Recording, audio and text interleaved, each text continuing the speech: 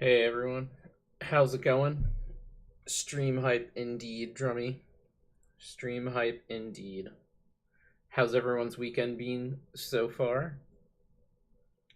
I'm doing very well. It's rough getting centered in this camera, I tell ya. Hey WT Rob, good to see ya.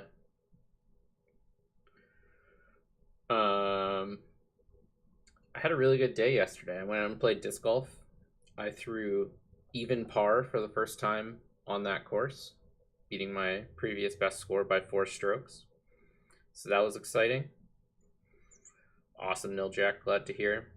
Then Addie and I went out and saw a hockey game. Victoria lost in overtime, but it was still a really good game. Playoff WHL hockey now, so that's exciting. And now today I get to jam CanLander, which is rounding out the perfect weekend, I'd say. So we're gonna jam more CanLander. I'm probably gonna mostly play bug reclamation, but I'll sprinkle the other decks in. I'm still having so much fun with that reclamation deck. It went pretty well on stream. Hey Xaveron, thank you so much for the bits. Much appreciated.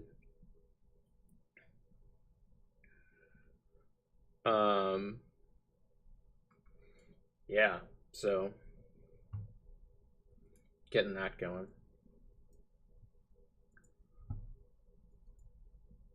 Just gonna get the queue up.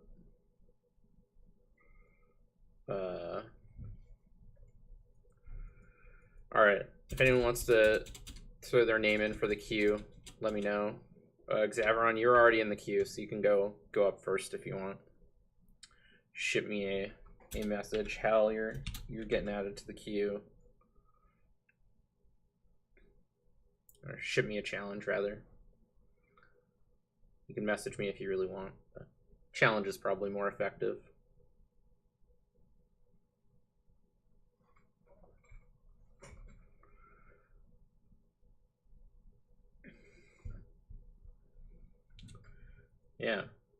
Yeah, I was really happy with that bug list. I don't think I would really change too much. I'm gonna experiment and maybe try to make a banned version and or a 4-color version at some point.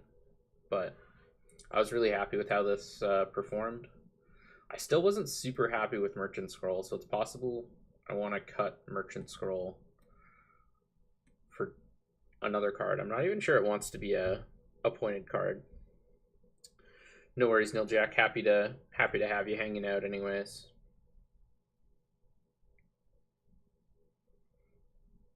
Thanks for joining me on this Sunday afternoon.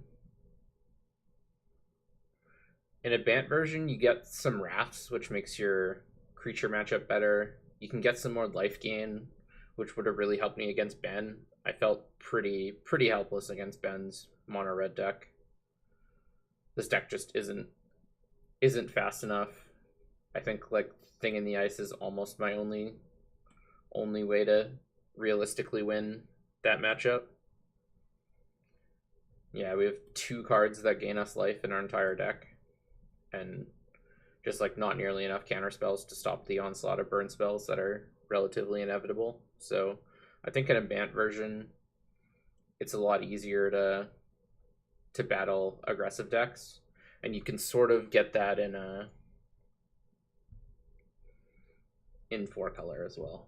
Like you can at least have access to Sphinx's Revelation, which if everything goes well, you have like 1 setup turn to find Sphinx's Revelation. Then if you can cast the Sphinx's Revelation with Wreck in play, you probably just win.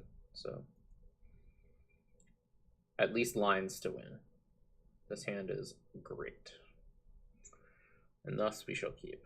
Knight of the Reliquary, good enough to find the good lands. I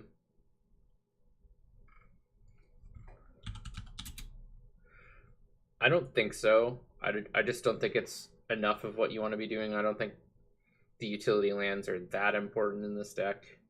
They're good, but not amazing, I'd say. And I think you do want to limit the amount of like non-value creatures you put in your deck. I'm gonna shock here.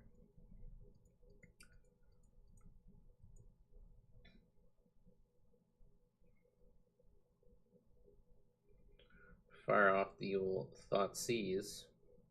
So they mentioned it's their one ticket challenge #2. Their Exaveron's known for building super budget CanLander decks. This is the second deck they've attempted to build for under 1 ticket. So just all penny cards, not counting basic lands, I guess. So virtually all penny cards. So mono red. All right.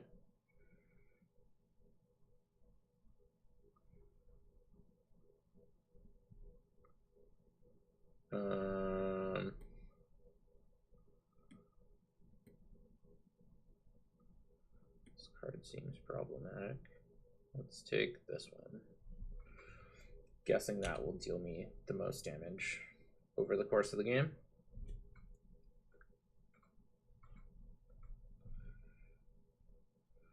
So it looks like we're up against budget mono red. We're playing Bug Reclamation. I think it should still be updated in my stream decker. Maybe not. It is. It is. Excellent.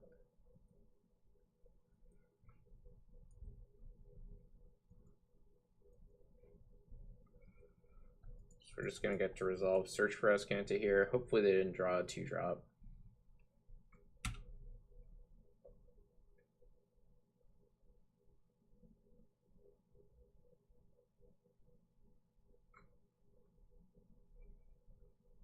Guess they already had a 2-drop, but I'm not too worried about this one, honestly. We can pulse it if necessary, but I think we can afford to take hits for a couple turns. Really just need to find some business off this Azcanta. Not land. Well, that isn't a land, but I don't think we want it. That's more like it.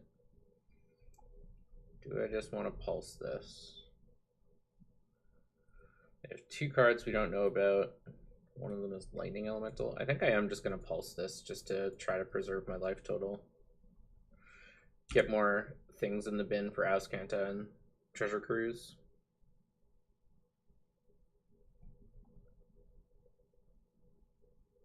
Try to keep that going.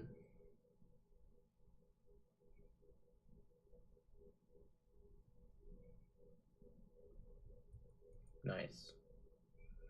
So it looks like they haven't drawn a threat, so they, at the very least they can Searing Spear us here, but we're not too worried about that, honestly. Wasteland, Graveyard, yes please. Disallow, great draw.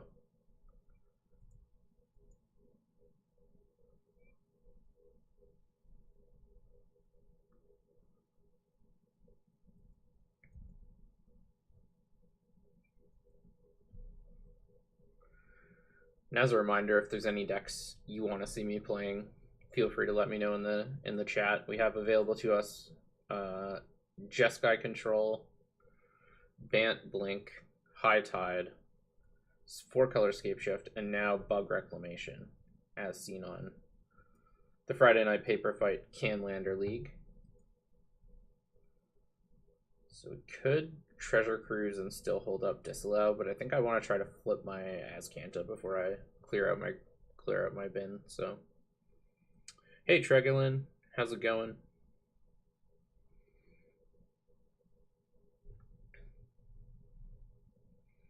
Obsidian, Fireheart, Blaze Counter on a land. As long as that land Blaze Counter kills me. How about nope?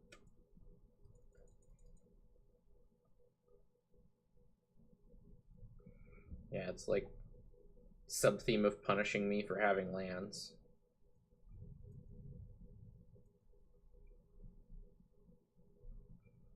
Yeah, we'll bin that Underground River. We'll certainly transform Thrun. That's a good one. We're gonna cruise first.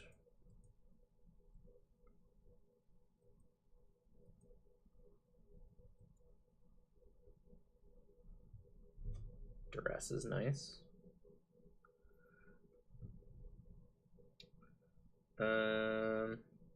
Even though we have wreck here, I don't actually think we want to play it this turn. Kind of weird, but oops. We're just gonna duress, see what's up. Fling, Spite Bellows, Ingot Chewer. What's dealing us the most damage? Probably Fling, right? Yep.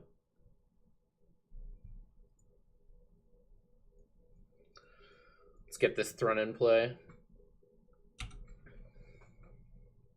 Is Seedborn Muse just not good enough for the deck?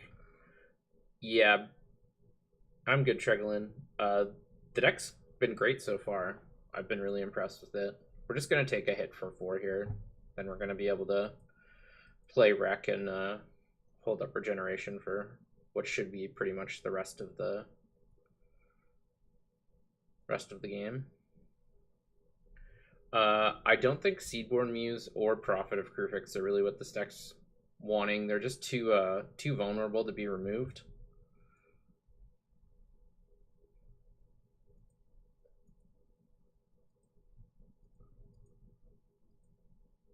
And like the deck isn't built explicitly around Wilderness Reclamation. It's like built to take advantage of it, but it's not like a combo deck. You don't really need this in play to function. It is nice, but I just don't think Seedborn Move or Prophet are enough of what you want to be doing to merit the inclusion.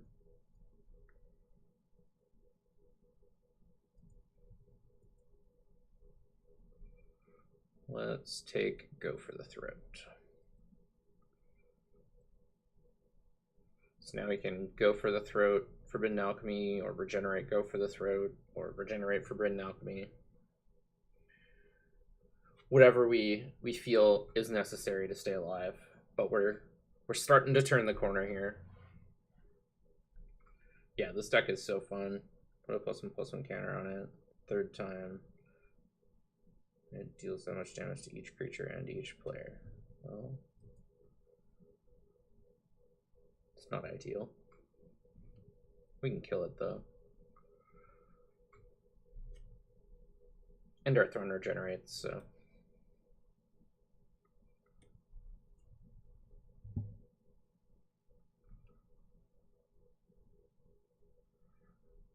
I mean, we still might stabilize at 1, right?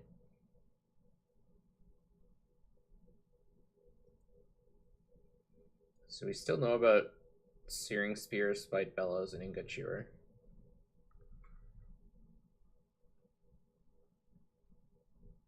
We can actually Forbidden Alchemy and Dig this turn if we really want to, but then it blows the back half of our Forbidden Alchemy, so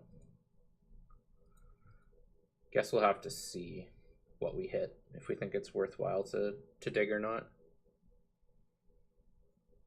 Yeah, I imagine this deck could function pretty well in EDH as well, just because you have more time in general. I'm going to take Sultai Charm, but I don't think I'm going to blow the dig through time here. Maybe it means I should just go for the Throat. Yeah, let's just kill this Ashling now. I'm really not worried about the Lightning Elemental with our Thrun. We'll easily be able to leave up Regenerate whenever needed, so. Searing Spear upstairs, that's fine.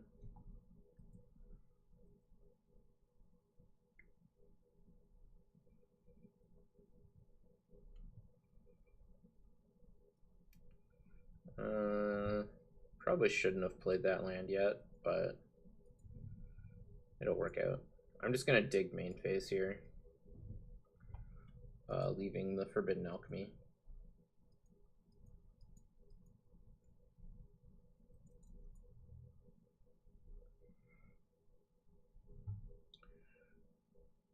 Thing in the Ice is pretty nice, and Fatal Push is also pretty nice, so we'll just take those two.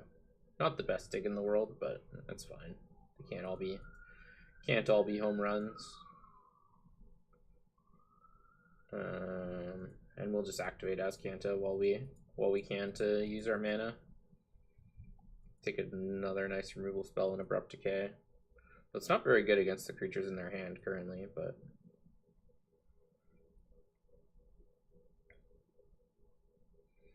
alright. 3 removal spells. I'm liking our chances of being able to close this one out now. Although we will need to start attacking soon, otherwise we're liable to just die to burn spells off the top. We're not too in the clear. Hell's Thunder, we can kill that one.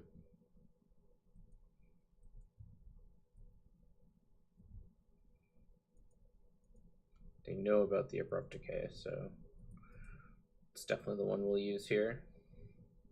Siltai Charm also just has a lot more value associated to it.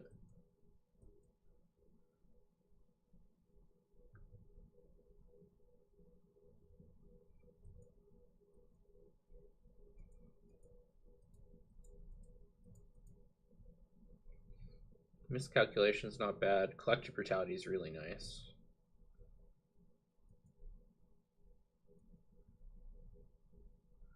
Alright, yeah, I'm gonna give target creature, I'm gonna escalate. Target creature -2/-2, and target opponent loses 2, I gain 2.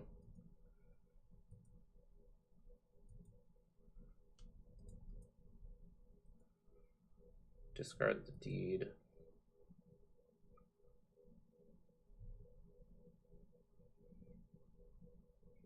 Yeah, Martinez, we finally brewed Reclamation.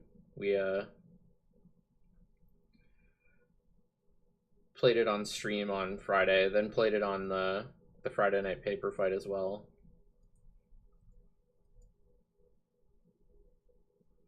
Now we're jamming it.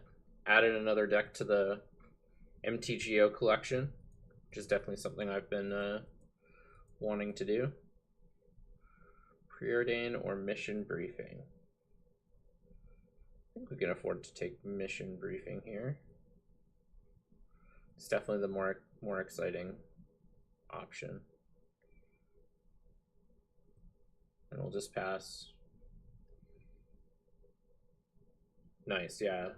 Worth checking out. Especially on my match on the LR stream was intense. I stabilized at 1 in both of the games. I was able to win over Surge.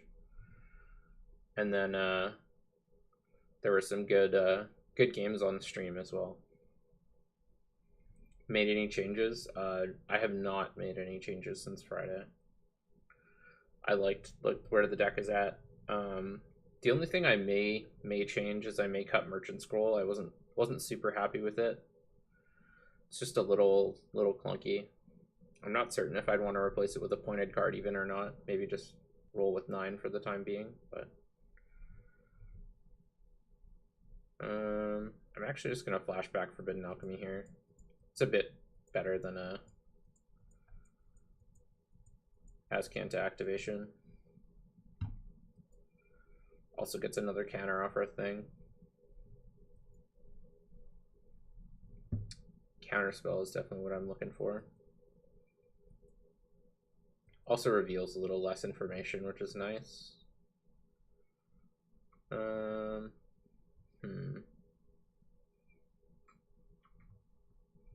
I kind of want to flip this thing in the ice this turn, so I'm gonna fire off a Hero's Downfall here. I really shouldn't have tapped this Forest, but we can still recast Thrun, so it won't matter. Won't really matter.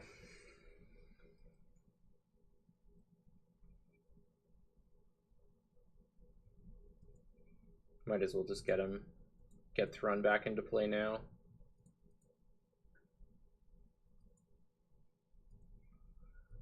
Crash in with the Horror. Then we still have 2 removal spells to clear the way next turn if need be, so. And a counterspell to stop shenanigans. Do I play many aggro decks, or am I firmly planted on control/combo? I play a bit of everything, though I do slant towards probably mid-range and control more than control/combo.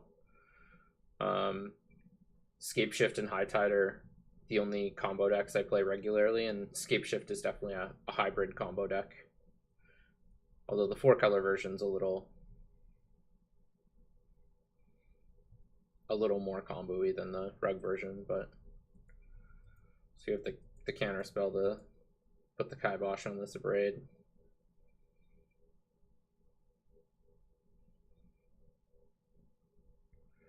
And that should be it. Yep. Alright, run it back.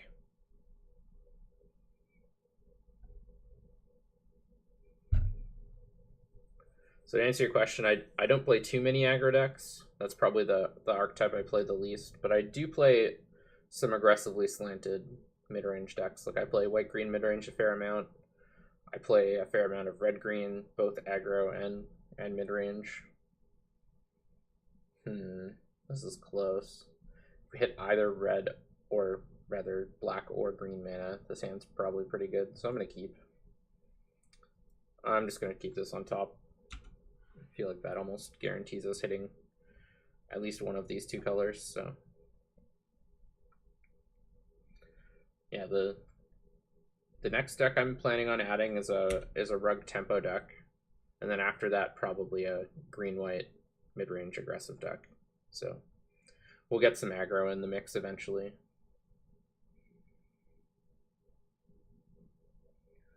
Lightning Mare. That could be a lot of beatdowns. Could be many of the beatdowns. Do I have a current list for green-white mid-range? Not super current Dirty Luck, but if you stay tuned in the next week or so, there's a pretty reasonable chance I will.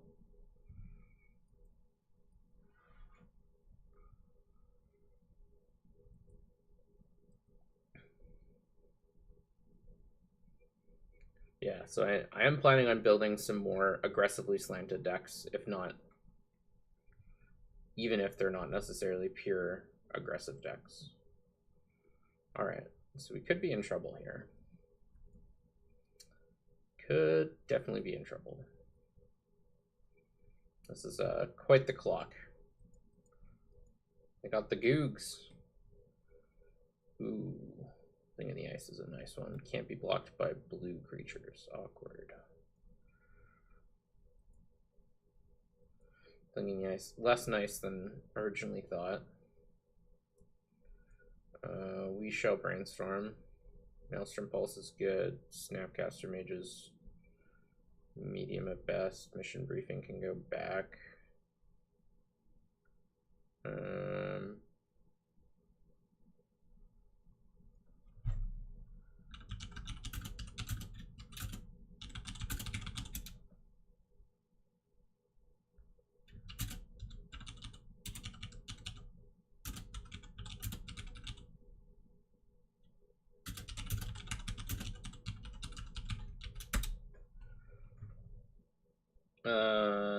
Second card to go back. Might cast this Mind Twist next turn. I think I'm just gonna ditch Negate. I just don't think we have the time. Hey Jerky G, good to see ya. Got the wrong land, meant to get by you. Maximum punished. Alright, let's Demonic Tutor.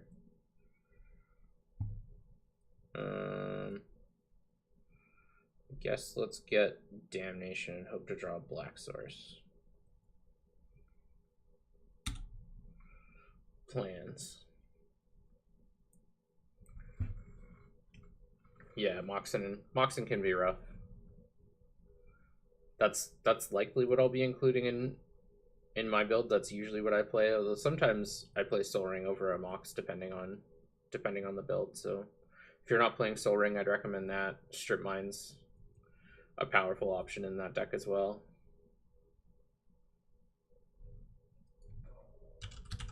Alright, sick. They're Elemental Tribal.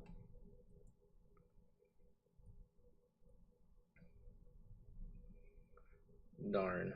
Didn't quite get there on the black source. So I guess we'll cast Tarmogoyf and Fatal Push are our best available options.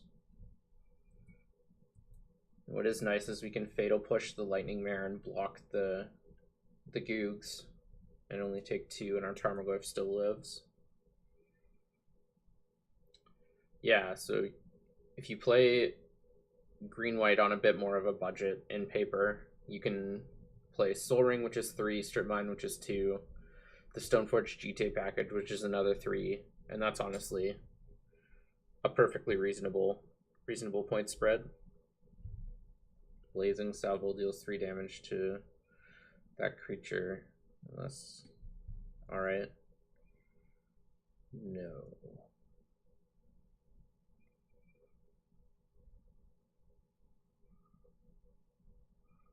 Magma Jet. The crowd hates it.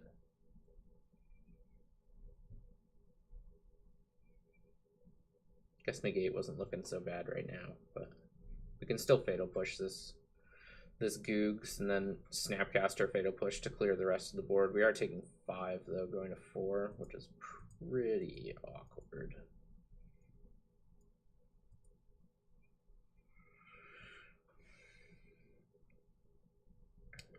Hey everyone just tuning in, Low Man and Spicy Napalm, and everyone else who I may have missed. If anyone wants to hop in the queue, it's still pretty short right now. I just have Hal after Exaveron, so if anyone's looking to get some games in, feel free to let me know in the chat.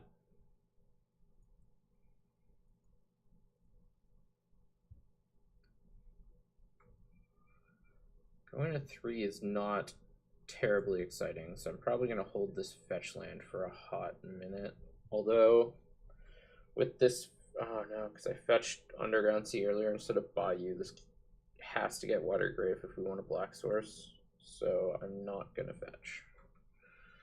I was thinking like we could Snapcaster Fatal Push to clear their board and Mind Twist their hand, because they only have 1 card left, but do not believe it to be worthwhile if our only gettable land is Watergrave.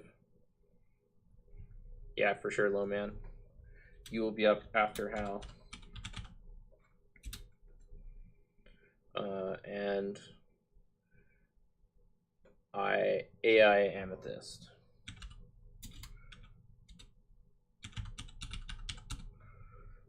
You will be after Low Man.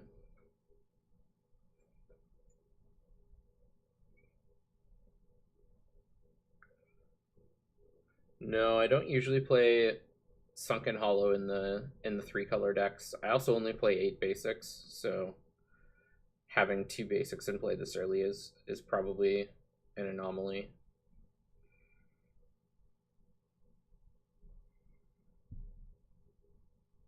Like, it would be good in this specific instance, but I think a lot of the time it would be a tap land.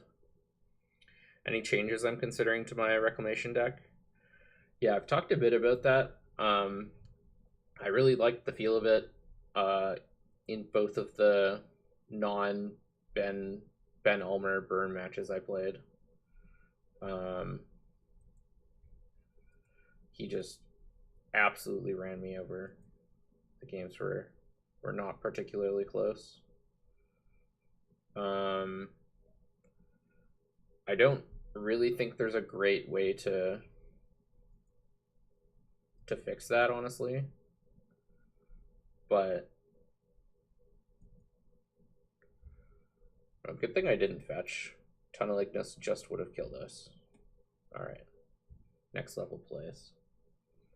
Molten Rebirth is not terribly frightening because we have a Maelstrom Pulse and a Damnation. Yeah, but the only change I'm really considering at this point is... Alright, I'm going to go to 3. I think I have to get second black source. The only change I'm really considering at this point is cutting Merchant Scroll. I'm not certain for what. I'm not certain if I want another pointed card or not. Let's twist their hand.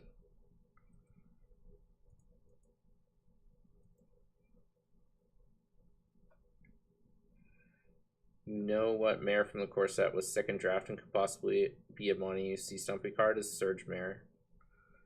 Yeah, maybe. That card was pretty cool. I'm just going to cast Damnation here to be more mana efficient. Oops, that water grave's gonna need to be black. I don't like our position from this game.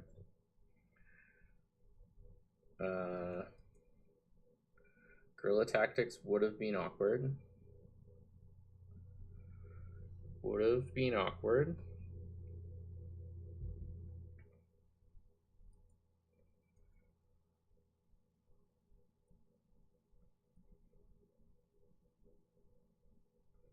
Stoke me. We're dead. Alright. That hand was just a little too slow.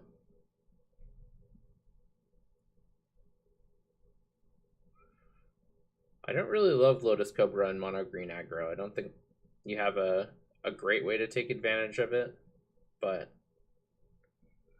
and you probably aren't playing too many fetch lands,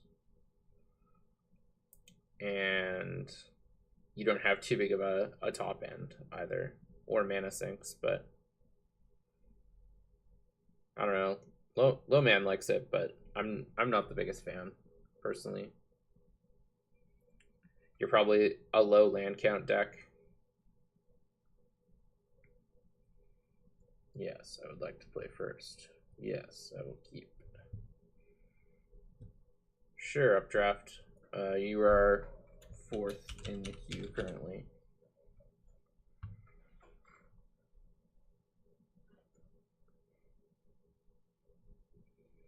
Could Deathrite have potential in this list?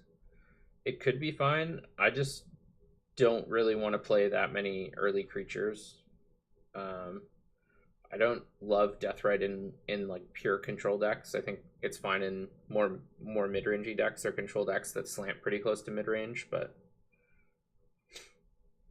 I mean, it's a great card, so it wouldn't be a poor include, but I just don't really think it's what this deck wants that much. Like, by and large, we're blanking early removal spells. So lots of games in matchups where they have early removal spells, Deathrite's just dying every time, which isn't terribly exciting. I'm going to lead on Tar Pit to get it in play. I think Duressing turn 2 is fine. I think it's unlikely they're just cramming a must counter in non-creature spell on turn 1.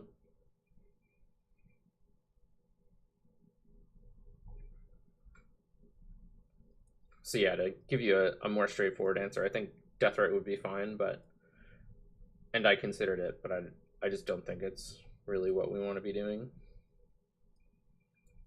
Firecat Blitz, I forget what this card does.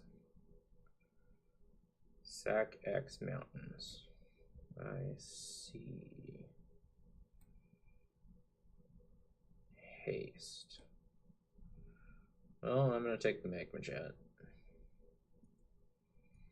So they have Stigma Lasher, Ball Lightning, and Firecat Blitz. We're definitely force-filling the Stigma Lasher.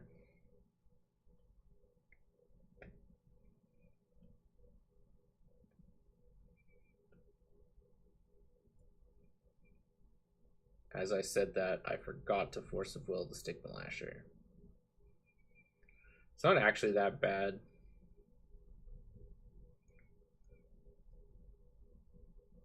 Because we're not really gaining that much life anyways, but definitely wouldn't have been a bad Force of Will there. Well, Wilderness Reclamation's nice. That one can go away. And I guess this Woodland Cemetery can go away.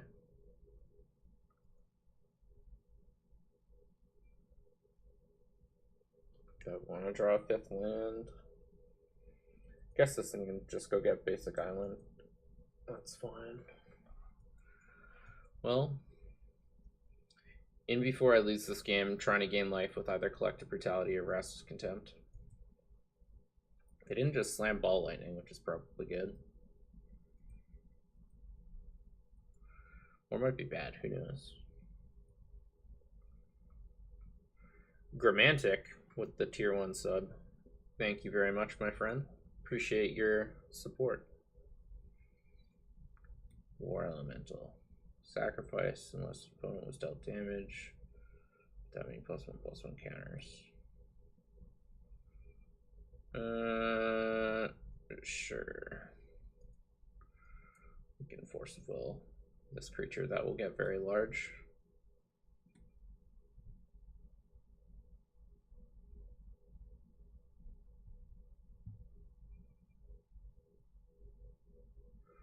That is fine by me.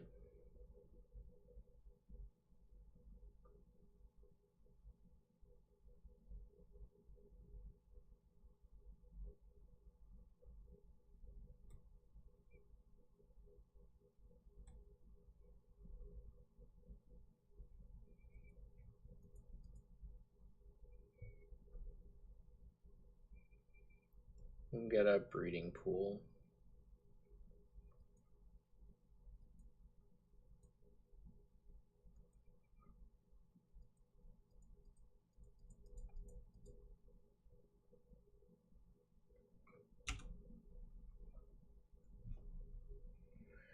Alright. Now to hopefully not die. We're likely taking 8 this turn.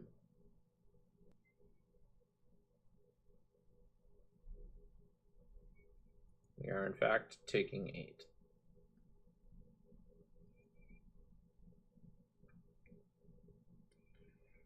I don't want to draw a creature, honestly.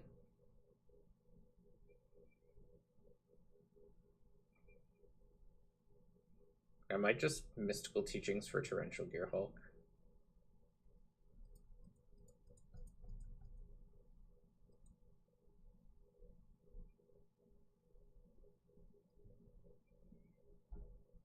Remember, don't get Rats with Contempt.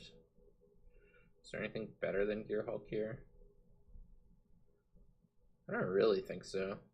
Like, Consume the Meek might be great. We can get it on the way back. I'm just gonna get Gearhulk.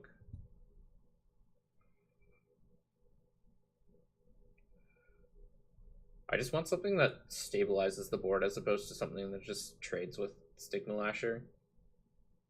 And there's nothing like crazy to Snapcaster, but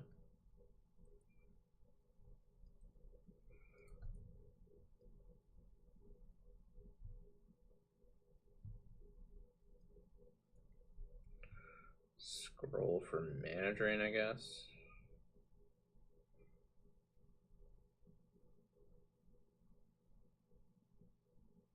I don't think the cats are a big issue yet, but yeah, eventually they might kill us.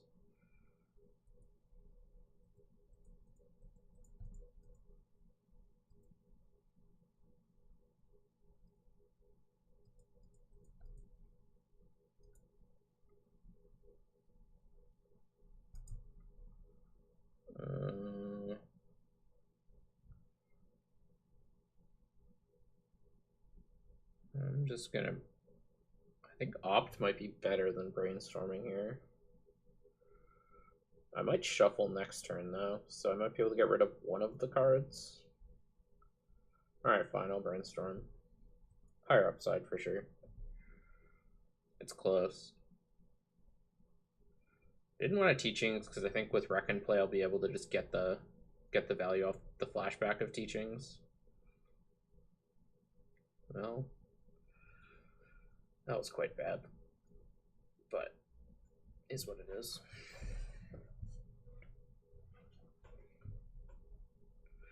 So now I don't hate our spot. They have Firecat Blitz and 2 random cards. We can Mana Drain the first good thing they do. And we have the board pretty well locked up.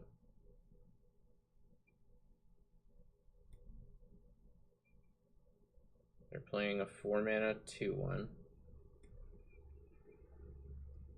That is fine.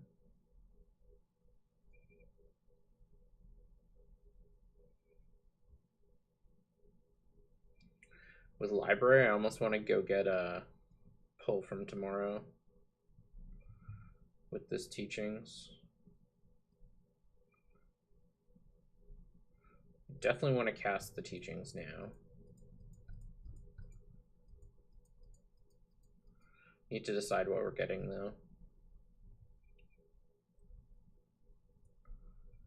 think it's pull from tomorrow.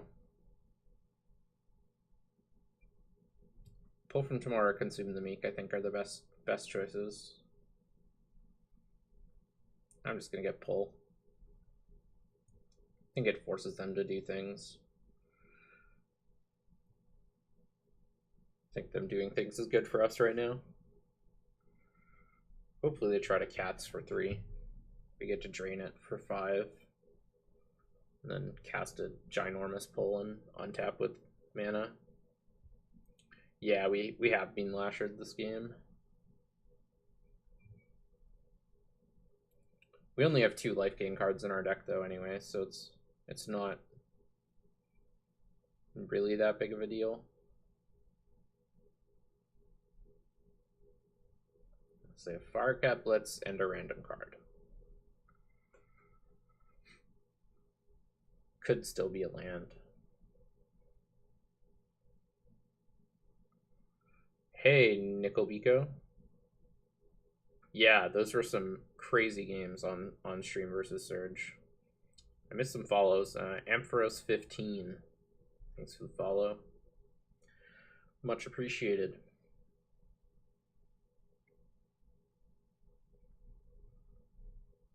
Oh, nice. 69 viewers. Or at least that's what my thing tells me. Doesn't always update the most reliably, but alright, everything's going according to plan. We get to drain this, we have 11 mana, we get to pull from tomorrow for 9, then untap with library.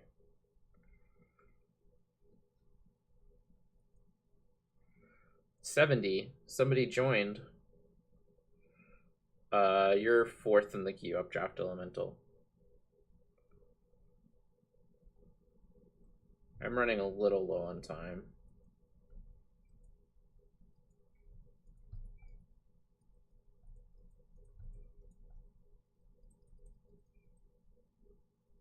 Ooh, 10. Forgot I got to play a land. Discard a card. See a Thoughtseize. Excellent. Now we can't lose.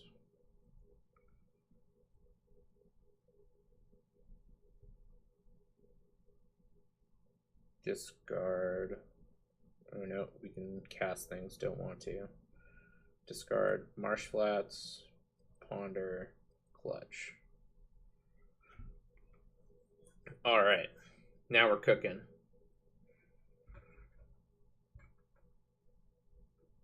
Yeah, glad everyone enjoyed the Mulligans episode of North 100.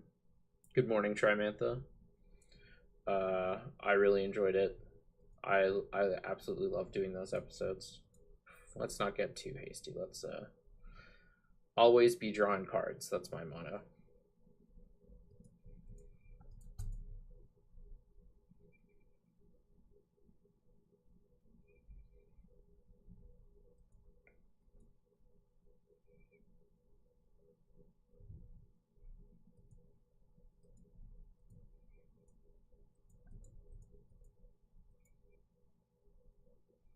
Let's decay that.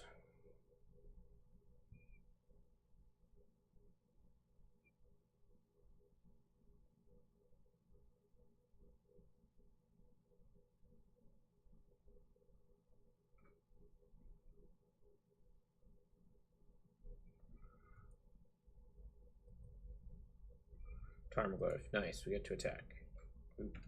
After we draw cards.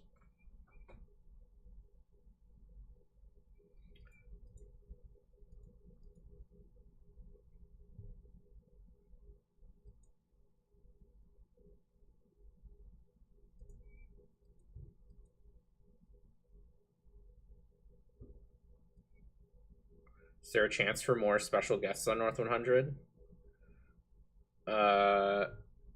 Yeah, it's possible. It's just rough because 4 is really the max number of people that the set can accommodate. And that just means like one of the regular hosts ends up getting cut, which is kind of rough. We can play this land or draw a card with library. We can do both actually, so let's do that.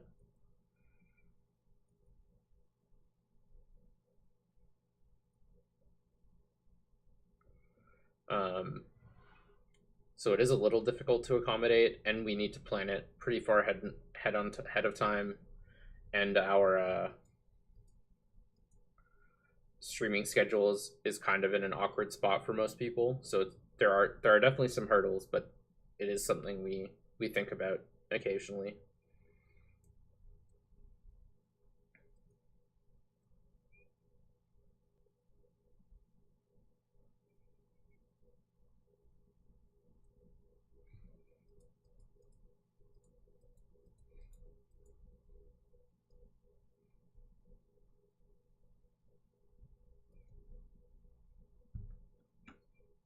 Oops, do I not think this through? I suppose not.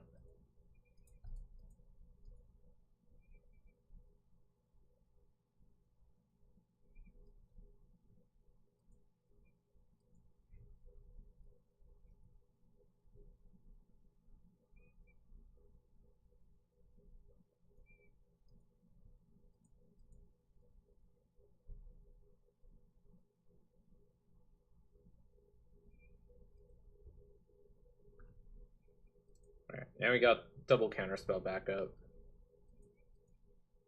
Crash in with both.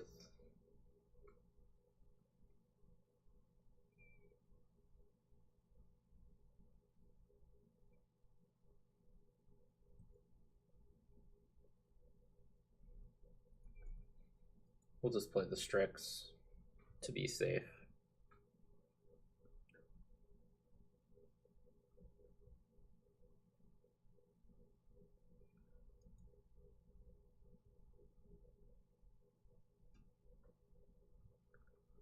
Volcanic Fallout. Alright. Can't counter that.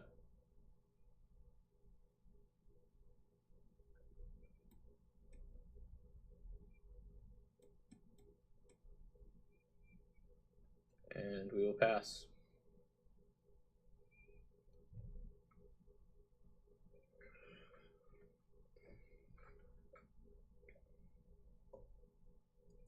Alright, we got there. It was a close match, though. This is definitely the style of deck that's likely to beat this deck. Having more burn spells is always better, though. Alrighty. Got there on that one. Xavaron finally got a game off me. Well earned, I'd say. Well earned. Alright, Hal. You can ship me a challenge whenever you're ready. Yeah, the Scarab God is such a sweet card. Especially with Wilderness Reclamation. You just get like all the creatures in every graveyard forever. Do I think this listing is any good? I'll try to check it out when I get a minute. Krakadork. The best way to get me to check out lists is if you tweet them to me. Thanks for the bits again, Xavaron. Crazy supportive. Appreciate it so much.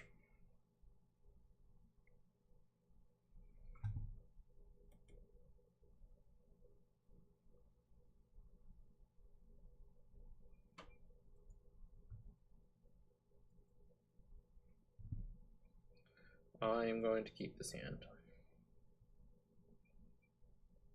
It's by no means amazing, but might do some things. I always forget Hal's on mono green.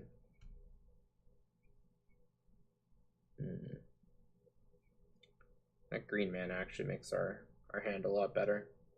Now this can go get Underground Sea.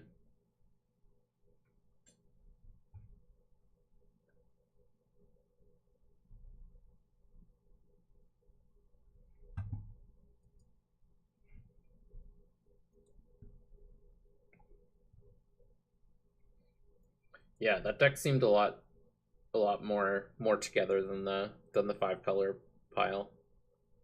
For sure.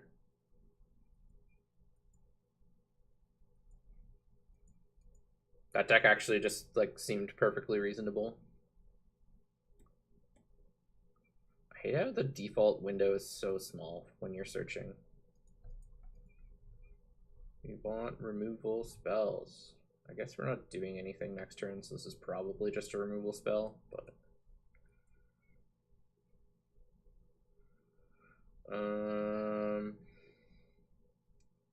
yep.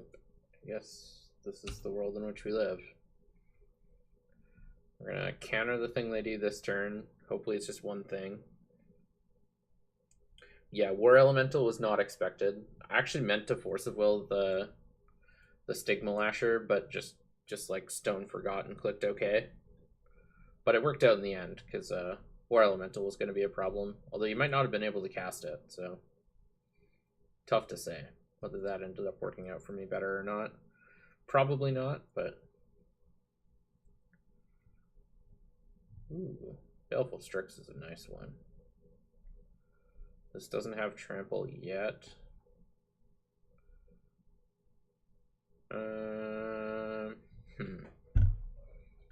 So our removal spells are all kind of clunky because they're all 3 mana. I guess I'm just going to wait to try to do this plus a removal spell on turn 5. So I guess I should cast Sultai Charm first because it's the hardest to cast with Baleful Strix, because that means I need double blue and double black. Maybe Hero's Downfall is the most difficult because then I need triple black, but that's probably pretty easy with Sunken Ruins. So yeah, I'm gonna cast Sultai Charm first. Yeah, I believe that for sure.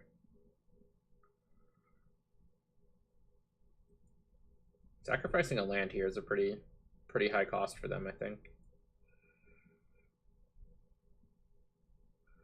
Would absolutely love a Damnation off the top. Or a Pernicious Deed. Or a Consume the Meek.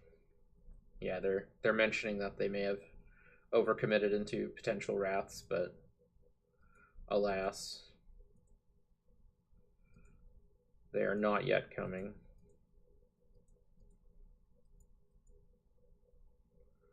We can kill that Chungus though.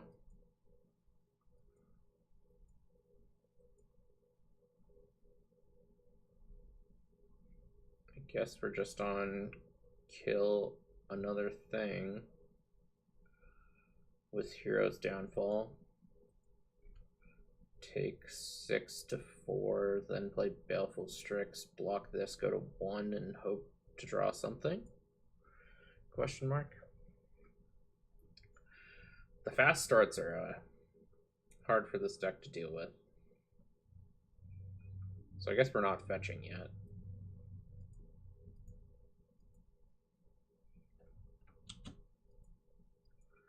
Because as of now, it buys us another turn to not fetch, so... Mission Briefing. That might do something eventually. Notably, we do have to cast the Strix here because this Scythe Tiger has Shroud.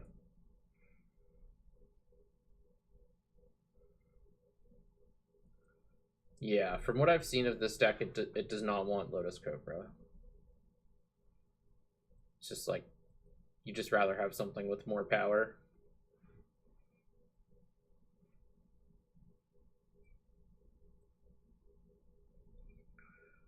They have a pump spell, we're toast, but I mean, block.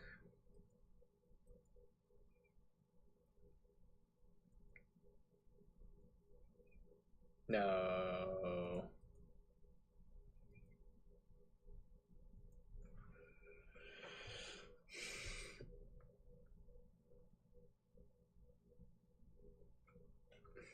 Yeah, if I had fetched, I would not have got the additional draw step. That is the reason I did not fetch.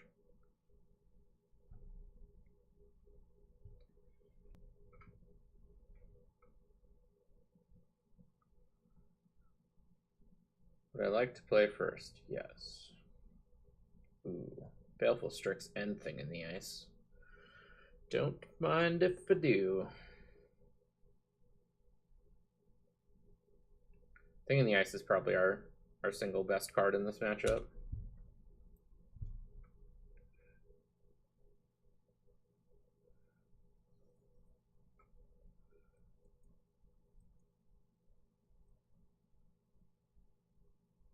Yeah, Strix Thing and Spellseeker are all good. Definitely should have fetched Overgrown Tomb there.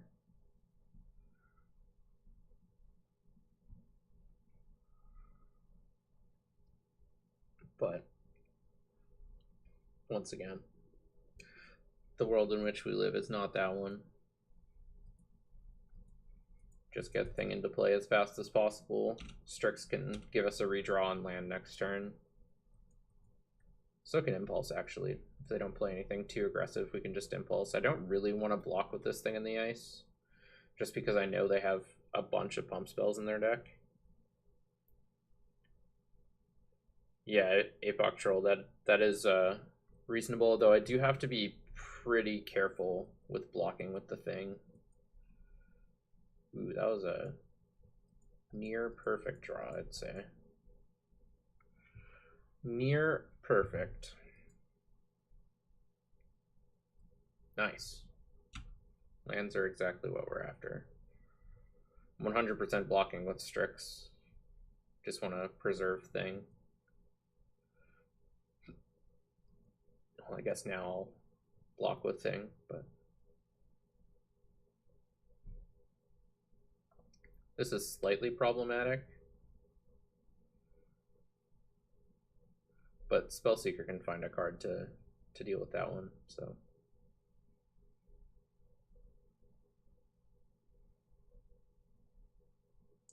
They play Giant Growth even, so they play quite a few pump spells. Camel Wizard, thanks for the follow, my friend. Yeah, Strix cannot block this Elf Knight. Scarab God's probably pretty good in this matchup as well. But we can Spellseeker for Fatal Push. And then crack this land for some sort of Fatal Push castable land and Fatal Push the thing. I don't really think we need value at this point, so I'm just gonna try to stay as far ahead on board as possible. Especially with the Scarab God. Like, I imagine the Scarab God's just the stone cold nuts in this matchup. What do I think is the best Goblin Welder deck? There isn't really an established good Goblin Welder deck.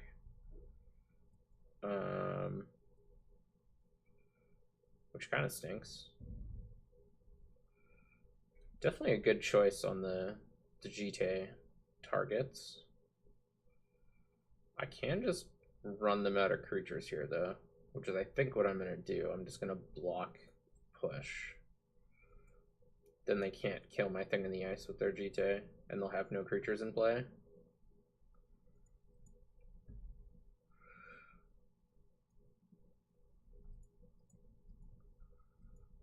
They can have 2 GT counters. The next 2 I will fight to the death over, but the first 2 they can have.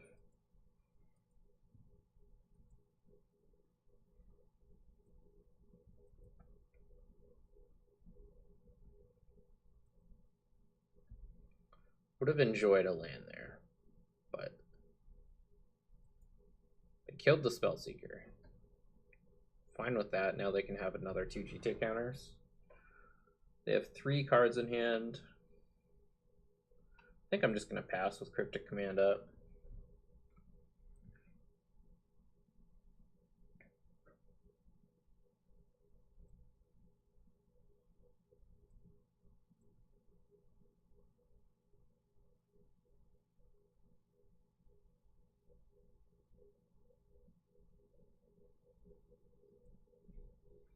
Or I can Teachings.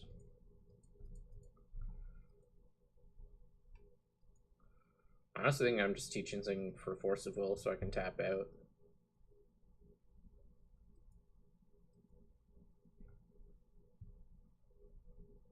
Now I'm gonna Impulse. It'd be tricky if I find a castable spell and Land. Demonic Tutor's pretty good. I honestly think I'm just going to take the land, though. I don't even necessarily think I want to flip my thing yet. Maybe want to get some tempo off of it.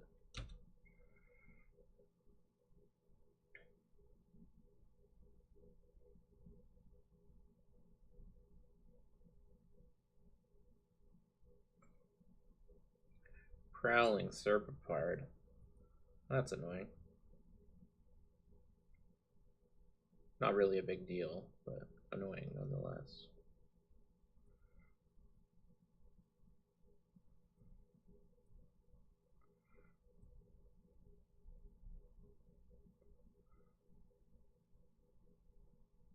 No.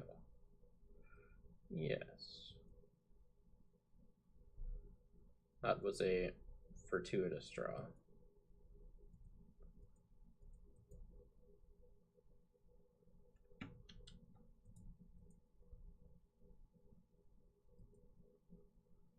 That is one thing MTGO does better than Arenas.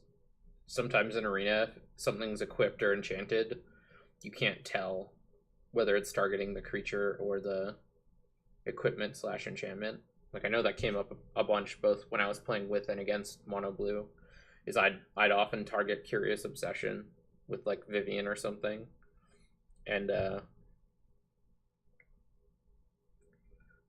they were unable to, they like had to dive down their creature because it was impossible to tell whether you were trying to blow up the creature or not.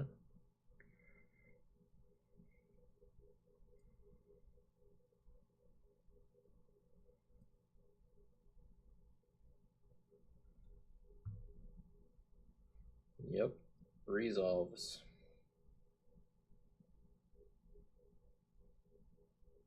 I think we got this one.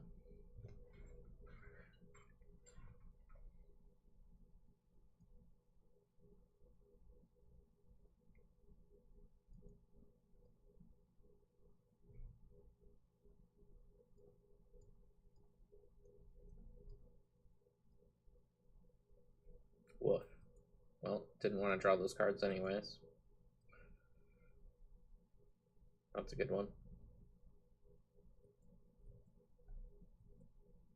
We get to be in the rarely found just tap out for our best spell every turn mode of this deck.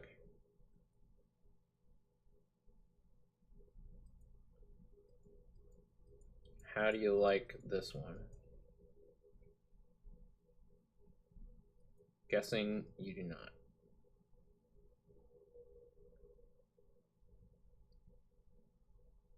We don't even die to Resilient Kenra Unearthed plus Berserk. So, Vorapede. Jeez. I mean, we have multiple ways to remove their whole board from combat, so would I recommend playing the 3-color duels in slow 3 to 4 color mid-range? It depends on the deck and your curve a lot. I think in general I like them more in 3-color than 4-color. But I actually think those dual lands are relatively underplayed.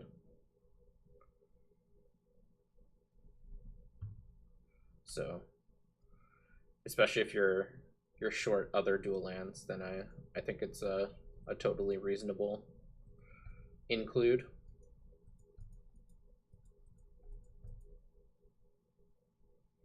Bye-bye. So long.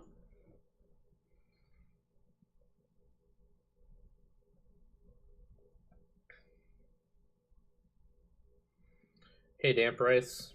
Good to see you.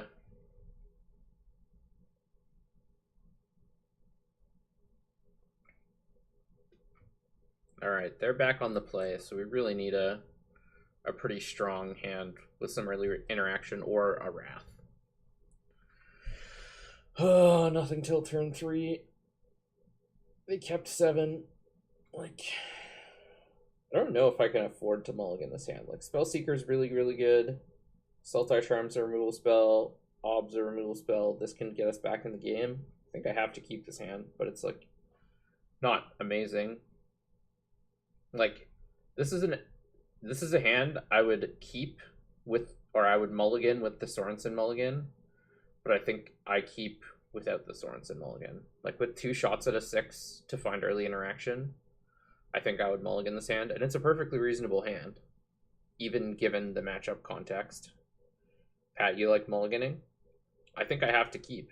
I only have 1 6, and I think this is way better than an average 6.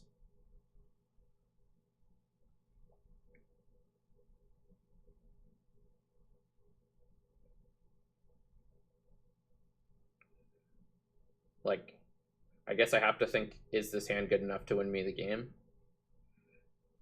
Because even if it's better than an average 6, if it's not good enough to win me the game, then I don't ever win. But yeah, I don't know. I think I have to keep here.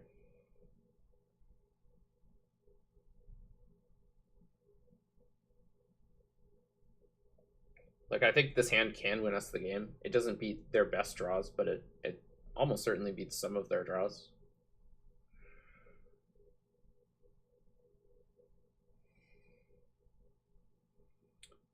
Yeah. As I said, with Sorensen mulligan, I think this is a mulligan for sure. But I think it's certainly close without the Sorensen mulligan, and I think I lean towards keeping it, but it's definitely close.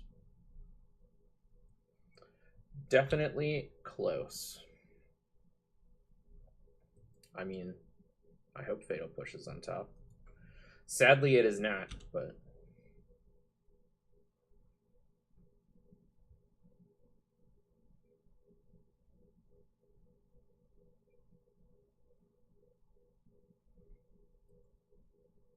all right. I think we're fine. They kept a 1-lander. We're doing it. I want an overgrown tune.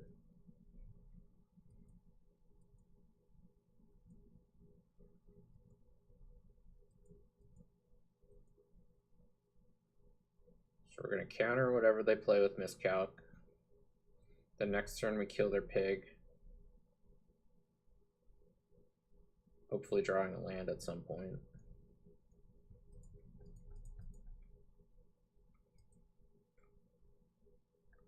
No, Miscalc was fine.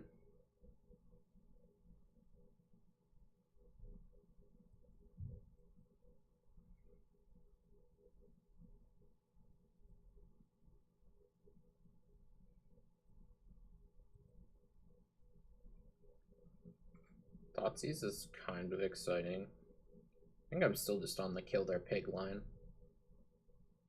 Or maybe I just kill their elf.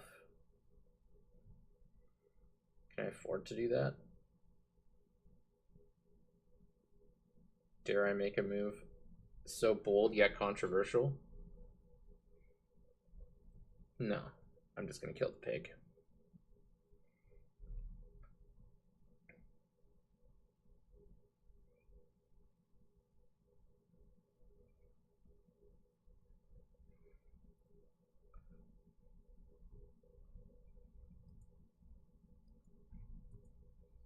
Kill the pig. Kill the pig.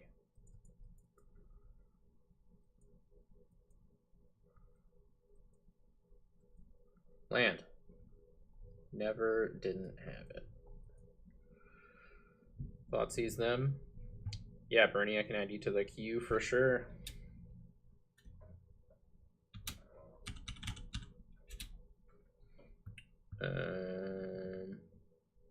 Let's take the Nissa. And just remember that they have Become Immense in their hand. They have Ram Gang, Garrick, Mana George, Nylea, Become Immense.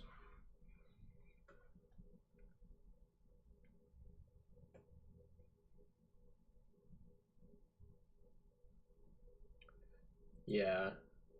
I agreed that I just want to stabilize the board. If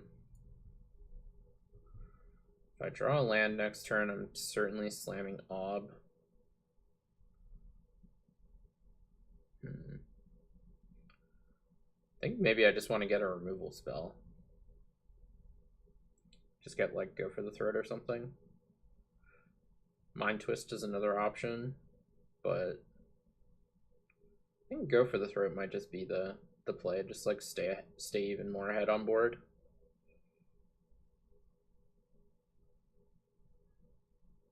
Yeah, definitely not a fish. This is the same list as the Friday Night Paper Fight League. It's just like all these cards are uncastable, so I don't even know if I care. They're going to be casting maximum 1 spell per turn. If I draw a land, I can Obnix, then slay their elf. Then they're never casting spells, and I have Mystic Confluence and Merchant Scroll. So I think Go for the Throat is just like the safest play here.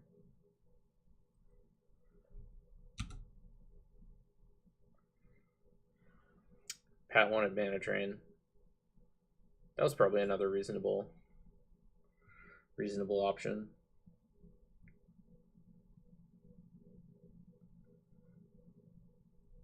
Yeah, so if I draw a land, I can slay the elf. Otherwise, I can Go for the Throat this elf and Merchant Scroll.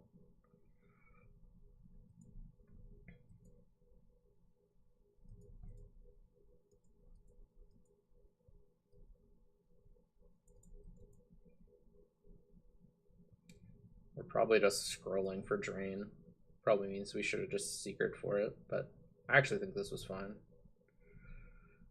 Because if we got Drain, then we wouldn't have got to kill the elf.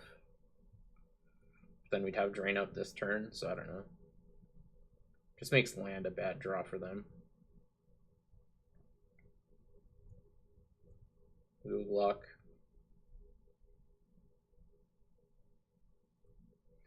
Wonder if they're going to become immense here. I would be very happy if they did.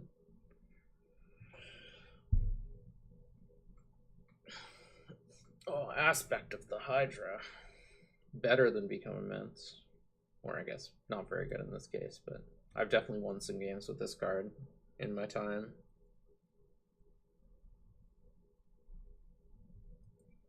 Got the land. I think we're just gonna blast this Pelt Collector and then go on our merry way of drawing cards.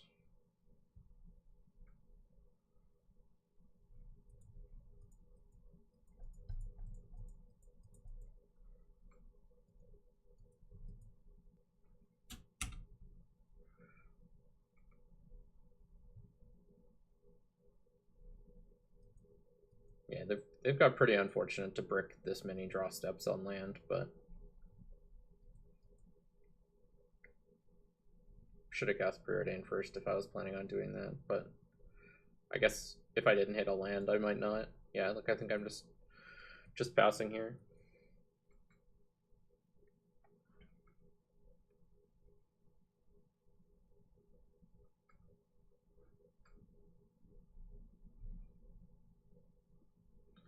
Not losing at this point, I don't think.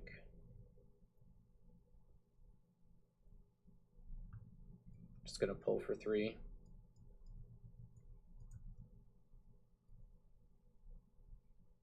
Oh boy. See a Preordain.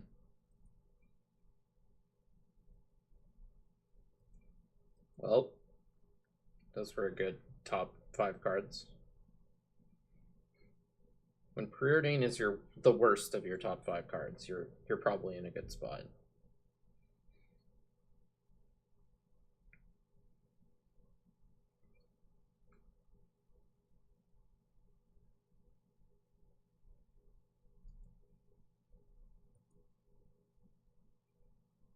Don't even think I want a cash boat here, do I? Guess I might as well. Don't need that, or this. Oh, good. Take your time. Just what the doctor ordered.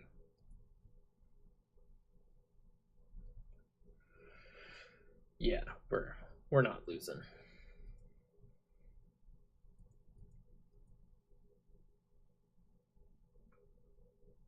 We can fight over everything.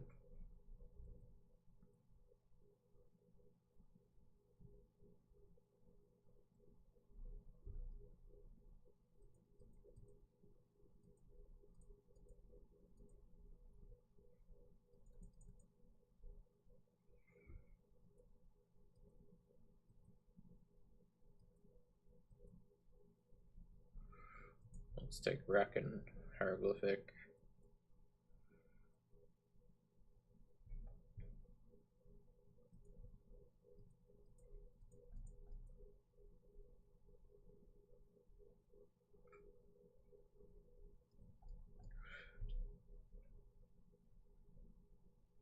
Oh boy.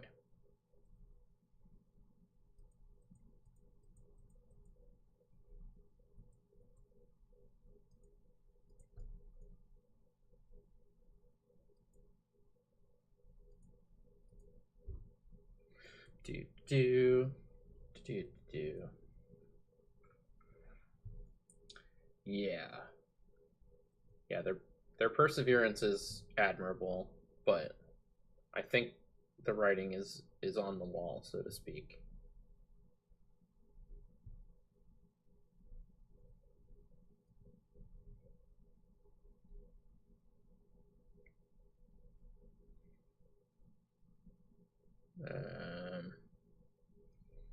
I guess we'll just be the most mana efficient we can.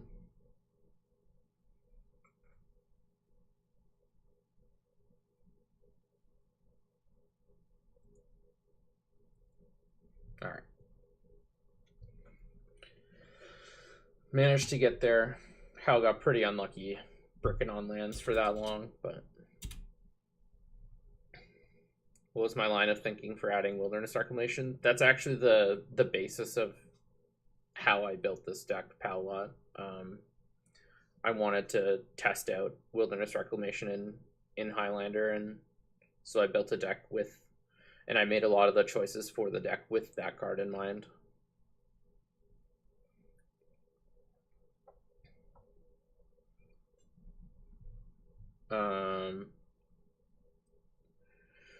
Lowman, ship me a challenge, please. Are people still happy watching me play Reclamation? I can start sprinkling in some other decks, but I'm really enjoying playing this deck. I think it's super cool. If you want to see anything else, please say so in the chat. I'm just going to run and grab a sweater, which is right behind me, so I don't need to leave.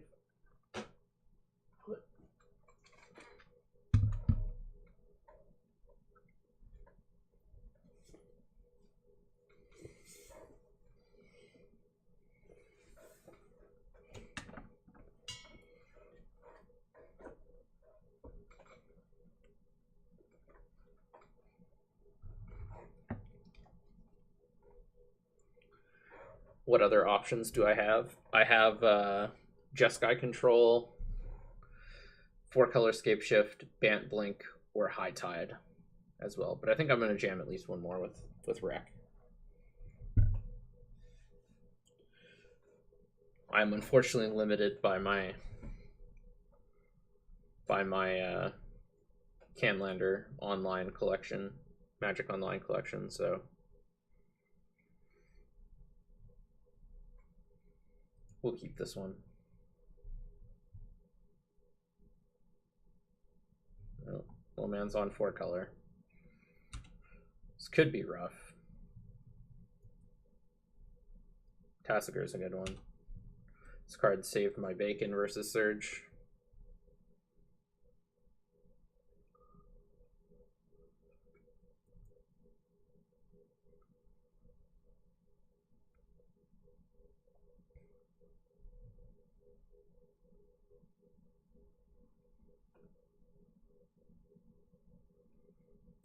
Yeah, we'll get to every deck at least once today, I think. Gruul, Spellbreaker, woof. Interesting, they went for haste. Do I play any other formats, or do I usually just play CanLander?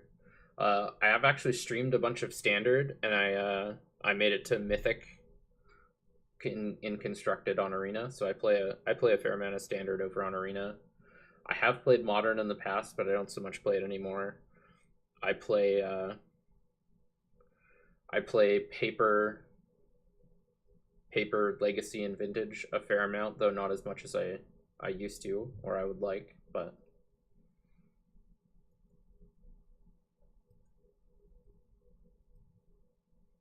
so yeah, I draft a fair amount. I'd say I'm a fairly competent drafter, so I play lots of formats, most of them in fact. I didn't see the clip you posted, Lava Shot. No, was it the one Surge's hand from game 2?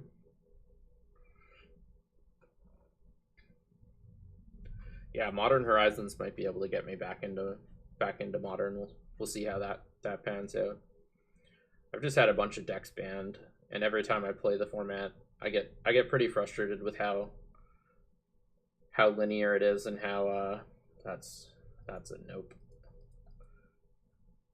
and how reliant it is on the sideboard, especially in fair versus unfair matchups.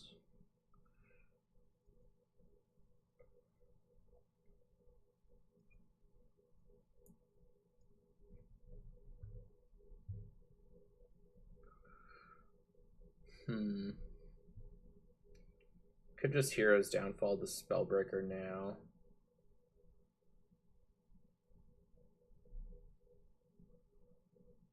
Kind of want to wait, but I don't know. Like, otherwise we're just doing nothing if they don't play a thing next turn. I think we can afford to take 3 more, though. It's just awkward, because, like, I can't EOT the Downfall if they don't play anything. But if they don't play anything, maybe I'm just fine, so...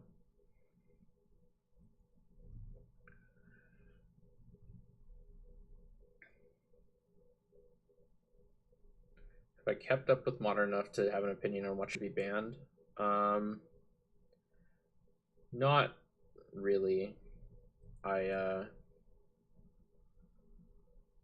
haven't played enough to have a strong opinion. I don't really think that Faithless Looting should be banned, from what I know and have read.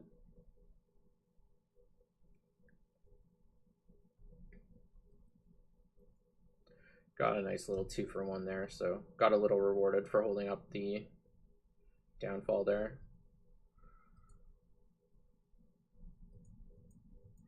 And we're going to get Tasigur in play, so they need a hard removal spell for this. And if they have a hard removal spell for Tasigur and we draw a land, we have the Scarab God, which is game. Or should be. Gideon. That's annoying. Chad.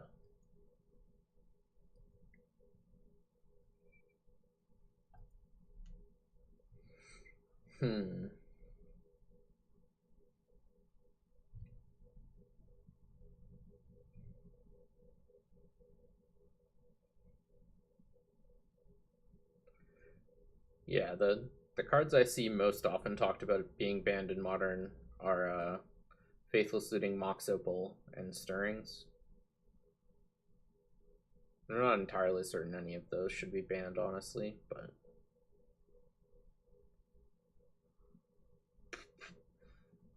Yeah, like, see Merchant Scroll here, we drew one of our pointed cards in our opening hand. Didn't really do anything. We basically have to cast it this turn, because we're just not doing anything else, and it just, like, what do we get? Doesn't do anything. Like, it is nice that it's been able to get a removal spell on occasion, but, like, I'm probably just getting Force of Will. Or I guess I should just get Mana Drain. But I kind of want to tap out for the Scarab God next turn, which is why I want to get Force of Will. Yeah, just getting Force. Super unexciting. Definitely think I want to cut this Merchant Scroll. Don't attack with everything. Damn it.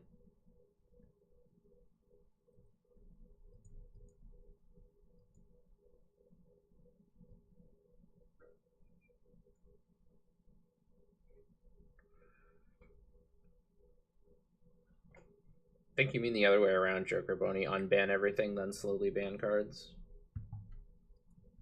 Well, we're gonna force this.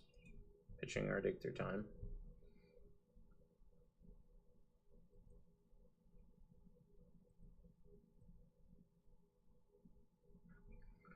Collective Brutality is not the worst card in the world. I think we just have to slam Scarab God here, though, right?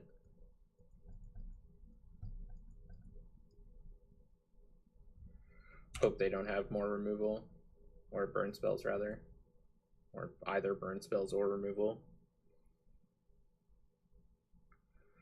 I cast Merchant Scroll. That's why I was explaining that it was bad.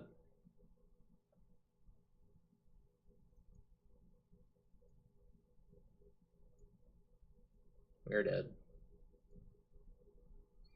So we were kind of close that game, but yeah, just got a little ran over.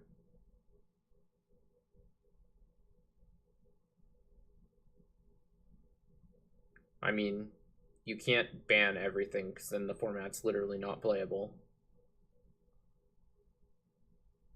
And like, you're gonna end up with a much smaller subset of cards that are banned than not banned. So it's much easier to like put everything, like the greater number of cards, into the pile you estimate will have the greater number of cards in it eventually. Alright, we can keep this one. Do I have another point in mind to replace Merchant Scroll? I don't, Bezin. I haven't thought about it that much, but like, you don't need to replace pointed cards with pointed cards. That is not a requirement. No pointed cards off the top of my head that I really want to play.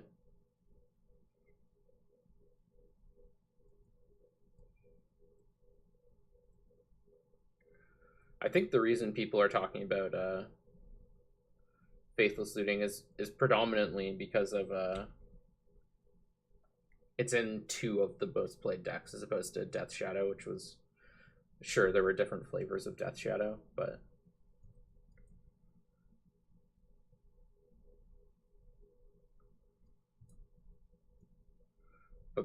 both Dredge and Phoenix take advantage of Faithless Looting quite heavily, so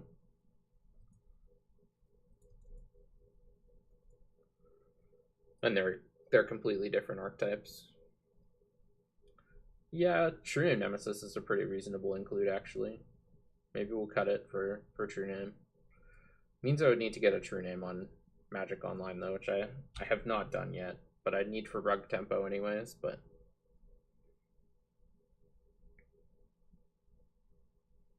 True Name is a pretty penny on Magic Online. I kept this hand because Logic not on the play is perfectly reasonable interaction. And it has a card selection spell next. Mystic Confluence is good at catching me back up into the game if I get behind.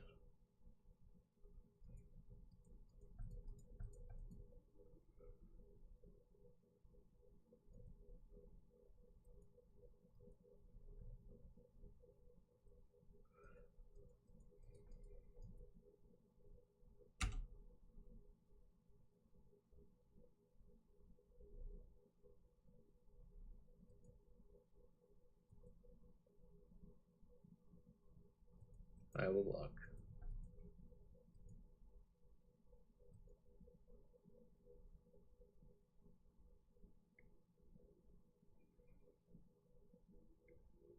I think it's only available from the chests, but I'm not positive.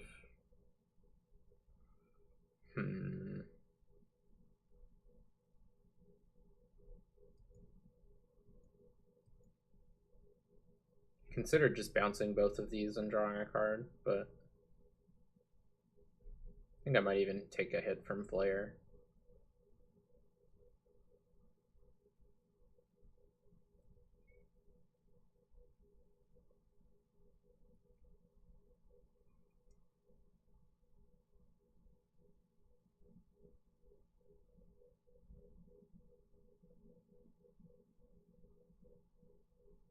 kept everything on top anyways, so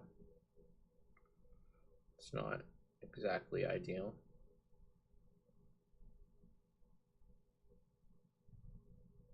Oh, we'll get to counter this Tarmogoyf. Counterbounce draw, that is... Wait. Bouncing doesn't really do much here. So I guess let's counter draw.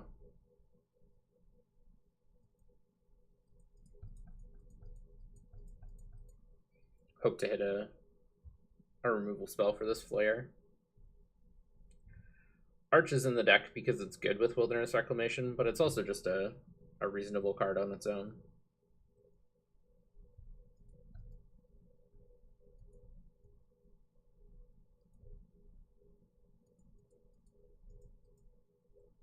Like I've played Arch in blue-white control before without Wilderness Reclamation. It was good.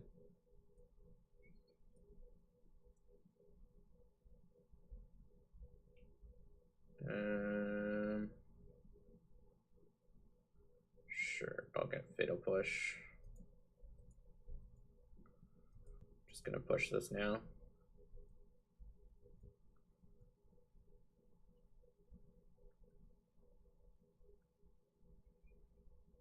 I don't think Battle Bond was on Magic Online, because all the Battle Bond cards I've got. Is this the? Oh no, that is the Battle Bond logo, right? Maybe it was. This is a good way to good test. Queen Marchese, not on your life. Let's get Negate out of here. I think this pull might be valuable.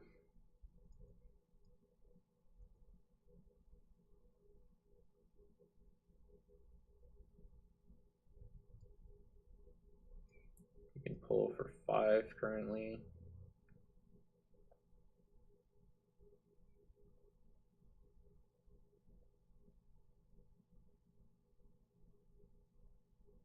Green Suns. What do they get? Saskia's not the worst. Alright, I guess I'll just counter it. But... yeah, they could have got Thrun. I'm not certain they're playing Thrun, honestly, but...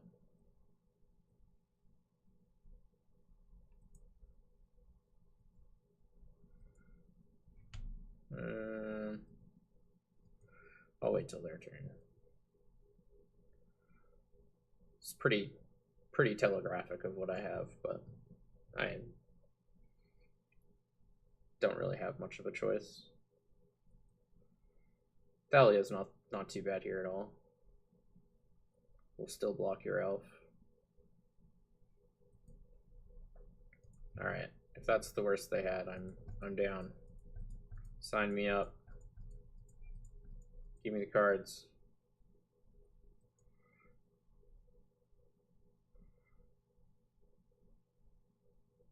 Definitely ditching one of these lands. And they have 1 red source currently, but they have a fetch land which can get another red source. I think I'm just going to ditch the Hinterland Harbor. Let's duress them. Night of Autumn, okay.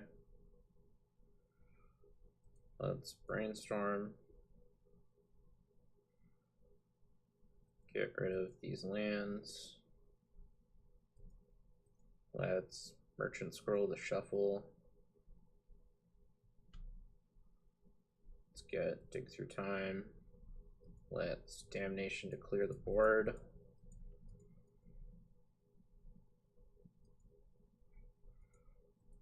Let's Wasteland the red source.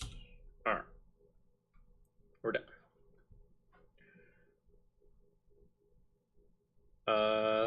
No, I think Surge and I just happen to have a similar streaming schedule, honestly. But, you know, we stream different things. Like, I imagine we have a lot of crossover in audience if neither of us were, if only one of us was streaming. But, like, I basically only stream Magic, and he streams Magic like maybe once a week, so.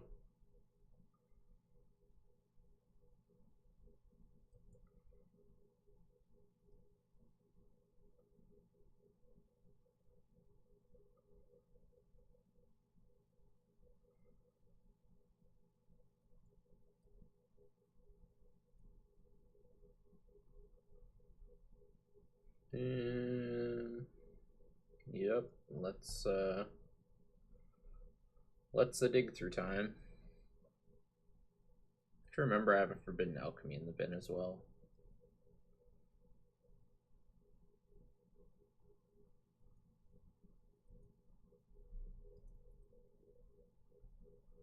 Woof.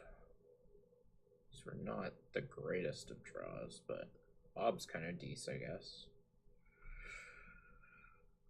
I guess I'll take Ob and Clutch, because Clutch finds us.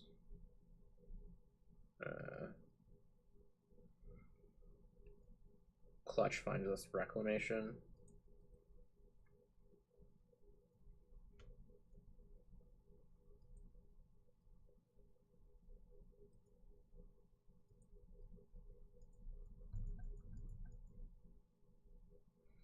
Alright. City's Blessing. Let's go. Whoops. I had it in my head that Notion Thief would trade with Knight of Autumn, but it certainly doesn't. So I guess we're getting Whomped for 5 here.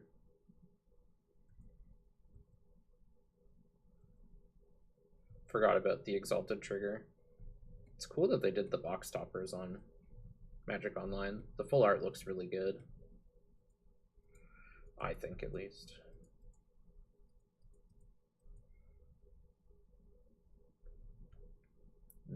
Deed's a nice one here.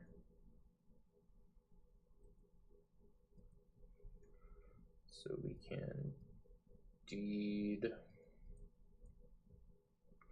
blow it up for 3.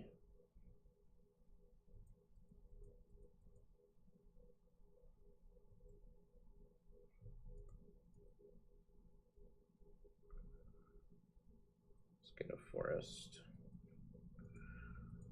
Get this thief in play.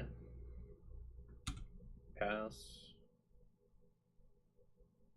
Hey, Quick Attack. How's it going?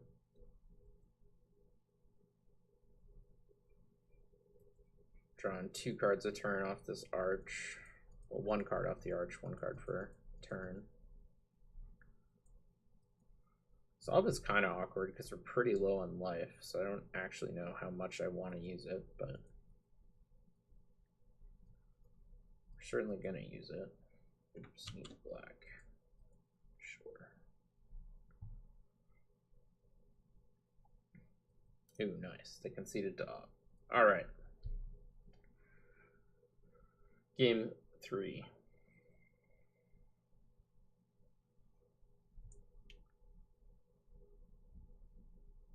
I can just minus to start pushing damage. That is correct. His hand's really close. Just needs like a Trop or a Bayou, and it's great. I'm gonna keep. Trop is really what it wants. Not even Bayou. Really want second blue. Tropical Island. So close. Alright, now we just need literally any green mana. Yeah, that's sort of why I've been thinking about going for a Bant or 4-color with white edition to have some more potential for life gain, but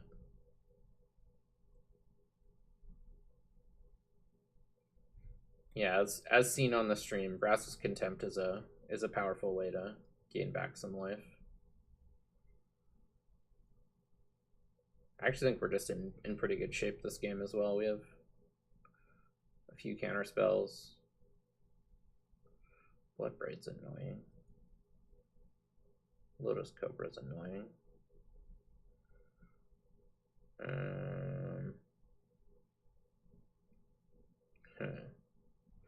So I could snare the Cobra or drain the Bloodbraid. I could just drain the Bloodbraid and then consume the Meek on my turn. Sort of leaves me shields down though. I think I'm just gonna snare the Cobra. Let the Bloodbraid resolve. Yeah, if you're ever wondering what deck we're playing, you can type !deck.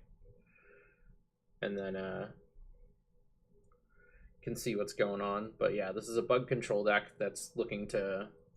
It's sort of built with Wilderness Reclamation in mind. It's not absolutely key to the deck, but it is a nice one, so to speak. Alright, so we have a few more counter spells and a Contempt, so we're pretty well set up against what they're trying to do, I think. I really want them to cast more spells, though.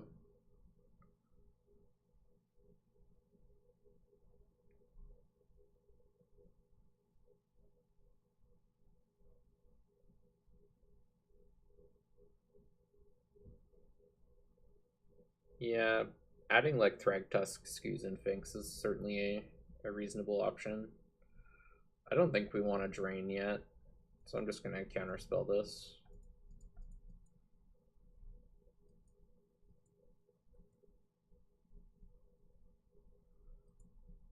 More counter magic. Yeah, double green that are at least pretty tough for this deck though. As you can see, like we're operating fine, but we just don't have green mana.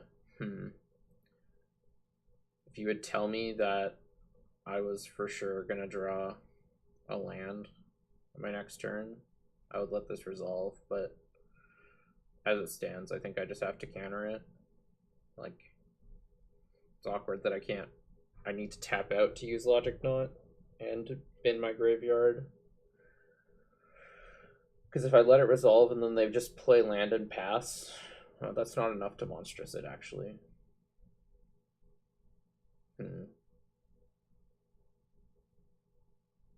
Huh.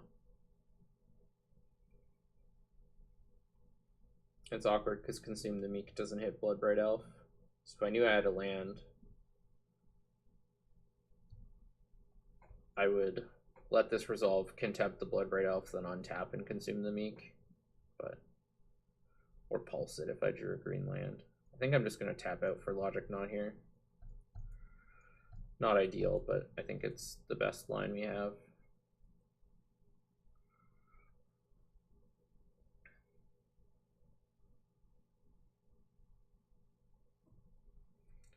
This could be bad.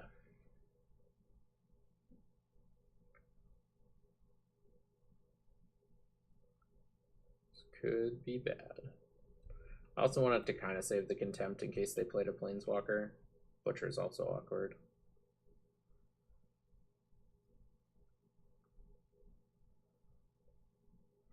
Taking 8 to 6. We can Contempt the Butcher back up to 8. Damnation. Not Damnation.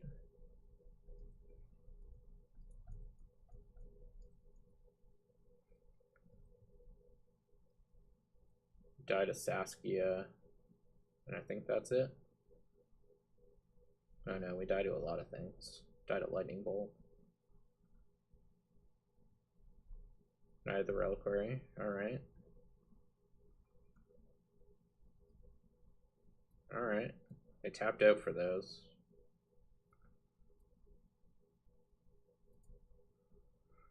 We need a land. Awkward. I needed not this land. This is the only... This or Overgrown Tomb were the only green lands in the deck that didn't do it for us. Can I Spell Seeker for anything? I don't think so. Awkward.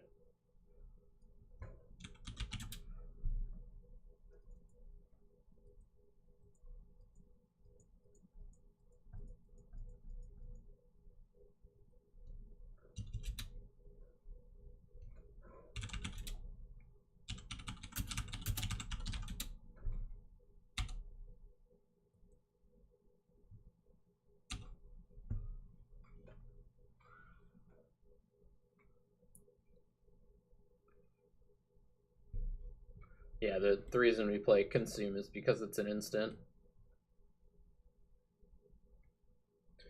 As Sir Muskrat said. I don't know if there was a way we could have played differently in one.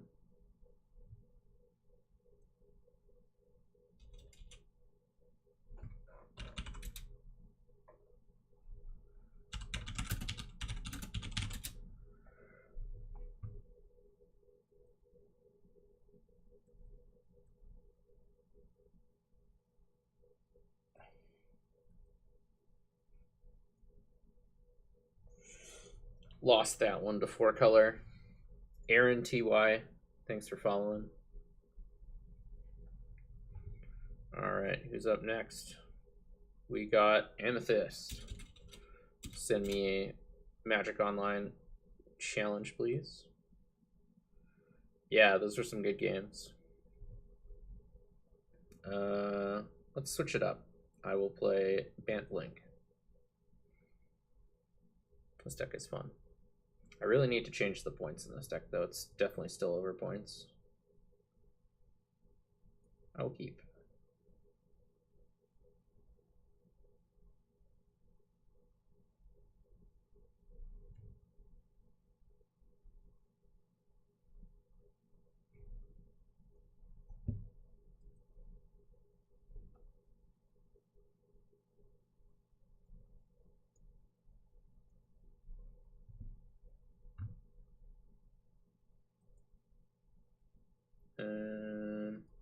I'm just going to lead on Wildwood.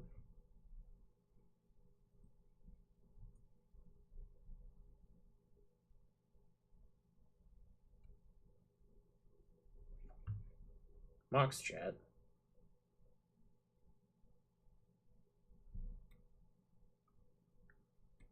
Interesting.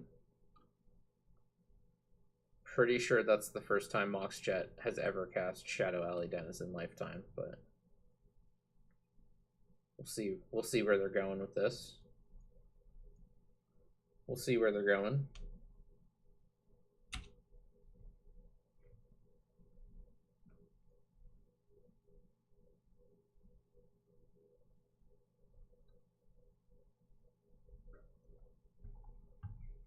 Yeah, easy.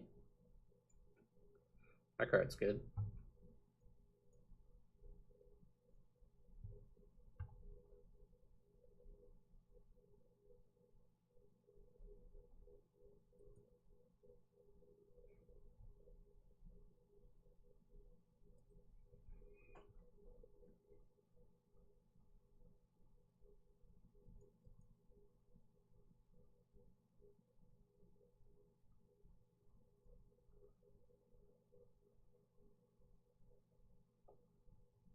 I mean, Mox Jet and Yahenni just make good sense. Shadow Alley Denizen might be sick. Just like mostly makes creatures unblockable. Just seems mostly reasonable. I've never played it before, but the ability to give like your biggest things virtually unblockable can definitely be pretty powerful.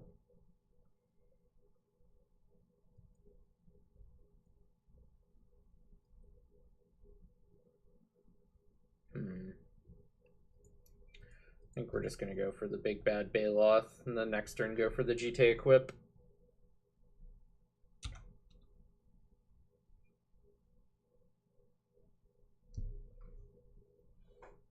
Is it Rogue Tribal? Yahenni's not a rogue.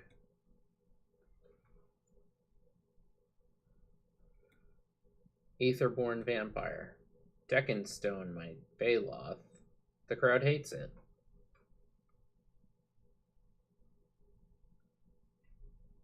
Might be Vampire Tribal. They've played 3 vampires. Yeah. It very well could be Black-White Vamps.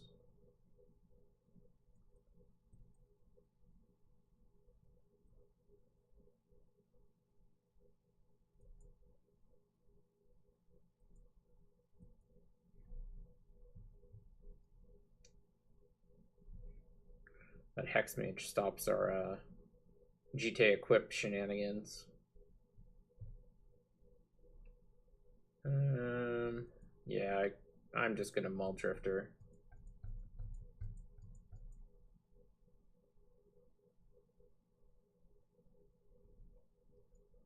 Just can't pass up the value.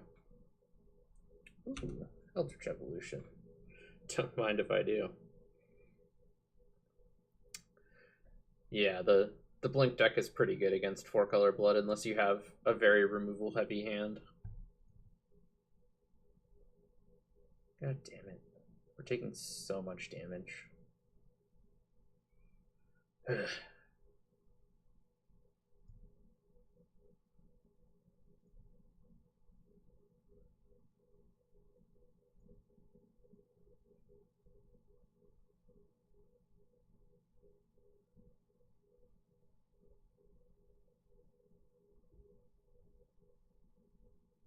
This is the worst.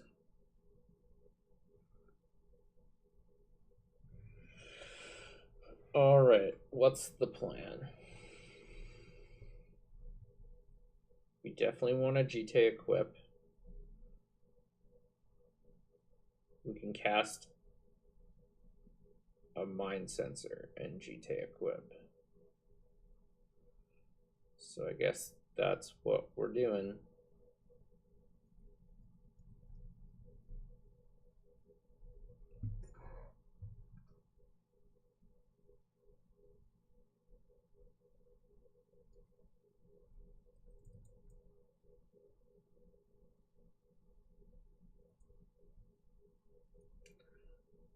It's crazy to me that we cast a turn 3 Obstinate Veil off this game and we're still getting absolutely ranched. And they had Plow?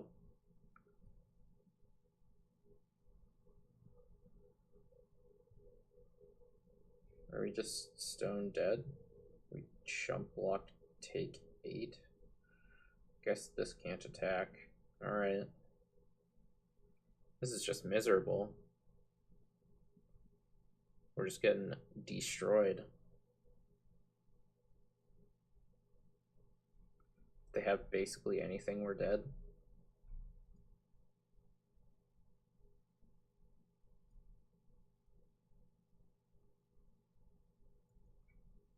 O block.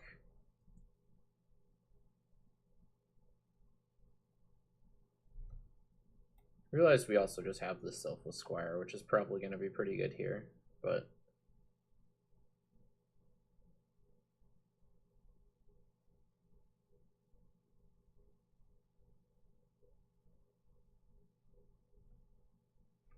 does this drain me? Oh no, it gets +1/+1 until end of turn. Alright, that's fine. It's the pirate one that drains me.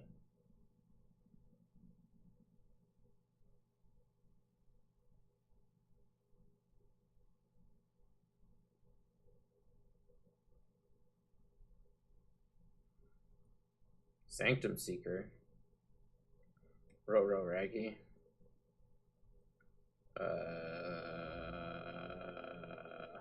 Ooh, Wasteland. Never didn't have it.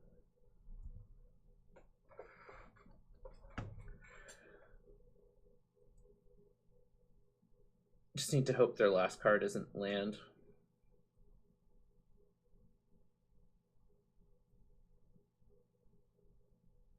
We may actually be able to win if their last card is not a land. Because unless they have a land, this Sanctum Seeker is not castable. They're going to attack us with all their things.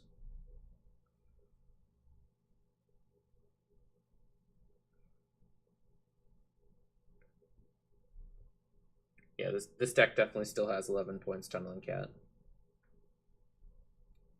I mentioned earlier I have not updated it yet. Just haven't had the time. Please attack with everything.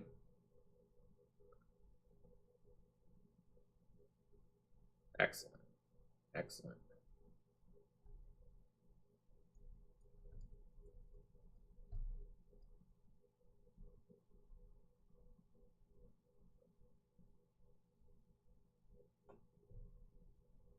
See you, man.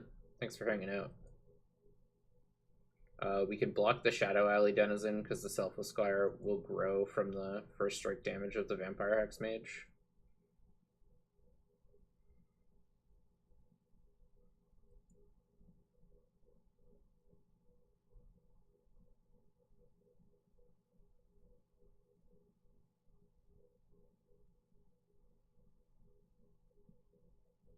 Forgot about that. Oh well. Still get the trade.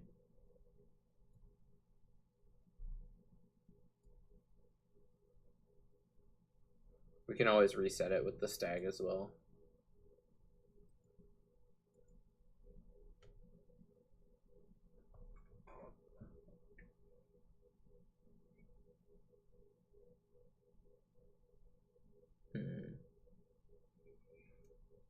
So we can Jite attack, kill this, then Evo for a 3-drop. It's probably our best line. I don't know what 3-drops are good. Reflector Mage for this is fine. It's actually not the worst.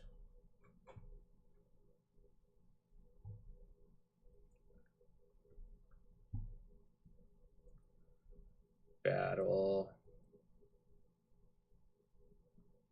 Expect them to not block. Good, good. Excellent. By excellent, I mean not excellent, but what we have to do.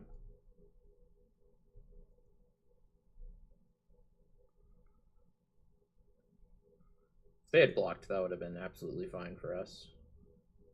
Actually, it wouldn't have, but didn't think that through. I assumed they wouldn't block, and they didn't, so.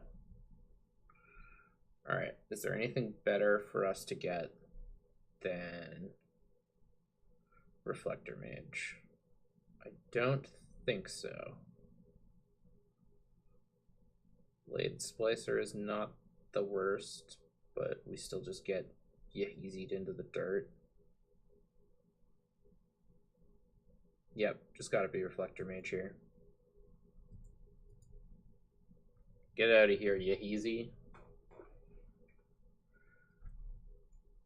The problem is nothing else deals with the current Yahenni problem. Rallier could have got back a land or an elf, and then we would have been chump blocking. But then their Yahenni still just gets bigger and bigger. And we continue to die. Whereas this resets their massive creature.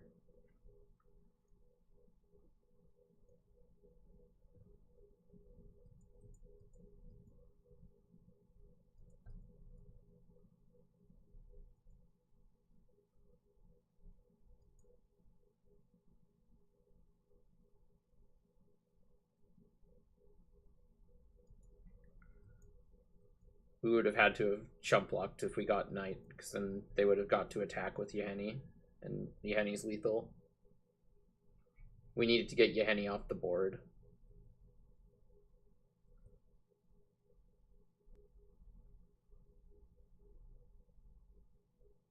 I think.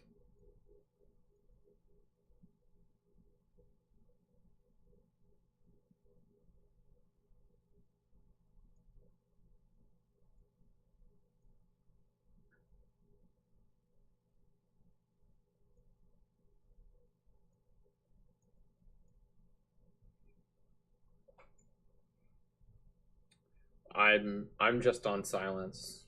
You hear what I hear. But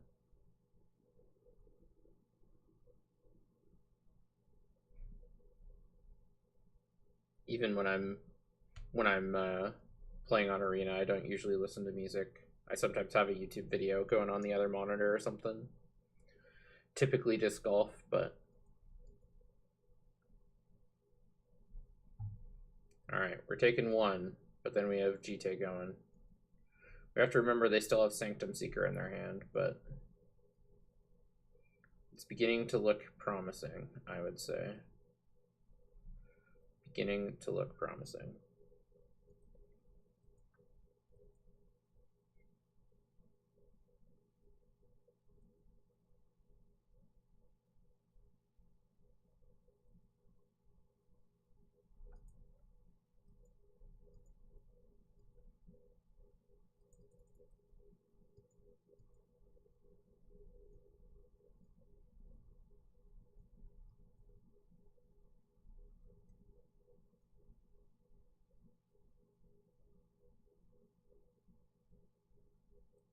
Yeah, I did forget to crack the clue. This is game 1, I think.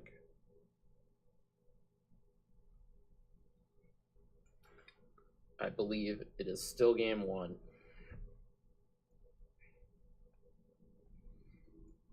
Go for the throat, my Rebel Arc. Alright, if you insist.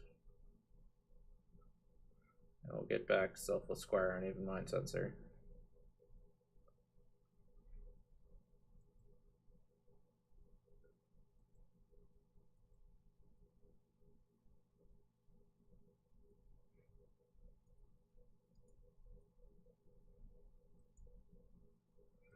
Yeah, they just didn't have the means to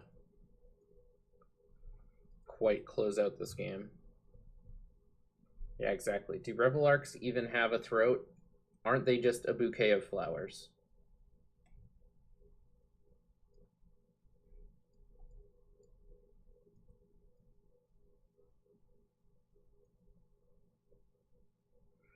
Yeah. GT confirmed, fair and balanced magic card.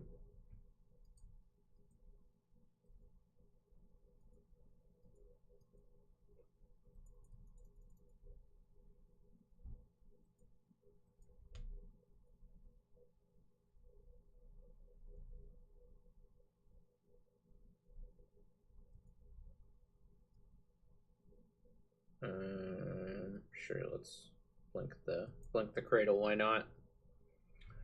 This is Venser the Sojourner, one of the most underrated planeswalkers.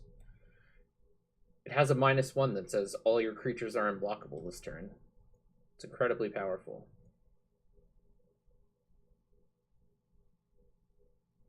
All right, sorry, Updraft.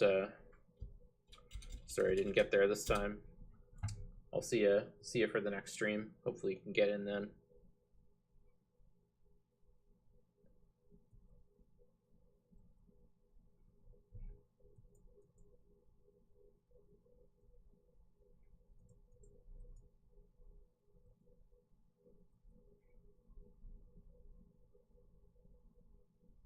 Doomblade, my Reflector Mage.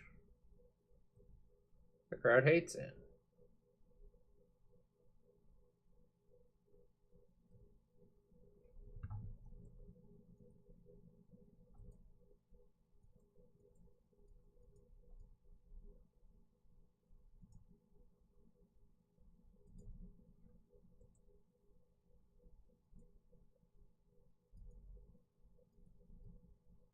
Equip to Elmer.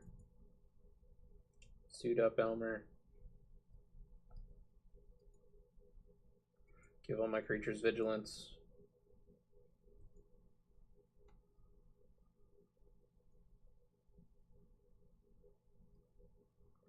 You can do a cool trick with Venser and Elmer too, where you Venser Elmer and then you Elmer one of their lands, and then they don't get one of their lands on their turn.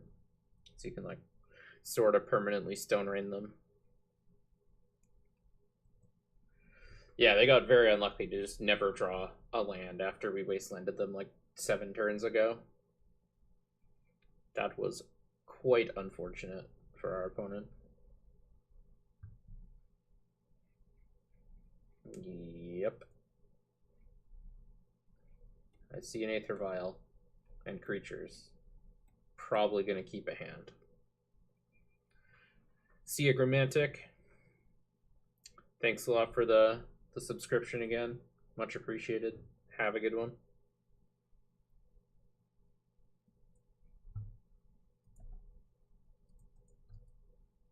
Get this Vial in play.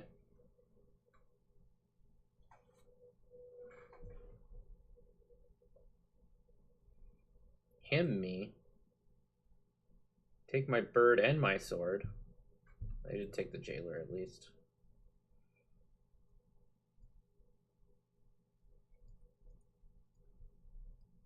Always yield, but not always yes. Nice. Reflector Mage. What's the queue looking like? Just one after Amethyst. Might get you back in Exaveron, but we will see. I'm gonna make sure everyone else gets a chance to hop in before I start doubling up.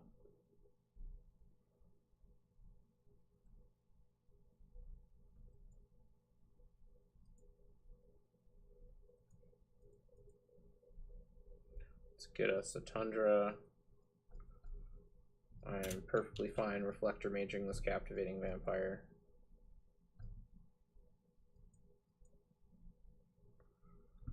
Then we will pass. If they replay the Captivating Vampire, I can Palace Jailer it next turn. Yeah, for sure. Noted, Xavron. Yeah, Martinez, I'll add you to the queue for sure.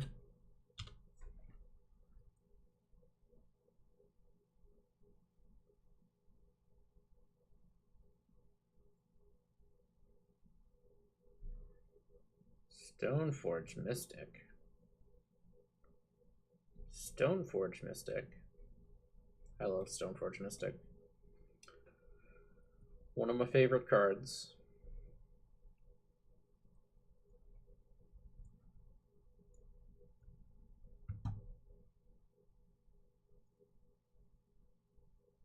Yeah. How off theme.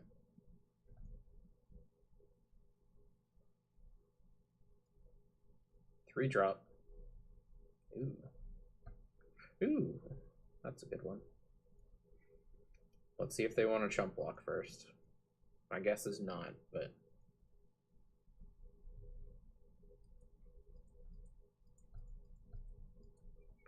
I don't think Stoneforge Mystic is Nahiri, right?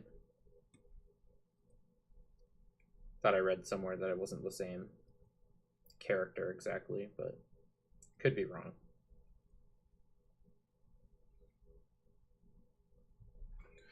Yeah, we might get up to hashtag the jail is full category this game. Mind Twist me for 3? Pardon?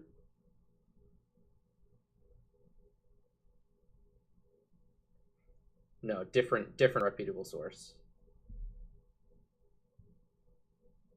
For the record, I know Gitrog Monster didn't eat Thalia. I was trolling Ben. Even I troll people occasionally.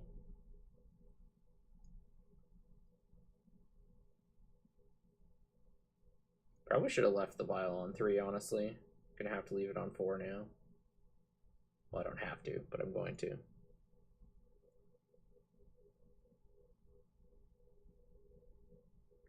I mean, I think we're still very favored here.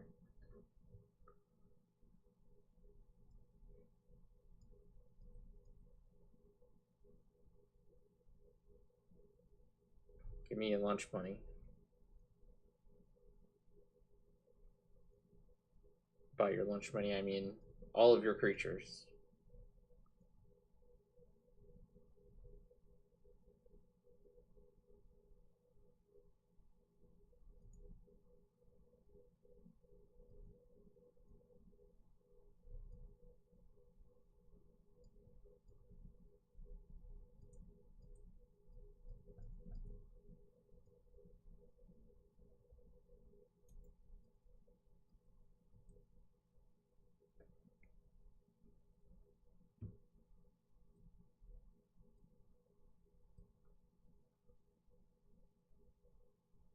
Yeah, like they're at 6. What do?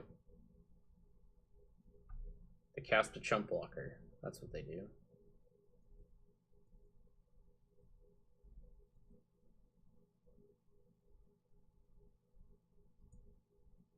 I don't know why it doesn't just automatically go on the stack.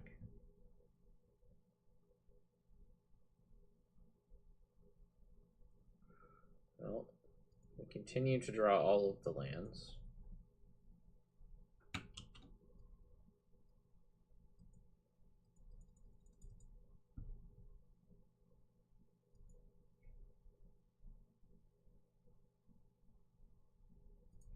Just gonna make them block here. Losing the Palace Jailer is kind of a bummer, but putting them in 1 is quite nice. This way they can't untap and start GTing us. Well, I think 1... Oh, man. They had Fatal Push. I'm kind of surprised they blocked. I would have been pretty tempted to get GT going there, but... Ooh, Recruiter is nice. We can Recruiter for Eternal Witness for Palace Jailer.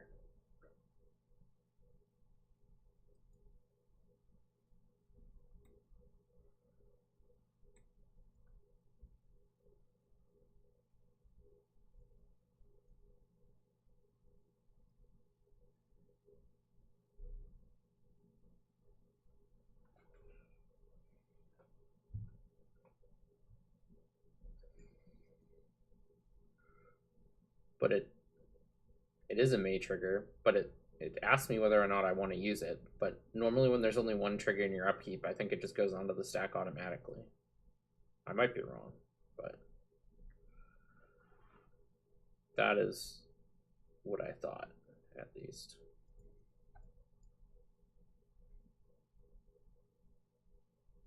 Recruiter. Okay. Yes. Get Eternal Witness. Eternal Witness.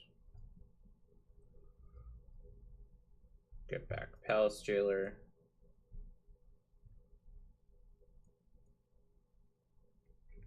Palace Jailer gets put in through this really small vial. You might ask, does that make him Santa Claus? Probably.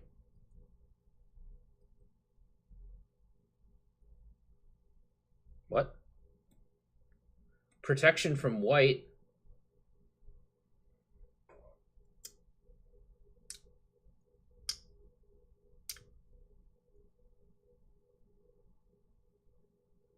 We really didn't think this through.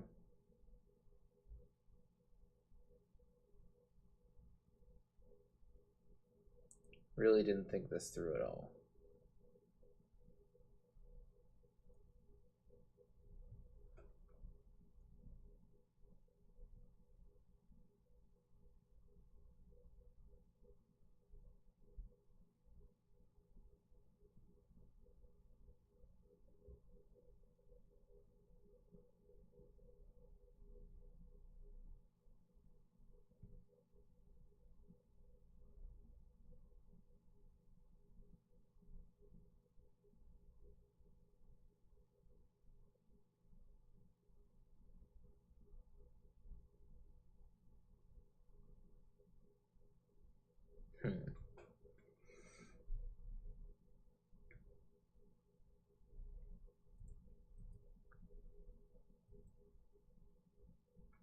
All right. The jail must stay full. We must keep the sanctity of the jail.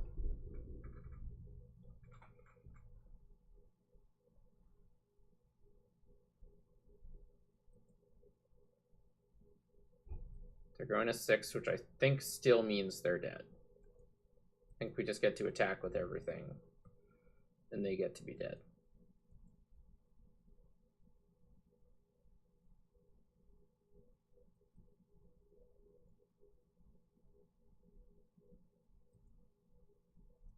Get in there, Birds of Paradise. This doesn't secretly have lifelink, does it? Alright, excellent. It does not. I haven't played against Malakir Blood Witch in a hot minute.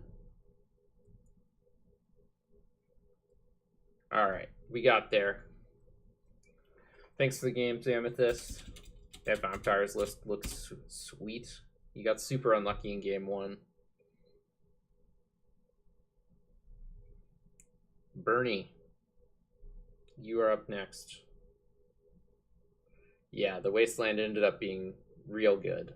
The fact that you didn't draw land for like the next 7 turns was kind of brutal, but sometimes that's just how she goes. I'm gonna go back to Bug Reclamation.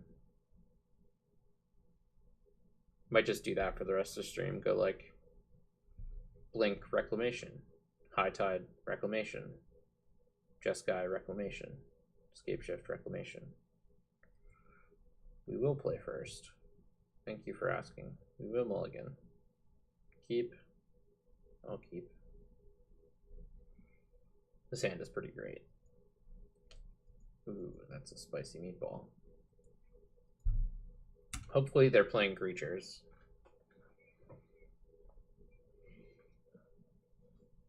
This is the same list I played Friday, exactly.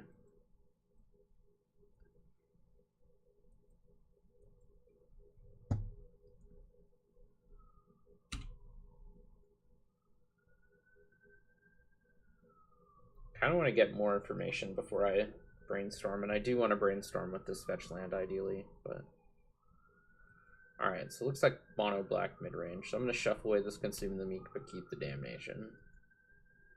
I'm assuming. Depends when I hit off the brainstorm, obviously, but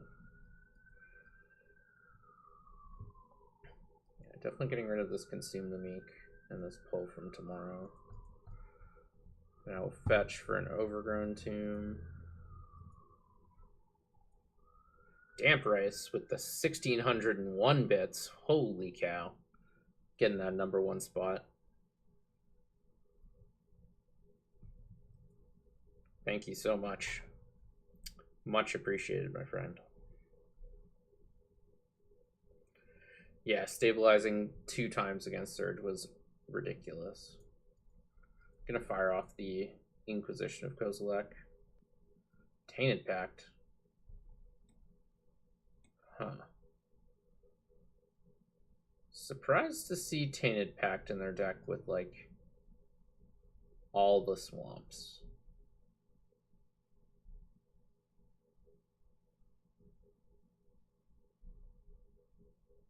That's a bold strategy, exactly. But we'll see what they're doing with that. What else did they have? I didn't even look that closely. They had Kalitas, Tainted Pact, no longer have a swamp, Erebos, Karn. That's a big Karn. Not that there are very many small Karns, but yeah, probably did mean for it to be Consultation. Although Tainted Pact is a point still, right? Or no, it's not a point anymore. Right. We're discussing it being a point. It's on the watch list. Get Trop here. Why is it always so small?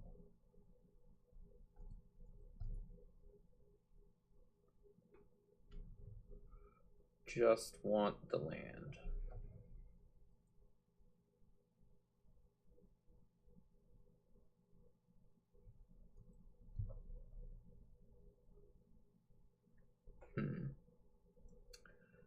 I could fetch and then DT for Mana Drain, which is kind of exciting.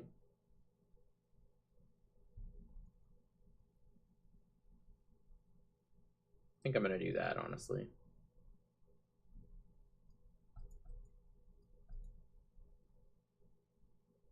Just really makes it difficult for them to tap out, because all their spells are pretty clunky. And if they do tap out for Kalitas, we can just let it resolve, and then Damnation. If they tap out for Erebos, we can...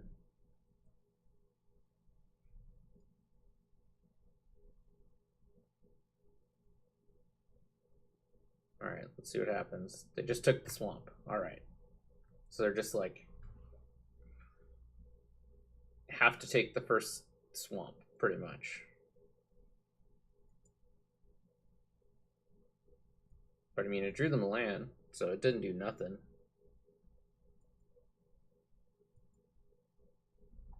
This avatar is sweet. Gave. Oxjet. That's not a good drain target. Do I just want to drain this? Not really.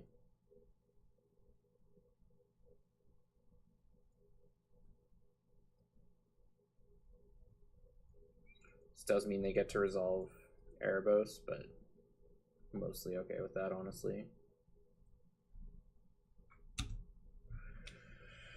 It's going to draw them some cards, but at least their life gain engine's offline.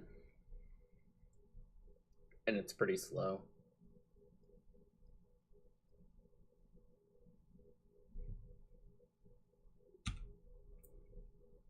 And we can Notion Thief it.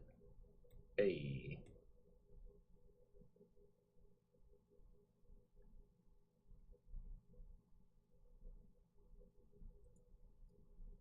Didn't even think of that until right now. Surprise! Don't kill it, don't kill it, don't kill it, don't kill it. The crowd hates it.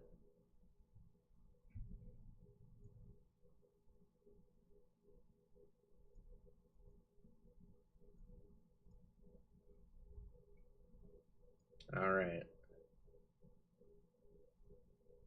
Just really want to get a Reclamation in play. Which means we either need to draw land or they need to cast a big-ish spell.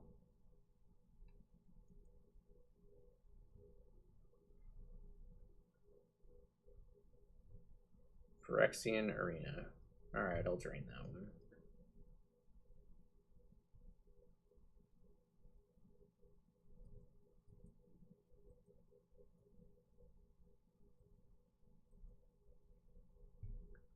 Of course, now I drew the land anyways, but...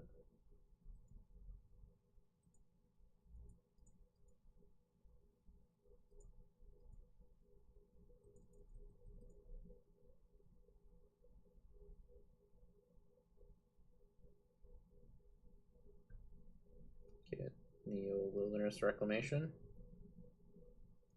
Cast the Old Wilderness Reclamation.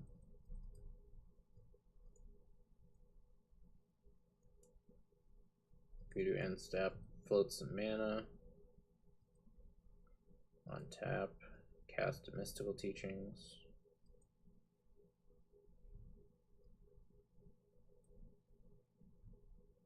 Get... I guess I'll get Vraska's Contempt. Oh wait, this isn't a creature right now, so that's basically not deal-withable for us currently. That's unfortunate. Alright, dig through time it is.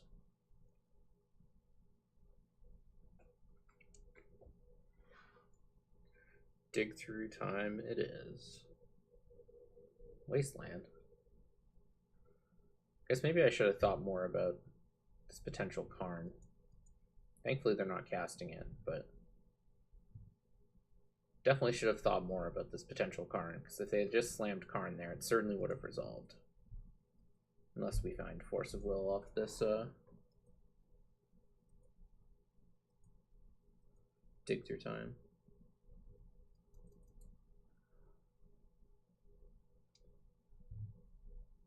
Perhaps a questionable choice. Tapping out there. Gonna take Sunken Ruins and search for Azcanta.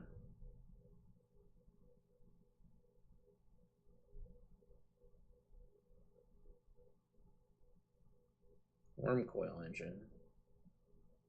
That's annoying.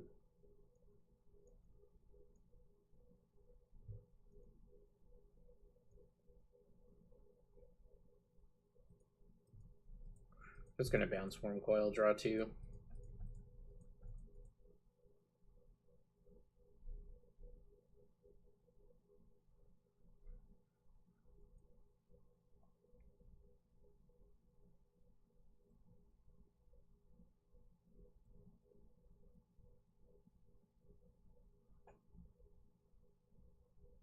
I mean, they do have an answer for Reclamation in their hand currently, but we're doing a good job of looking scary.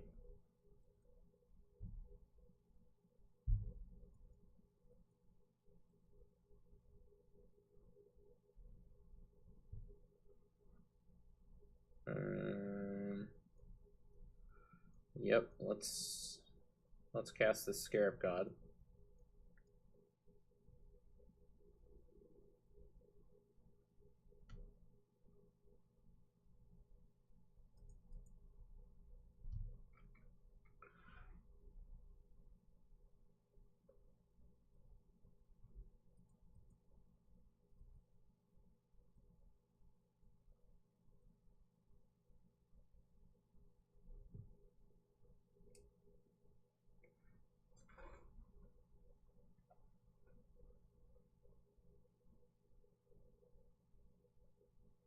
So we're gonna take one hit from this Worm Coil, but then we can get back Kalatas to start gaining back some of the life. Yeah, black typically very bad at dealing with enchantments.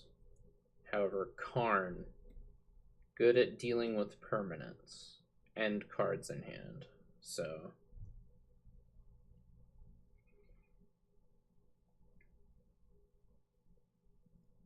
drawn a card, that's good. Means they likely don't have the Vraska's Contempt in their hand.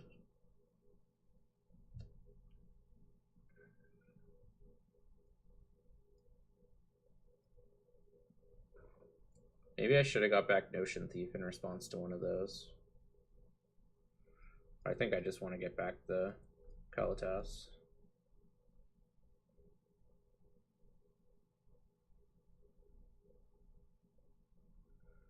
Geth's Verdict. Okay.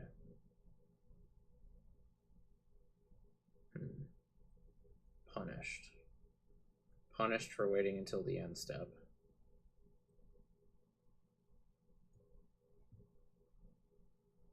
Non-artifact. Speaking of punished.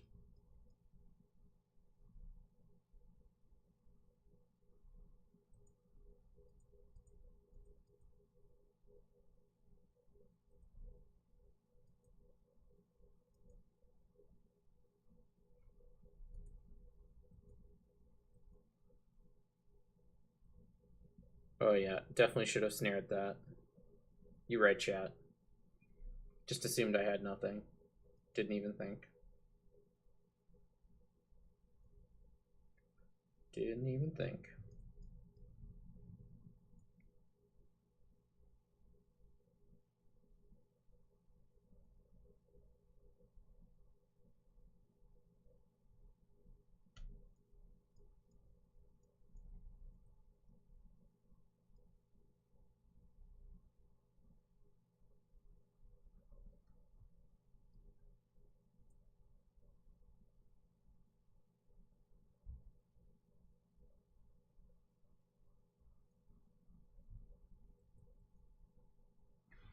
Alright. No more puns. No more not spell snaring things that I should spell snare.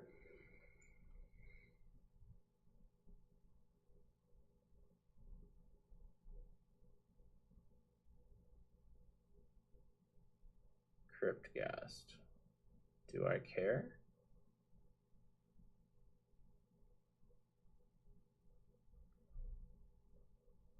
Alright, I'll counter it. No, I won't counter it. No counters. I want to go for the Throatless. I want to save counterspell for Karn. I mean, ideally no more punts. That's probably unrealistic, but yeah. Not going to not cast Spell Snare when I mean to again. That's the goal, at least.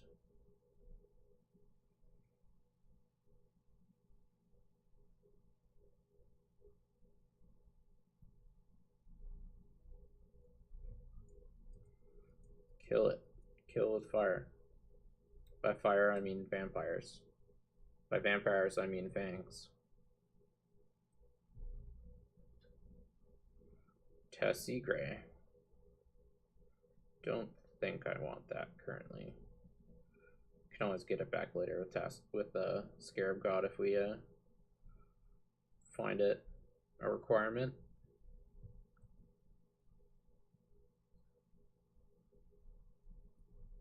Let's attack with the Tarmagoof.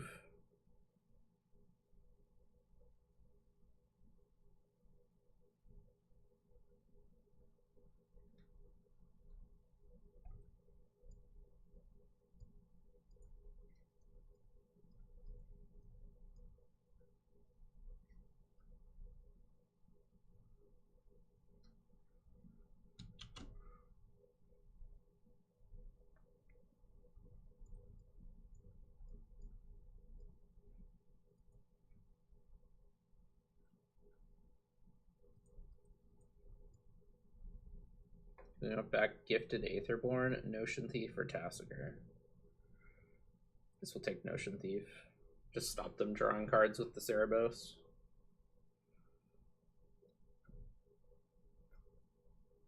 Dismembering our Scarab God? Oh, no, drawing a card. Alright, that's fine. Their life total's pretty low now. And if they attack with Wormcoil, then we can block with Zombie Sack to Kalitas.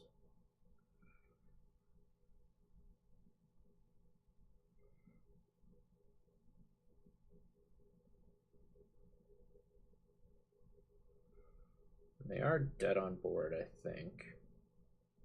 And take 1 million, approximately. I'm gonna counter this.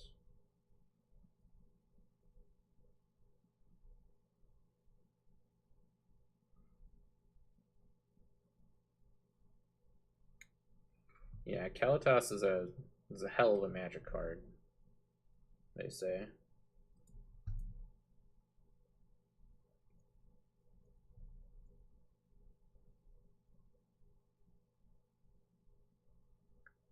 So go to 14 and we're dealing 15.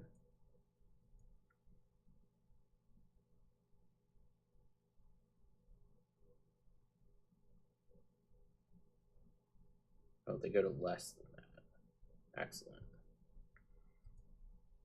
Bottom, bottom, top. Let's cast it and look at their hand. No slaughter packs. We're good to go. They have Ugin as well. Holy cow. They have Ob, Ugin, Grizzlebrand, and Karn. Good thing we killed that Cryptghast when we did.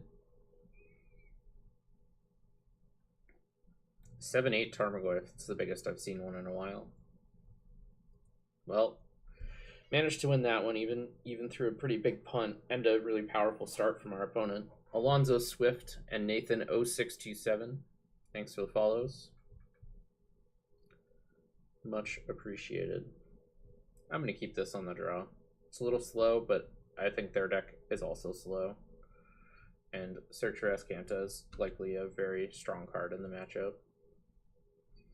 If we draw one land, we have access to Forbidden Alchemy to find us a land. We have Growth Spiral now to help get us through our deck more. So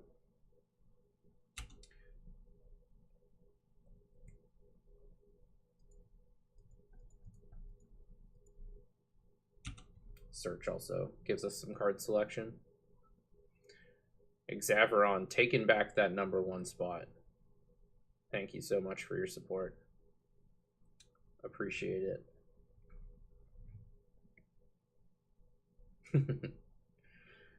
Hugh XA. Thanks for the follow.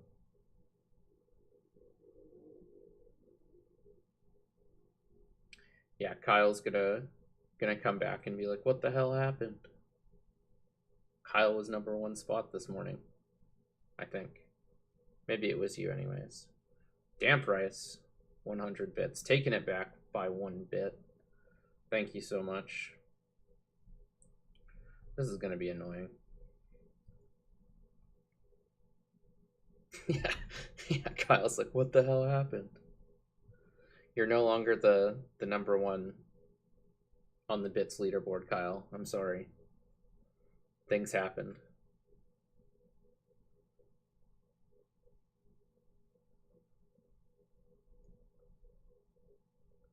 Certainly discarding the 6 mana. They discarded Necropotence. Xavaron. Another 1,000 bits. Holy cow, this is nuts. Thank you so much for your support, both of you. Holy shnikes. I would not like to put Island into my graveyard. Thank you for asking, though. I'm just going to jam this Baleful Strix to try to pressure this Liliana.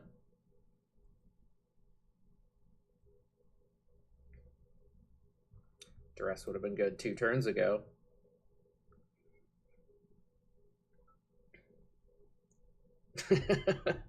Thanks, Kyle.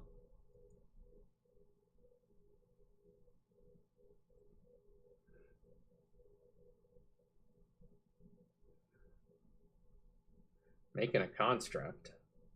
I sacrifice a creature. Okay. At least they're not ultimating their Liliana. That's good for me. Land? Alright. I mean, I get what I asked for. I am going to cast Jace. I am going to Brainstorm. Damp Rice. Another 1,000 bits. This is nuts. Thank you both so much. Holy cow. If only Pernicious Deed killed Planeswalkers.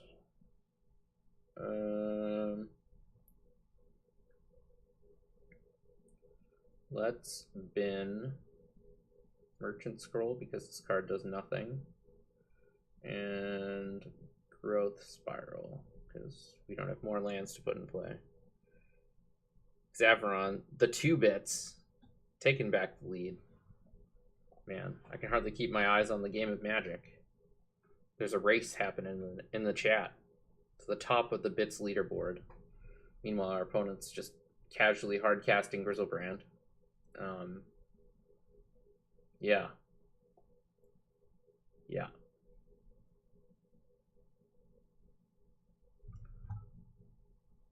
I think we're in trouble. Ooh, Tide. Olive Branch. I like it. I like it. I wish there were ways to sort the lists you had on Stream Decker, like make folders or something. Because whenever I have a standard stream, I always like add a bunch of my standard decks.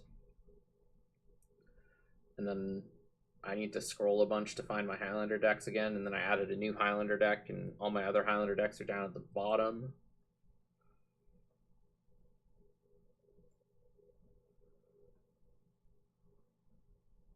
Alright, it looks like the race is over.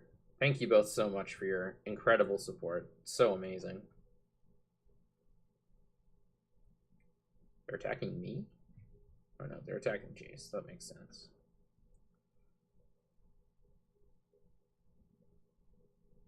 Alright, so we're going to bin a card up as Kanta. Then we're going to draw Merchant Scroll because I stacked the top of my deck wrong. Then we're going to Brainstorm with Jace.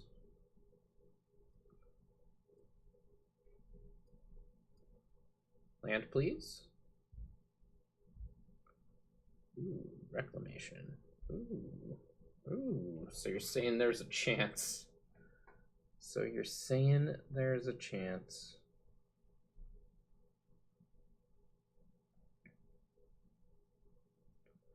Let's put Duress and Merchant Scroll away. Let's play this land. Let's play this Wilderness Reclamation.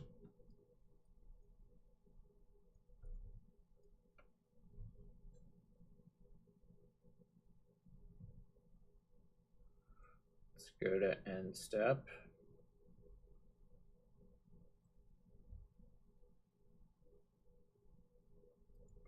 Let's float a black.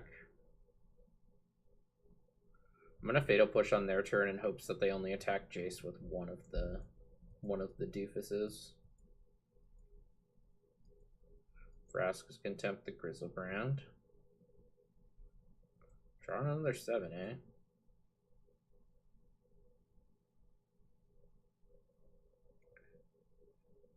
Xavaron and Damprice have come back from brewing. Excellent.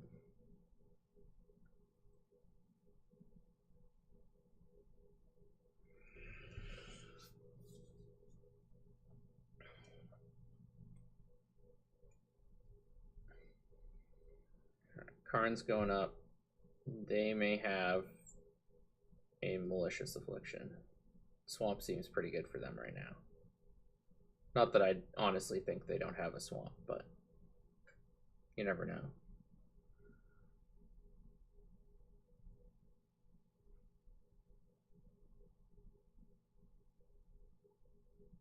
Oh, yes. We're going to get him. We're going to get him. Fatal Push. Save the Jace. Operation Save Jace is go.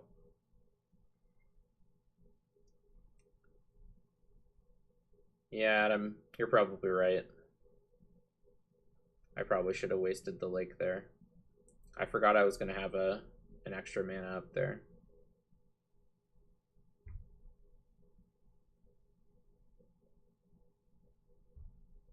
That was definitely a punt. So it doesn't look like they're using it, but wasting it still would have stopped them Gaunting here, which certainly would have been nice.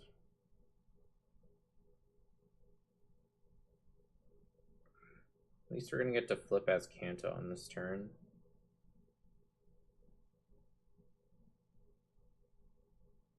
So I could have had Merchant Scroll or Duress, I think.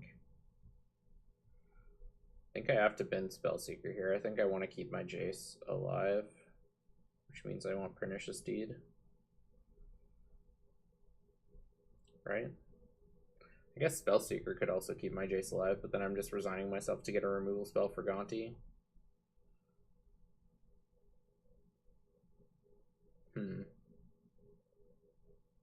How am I winning? That's a good question. Need to get a creature in play. I think Pernicious Deed is better than Spellseeker here.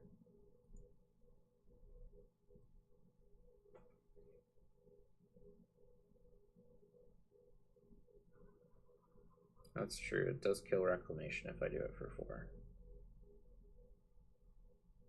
Maybe I should have just kept the Spellseeker.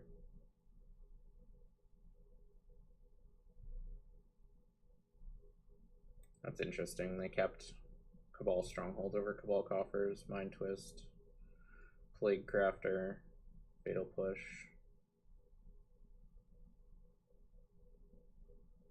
Diabolic Edict.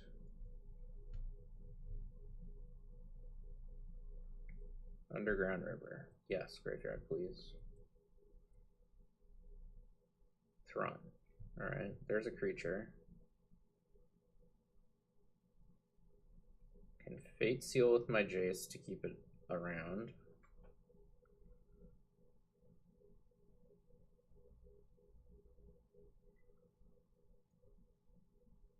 I guess let's do that. I'll Fate Seal myself. I will bottom that. I'm gonna cast Thron over.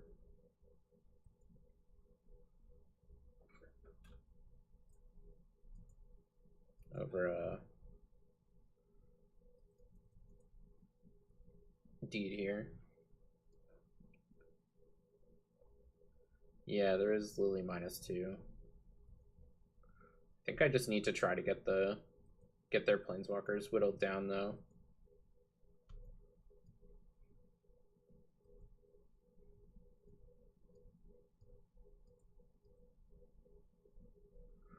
Oof.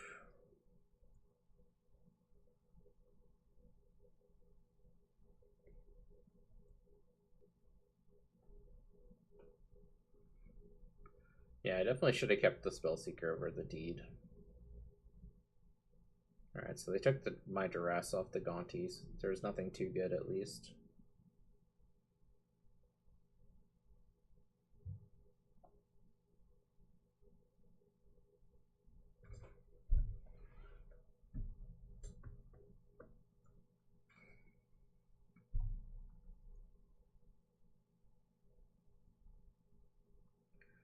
Do not want to let them have Walking Ballista.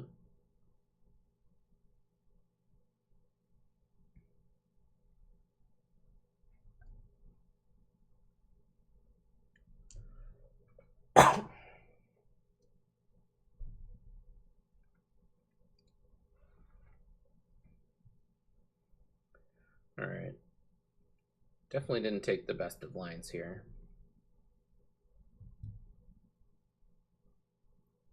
We took a line to try to keep our Jace in play and then just didn't actually keep our Jace in play to known information. So definitely another punt there, but I still don't think we're stone dead. We're definitely not favored, but we're not stone dead.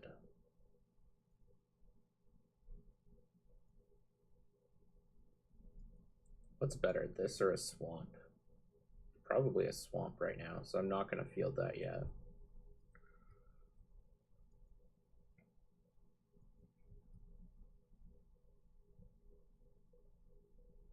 Abrupt Decay, that's a good start.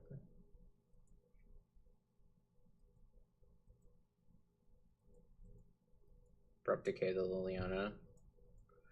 Now the next creature we draw can hopefully stick around.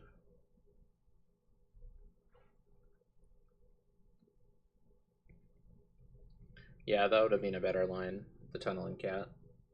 That's for sure.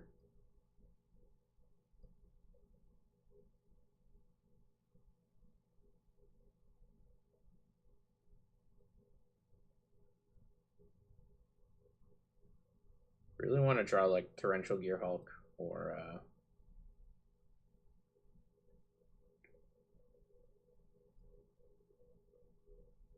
why doesn't it tell me which card they took? Seems poor. Oof.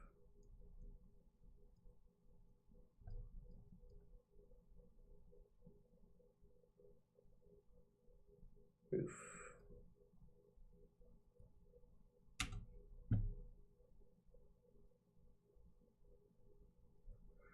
At least Grizzlebrand's exiled. I think the only creature in their graveyard is Plague Crafter, so it's not the worst, but it's still pretty bad. Alright, Cruise was a good draw.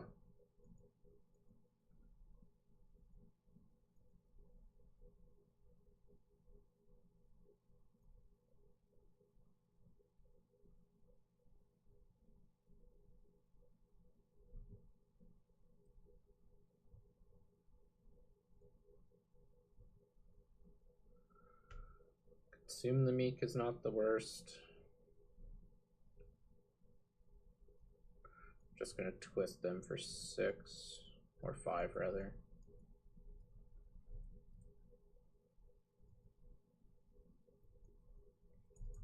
You started Karn, Grave Titan, Crypt Ghast, Gatekeeper, and Demonic Tutor. Alright.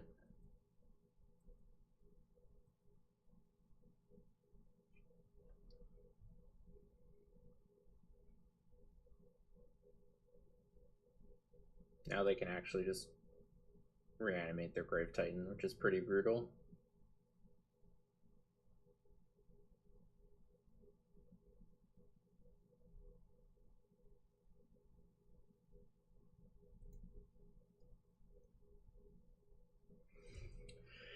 Yeah, I just don't know if we're going to be able to fight against the massive planeswalkers they were able to establish against us.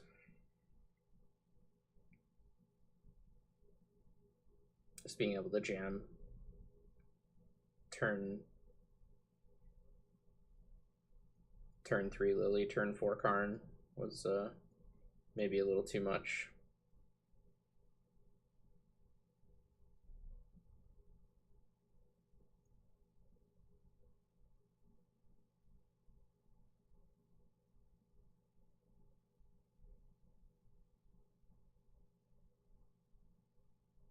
Yep, going for Grave Titan.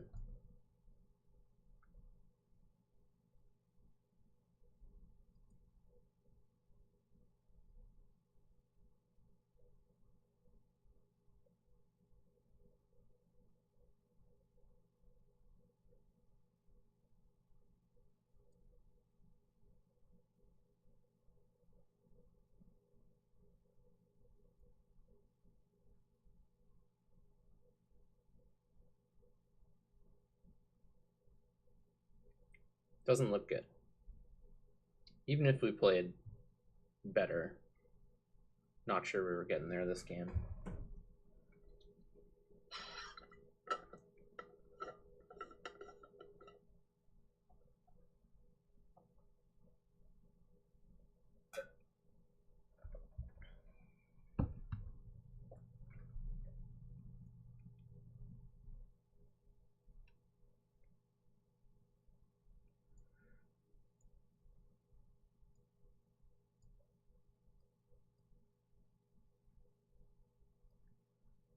Yep.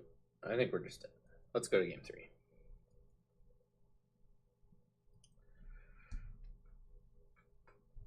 I think that Liliana's pretty underplayed. She's very powerful.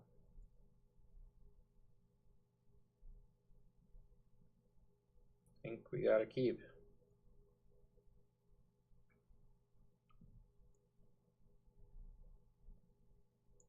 Uh-oh. Laptop crashed while trying to do a trade. That's never good.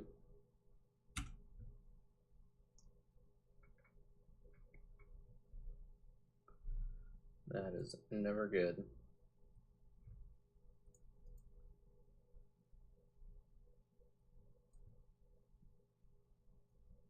You had a breeding pool.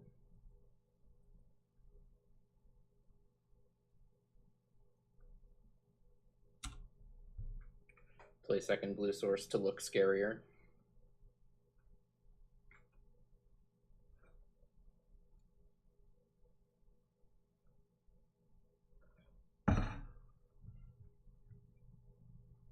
Soul Ring. At least they didn't have it on turn 1. We can blow it up next turn as well.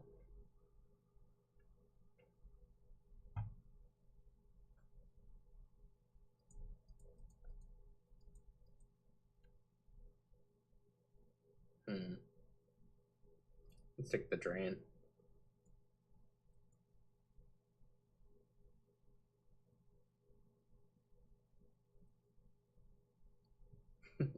Oh no, Kyle. The powerful laptop can hardly handle MTGO. Sounds about right, honestly. Tap more mana. Tap more. Just gonna drain this.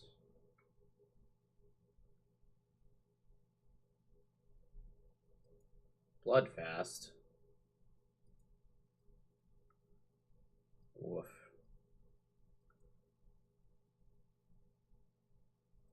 Hello, my friend. Pernicious Deed. How are you today? You're good? Excellent. I am also well. Not gonna say that was the best possible draw, but gotta be up there, right?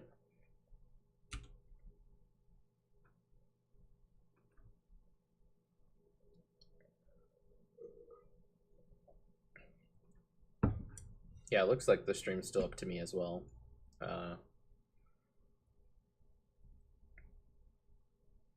Not that that means a whole lot, but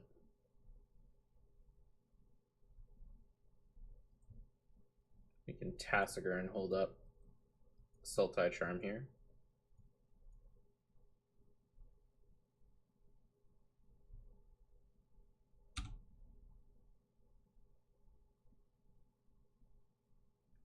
Assume this is going to die pretty quickly, but we'll see. Need to play a little faster.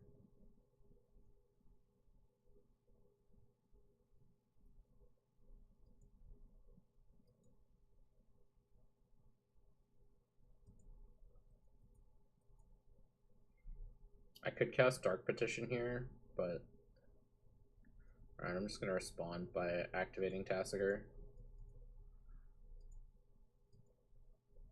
Hopefully we hit a spell. Got negate. Alright, good. I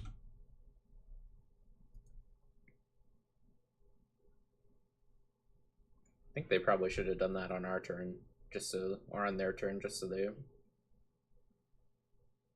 didn't let us get a free card, but yeah, just taking the monarchy there was probably the right call.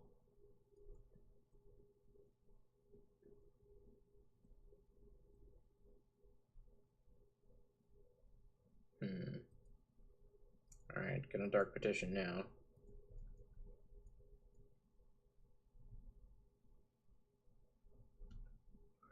What are we petitioning for? Probably the Scarab God, I guess. It's probably our best thing at getting back the monarchy. Could have got Thrun as well, I guess.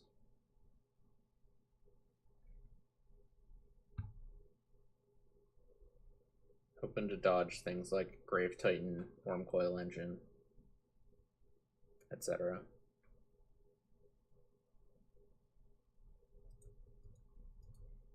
Nope. Hey, Pinogram. I really liked Captain Marvel as well.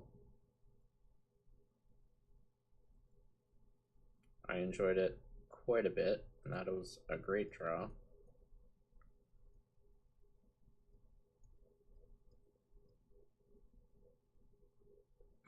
Oops. Okay, I will play black.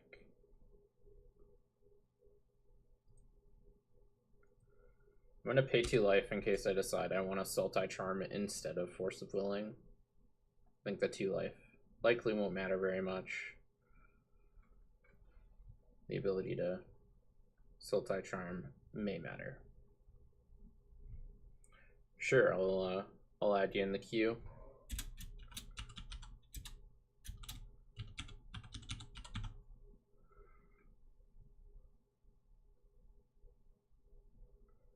It's a demon. Sure.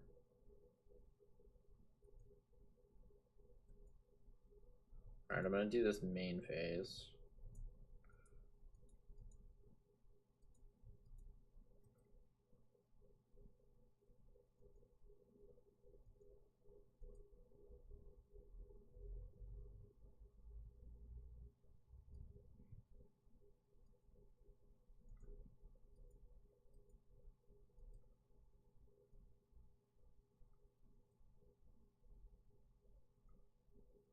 Alright. Now we're cooking.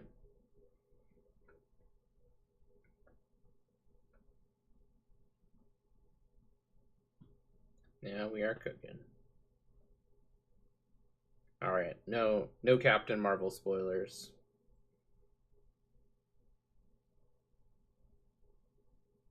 Please.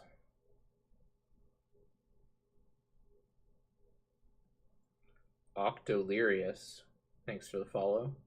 Much appreciated.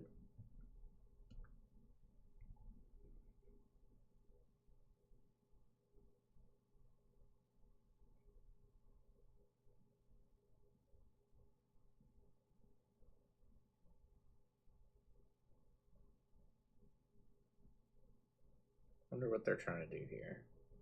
It's DC. Do I care? Yep, that's fine.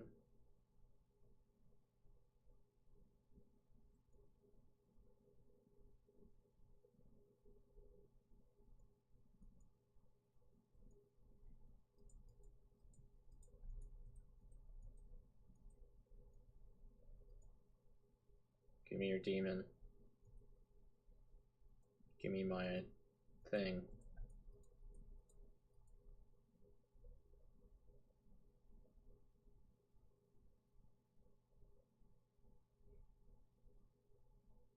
Cast down demon. Okay.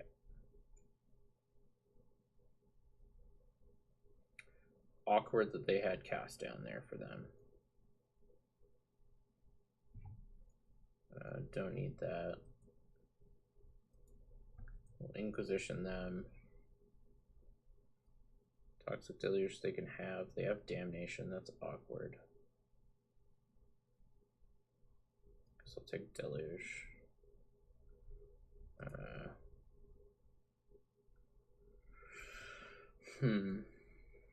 This does make things more awkward. Do I bank on spiking a blue card?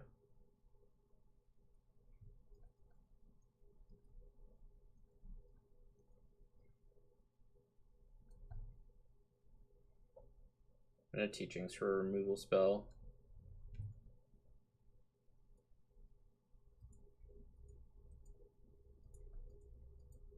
Get in for however much this is. Ah, so little time, so little time. Oh, we got the blue card. Let's pass until response 2.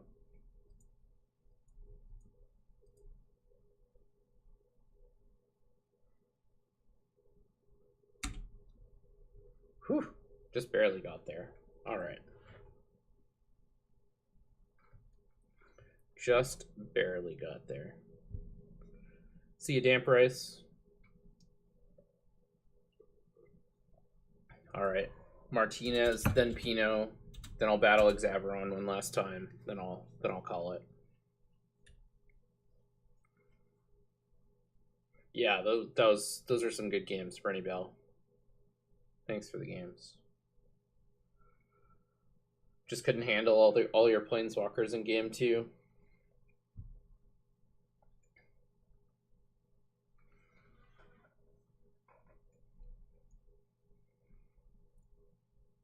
Can send me a challenge whenever you're ready there, Martinez.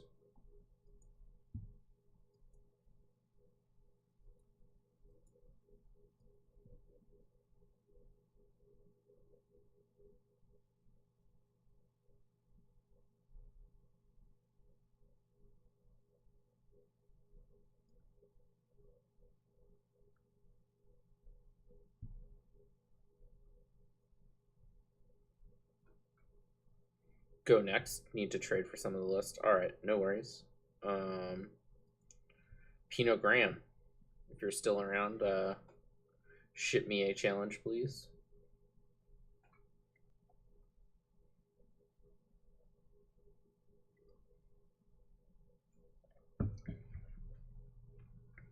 All right. I'm feeling Scape Shift. Feeling a little shifty. Feeling a little shifty. I'm really excited for getting some more decks on here. It's getting. I've noticed it's like the more decks you have, the easier it is to add other decks because you just randomly have more and more of the pieces. So I'm excited once we get to the point where it'll only be like a few tickets to add another deck. That'll be pretty exciting. It's not too bad getting a CanLander collection on Magic Online just because you only need one of so many cards, and so many cards are just like under 5 cents.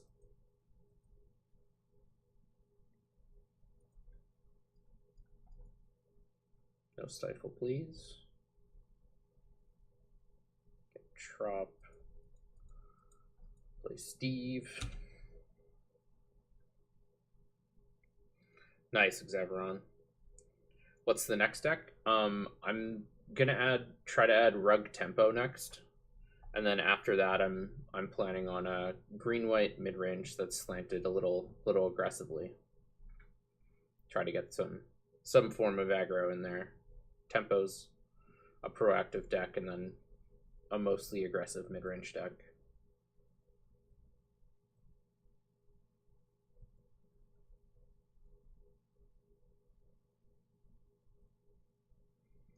Probably should have popped Steve there.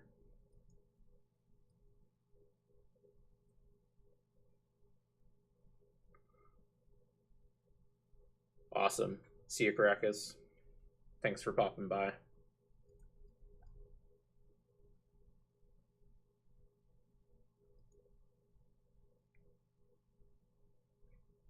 Actually, not cracking Steve there might have been a huge mistake. We might have been able to win next turn. Steve, Nature's Lore. Yep. Actually, I think we still can win next turn, luckily. If we draw a blue card, we have Force and Pact backup, which is pretty ridiculous.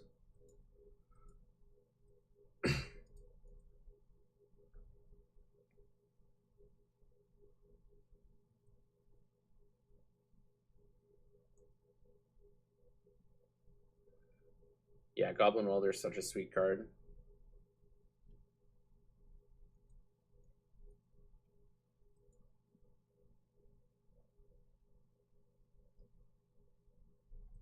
Alright. Do we go for it, or do we just wait to draw another blue card? We only have one counter spell back up. So if they have double counter, we get hosed. I think I'm just going to wait.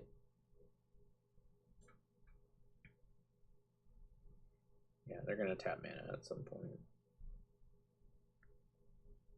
Let's try to force this.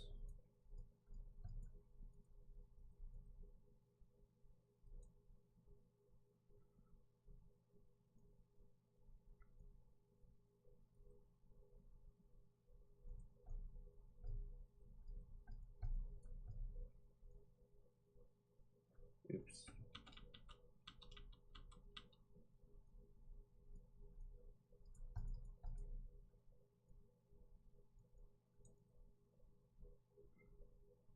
Alright, got there. Roundtable says, oops, I've been this whole time with no lights on. That's probably part of the problem. There, that's better. Roundtable says they played Budget Commander 3DH, and the fact that the cards can be used in all the decks means you have around 25 decks and you've only spent $35. Yeah. Yeah, I found that super nice. Alright, this is a very mountainous hand.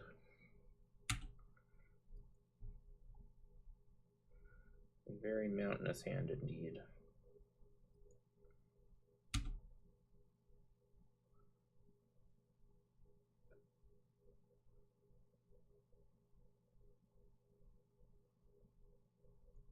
Well over it. Interesting. Maybe they're not on a control deck after all. I'm trying to remember. I think Pinot Graham plays Blink, but I'm not positive. Maybe this is just Blink and they had a clunky draw last time.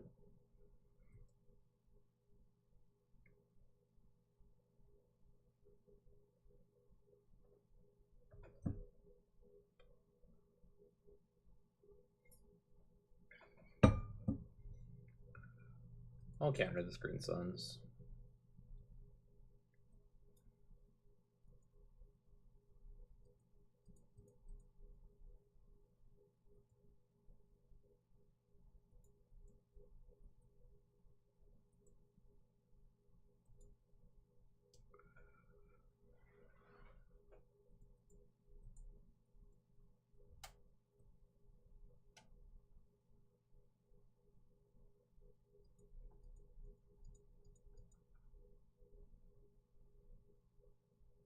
I think I want a forest here. I'll play the Sheltered Thicket. Likely gonna want to save one of these two. I guess I can just slow roll the Arid Mesa and not get a mountain out of my deck with that. But we might be short mountains this game.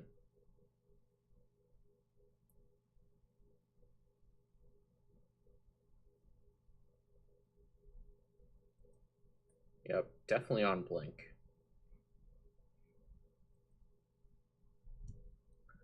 100% on Blink. 0% not on Blink. They don't have too much going thus far though, which is good for us. So we just need to live to get 2 more lands in play. I'm actually just gonna regrowth the Into the North and cast it.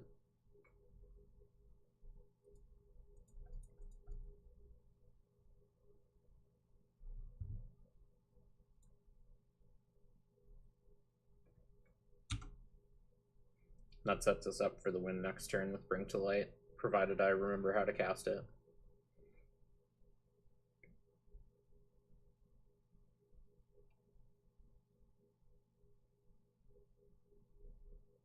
That's a sick Drifter.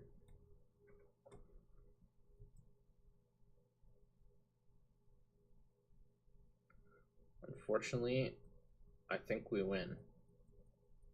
Fortunately for them. Fortunately for us.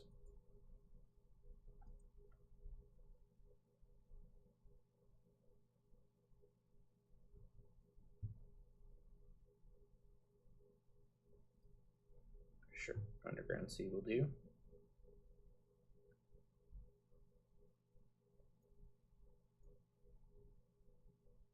No. We're not in the business of bonfiring, we're in the business of winning.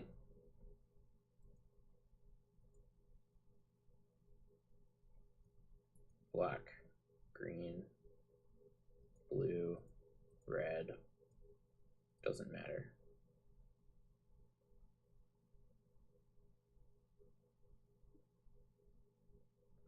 Yeah. Oops. Looked like they just had a bunch of gas in hand. Playing Blink against uninteractive combo decks never feels very good. Heru. Thanks for the follow, my friend. And that's part of the difficulty with mid-range that Lowman was discussing earlier, is that it's really hard to build your deck, because in certain matchups you're the reactive deck, in certain matchups you're the proactive deck, and it's hard where you hit a matchup that's like at either extreme where you need to be very, very reactive or very, very proactive, and they're sort of stretching you, and your deck isn't built to be like, your deck isn't built to play on the extremes.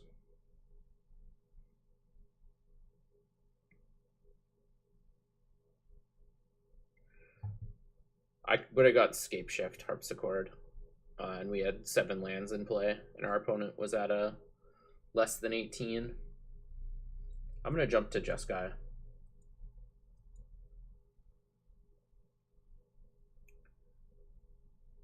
Yeah, Pinot Graham. It looked like your hand in game 2 was a lot of gas, but unfortunately we just had the Scape Shift rolled up.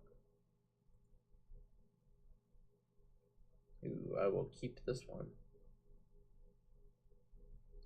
Young Pyromancer, you Soulfire Grandmaster, and tons of cheap spells, you say?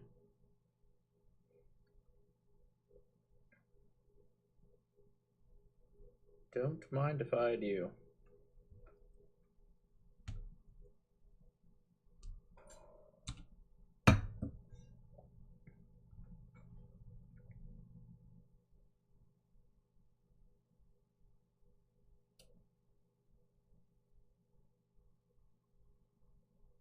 What's the point spread in Scape Shift? We're playing Demonic Tutors, Spellseeker, Gifts Ungiven, Mystical Tutor,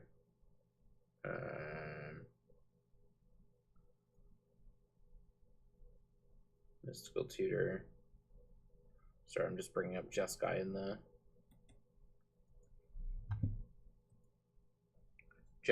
Stream Decker, but I'll look up the points for Scape Shift. Demonic.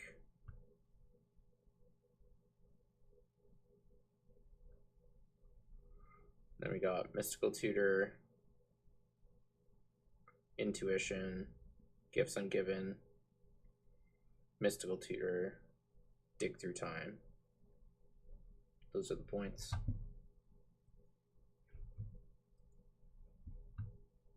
Three lands and 4/4 drops.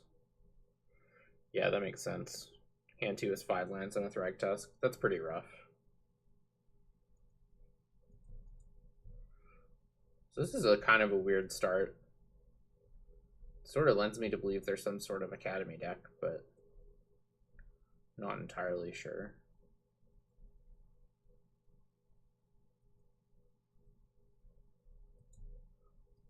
They are an Academy deck. This hand's pretty darn good, I'd say.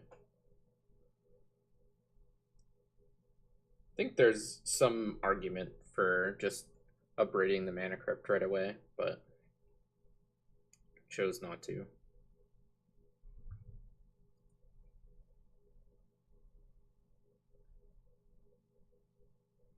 Oh, we don't have Spellseeker and Scape Shift. Never mind. I should probably play Spellseeker over Intuition, honestly. So I was right. They are an Academy deck.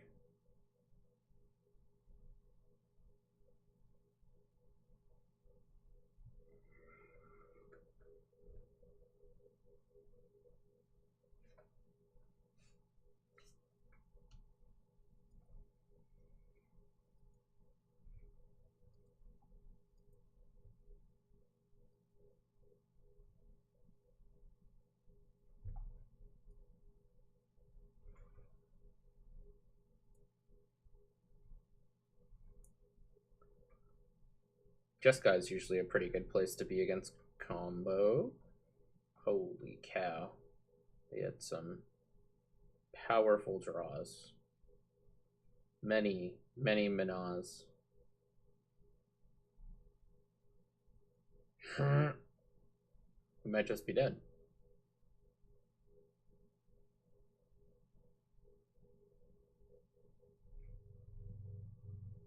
They can draw with top. There's like a reasonable chance we just die on this turn. They should... Interesting. I don't know what their hand is, but I almost certainly would have tried to blind draw with top and hit something there. Guess maybe they need to hit a really cheap... Oops, not creature. Cancel. Artifact. Bammo.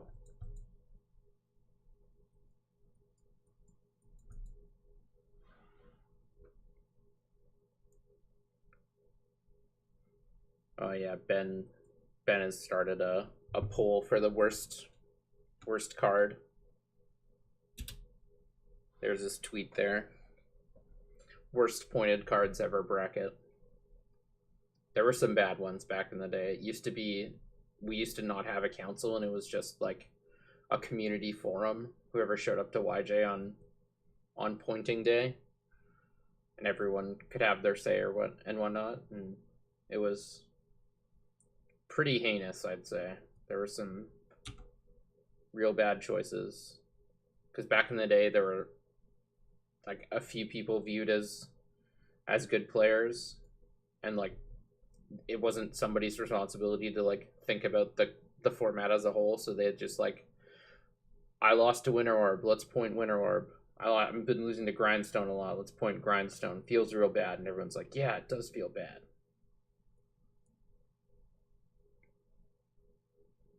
It's it was not good.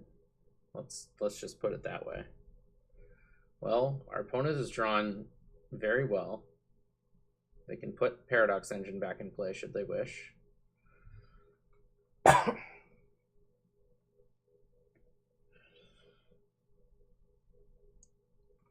Goblin Recruiter should not be a pointed card. It doesn't make any sense. Unless you're pointing it for like time considerations like it is in Legacy, but it's just like doesn't really make sense.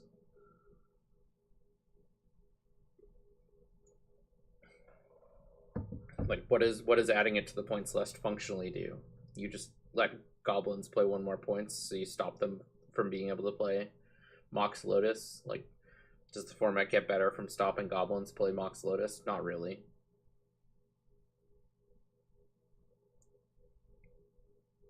Sure, but as a format, currently that is not a reason we have decided to point cards. You have to look at it in terms of our opponent has just drawn the nut in their top 15. They just Future Sight topped us. This is savage.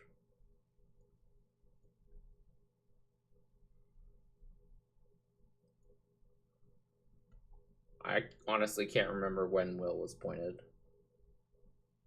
It must have been a long time ago. But yeah, Life from the Loam and Crucible both used to be pointed.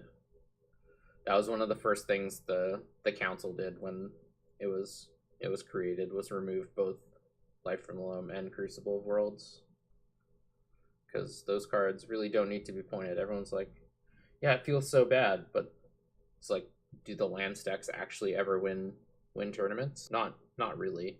Like,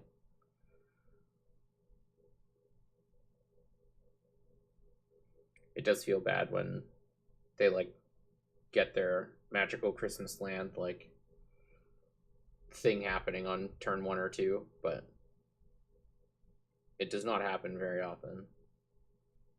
Well, luckily they're breaking into Oblivion.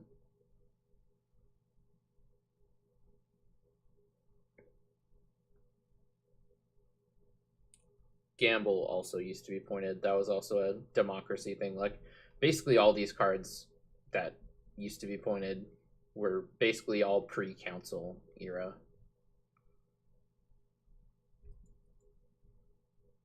Well, I actually shouldn't counter this because they can just pay for it and then they have a billion mana left over. So sure.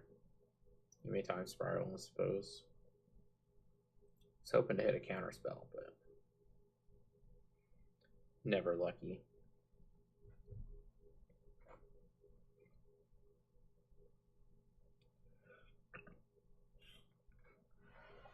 Grim Monolith. Alright, another land. That's what we'd like to see.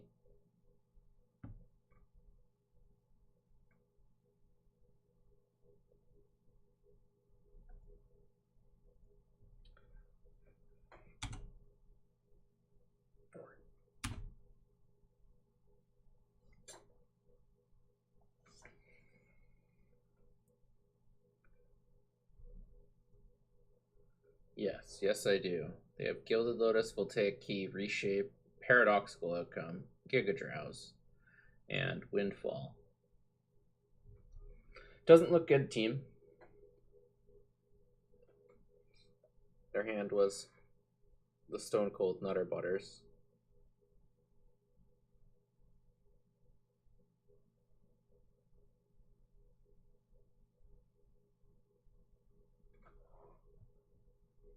Giga Drowsing my islands. Alright, I'll F6 now.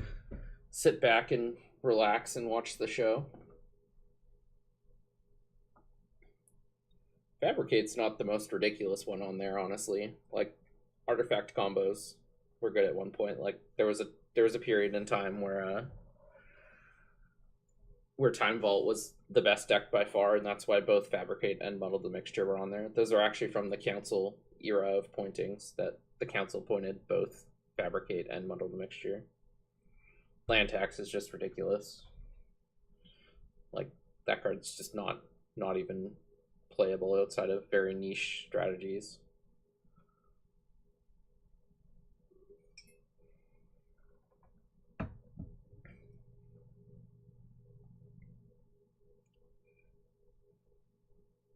Yeah, land tax is pretty much a multiplayer card.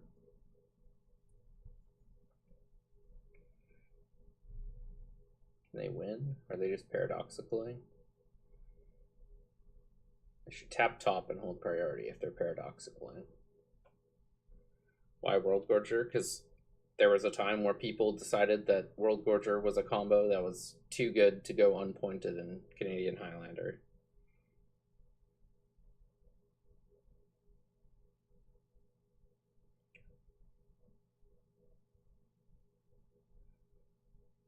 I don't think we need to change mid-range decks. I just think mid-range decks feel bad against combo decks. And so you need the aggressive decks or control decks to edge out the combo decks, and mid-range I think is a fine place to be if most of the matchups are aggro and combo.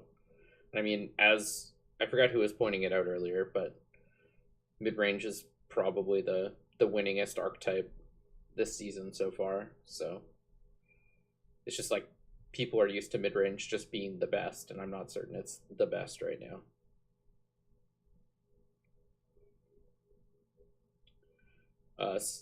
Segerson, the reason we wouldn't ban point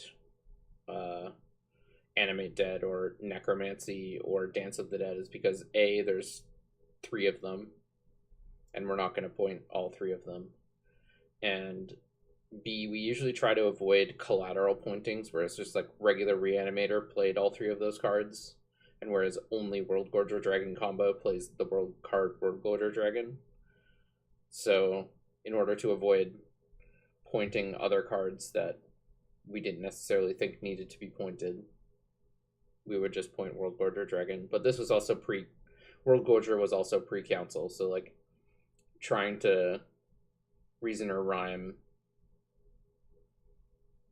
a lot of these is pointless, because it was there from a very long time ago when the system was entirely different and people's understanding of the format was much lower. And yeah.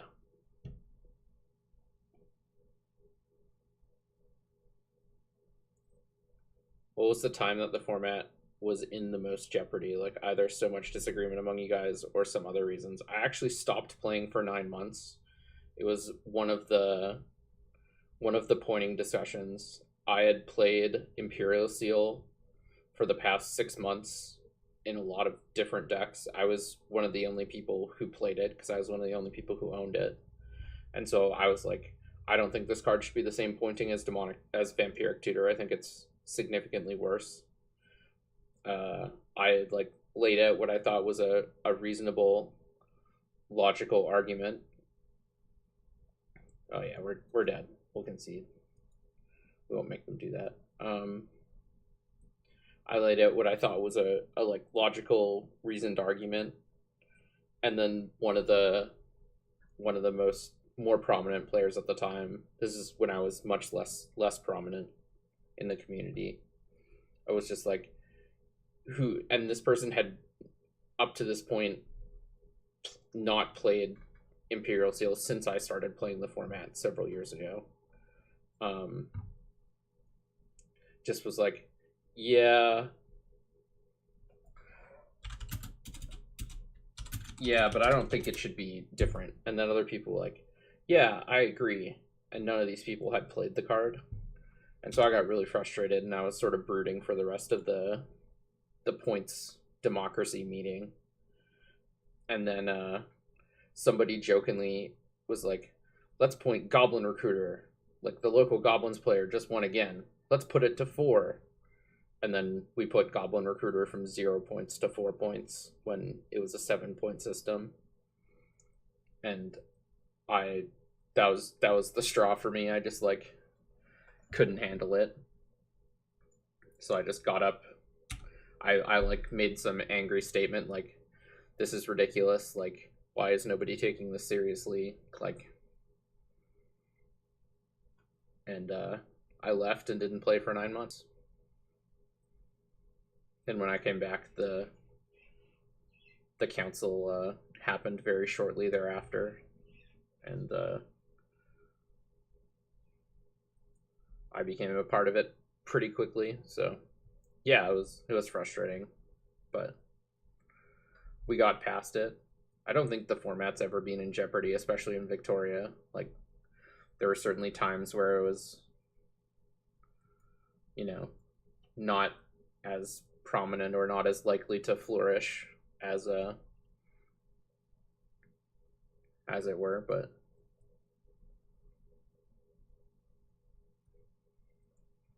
I mean, I think it's very rare that anything like this has only ups and no downs, right? So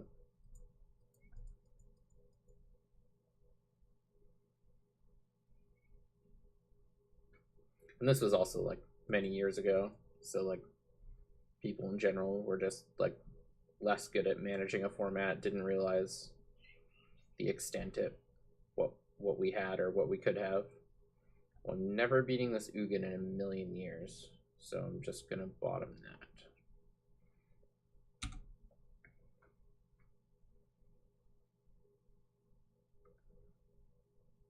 Yeah, and I mean, it's hard because like there was sort of like a Highlander old guard who didn't really want things to change. They just wanted to keep jamming their format, and I was like very pro growing the format, expanding it outside of Victoria, like letting other people know.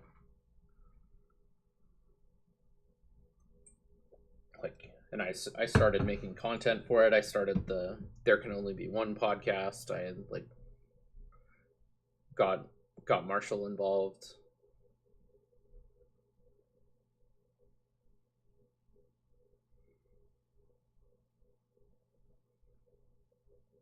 Yeah, and it sucks because like lots of people have been locally at least were scared off playing Highlander because it was like it just wasn't a very welcoming environment. I think it's much better now, but there was certainly a time where it was not a warm, inclusive place to be, which sucks. And it's definitely not perfect now either. But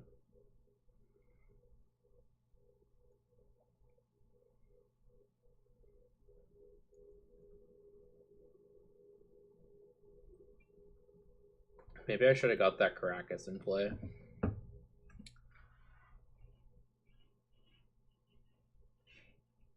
Just because I know they play draw sevens. Maybe when I planned to play the Clique instead of playing the Fortress, I should have played Caracas, so I would have had the option to have Caracas Clique in play. That's awesome, WT Rob. Yeah, I mean, there's something to be said for just listening to people who are really passionate about what they're doing, right? Like, how much do I care if they get Academy in play at this point? Makes my mana leak on top of my deck a lot worse. Like, draining this doesn't really do anything. Like, they still have lots of mana. I just don't know the context of their hand.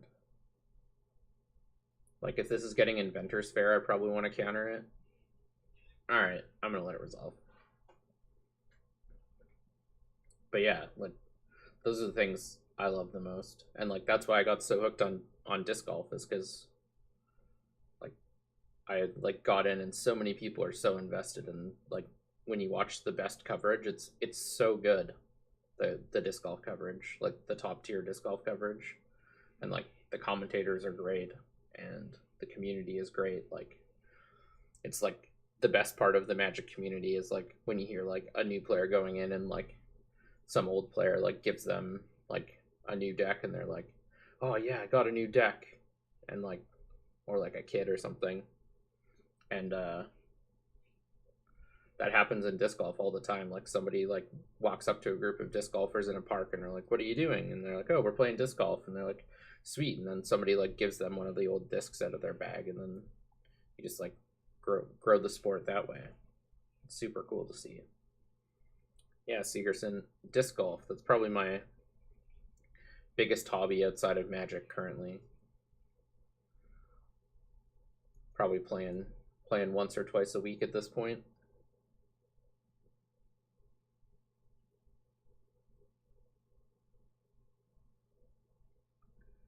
Yeah, Magic has definitely become a lot more inclusive, and I think just like there's been a global shift towards inclusivity, which is awesome. Like, just like people's vernacular has gotten a lot more inclusive. Like, we finally like figured out that like using exclusive language is just stupid and strictly negative, and like it costs very little to not do it, so don't do it. It's not rocket surgery.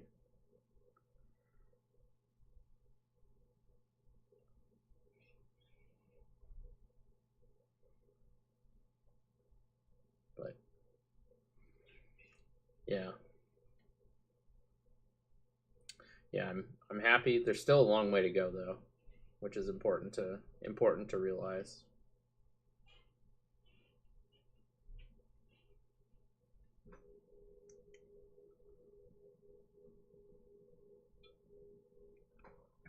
Uh-oh. Um, Brainstorm, I guess. Thought I bottomed you.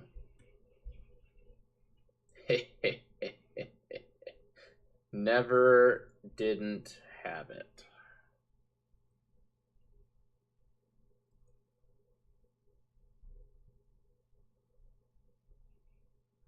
Yeah, and it took like that's why a lot of the people who stood up against stuff like that are so well respected in the community now. Like Chris Bakula is probably the biggest example of somebody who just like when it was almost more common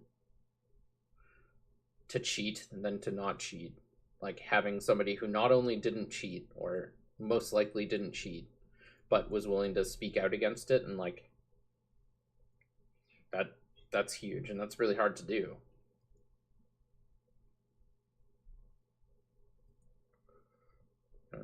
Do I just want to fire upstairs? I don't think so.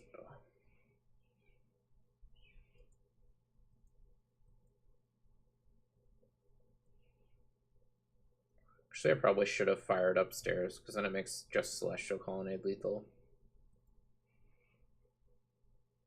Darn.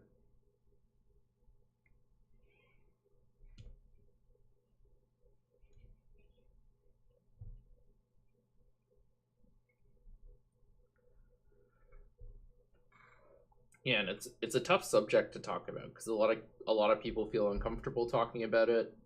Um, a lot of people, a lot of other people get defensive or yeah, just aren't comfortable discussing it because they've had bad experiences with it in the past. But I think it's important to be able to talk about it and sort of try to evaluate where we are and how we can improve.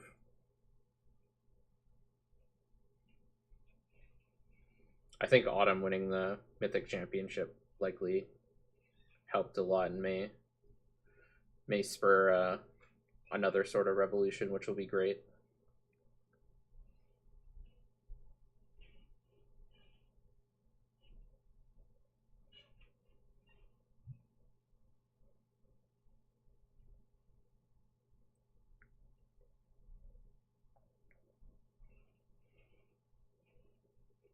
We're basically just on hope they don't have it mode. They don't have very many cards, so they have one of them. One whole card. Unless it does a lot of things, we win.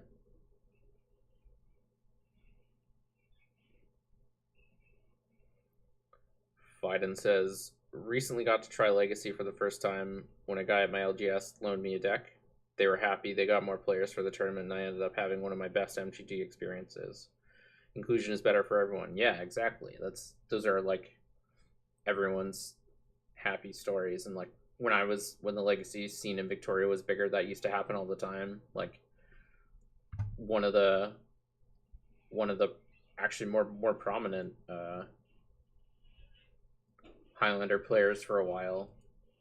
Uh, the first time they moved to Victoria, they didn't know anybody, and I just loaned them a deck because I was going out for dinner instead of playing the tournament anyways, but I was just hanging around before pre-tournament, and I just loaned them a deck, and then they just got hooked, and they like bought all the cards and played them all, which was sweet.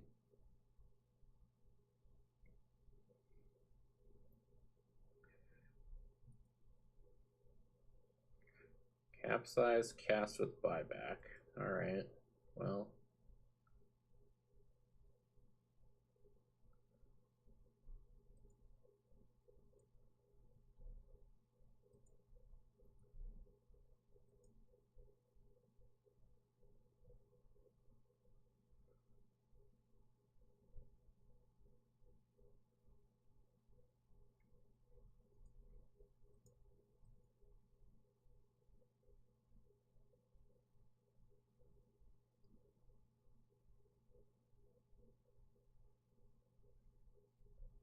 Yeah, and I think games and sports that are outside of the internet tend to have a, or that aren't predominantly based in the internet, tend to have a better community. That's my example, or my experience rather. Like I used to play very competitive Counter Strike, and the reason I don't play at all anymore, like I'll play Counter Strike maybe once every 6 months, was that and the reason I don't do it is because it's just like horrible to play. It's like no fun. As soon as you make a mistake, everyone's like, "Oh, it was all your fault." Like, whereas like in other communities, everyone's supportive. Everyone like wants new people. Everyone's just excited to jam and enjoy their thing, and that's why whenever I see like Magic players needlessly shitting on other Magic players, it's just like, come on, like we're all doing the same thing, you know? Let's just let's just have fun doing playing the game we all like.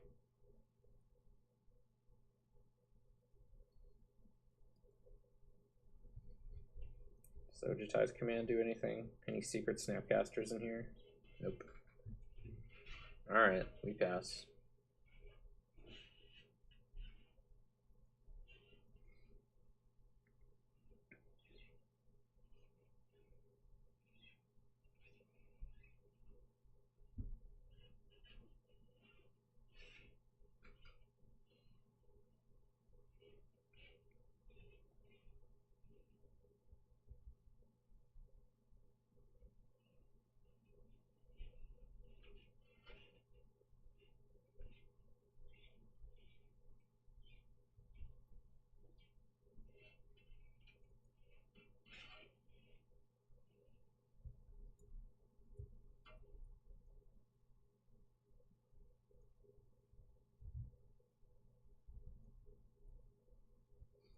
Gotta get this darn capsize out of here.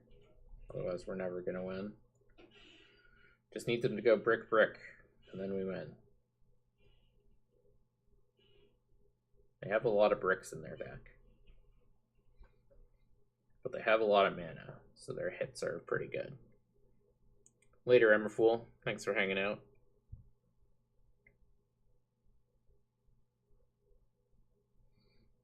Candelabra doesn't actually do a whole lot here.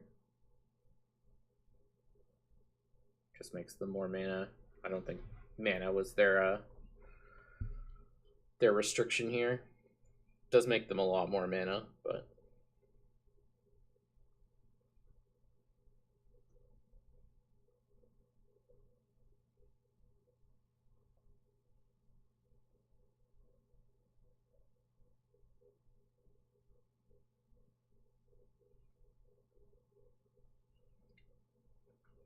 alright.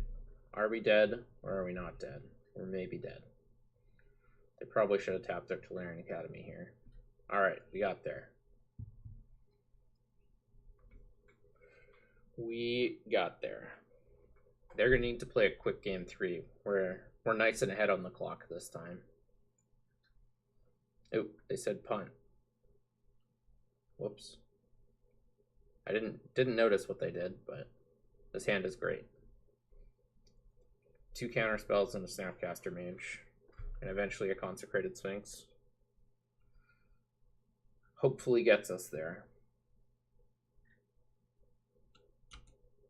Oops. Hopefully they play land. Play land. Workshop. I lied. Don't play a land. How dare you?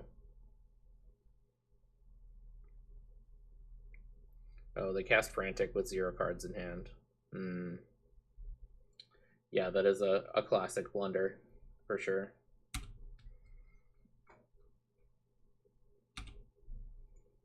Next thing I know, they're going to be starting land wars in Asia.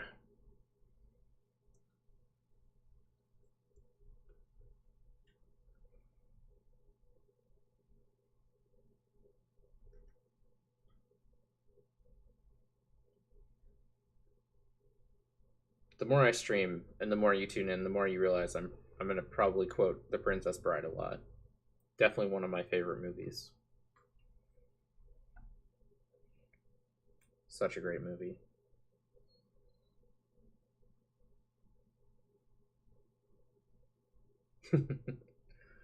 I mean, they could have, yeah. Could have been going for Commit to Memory. They've had these 2 lands in play a lot. Diminishing Returns. What a bunch of garbage. My hand was amazing. This hand is less amazing. Decidedly so. Stupid draw sevens.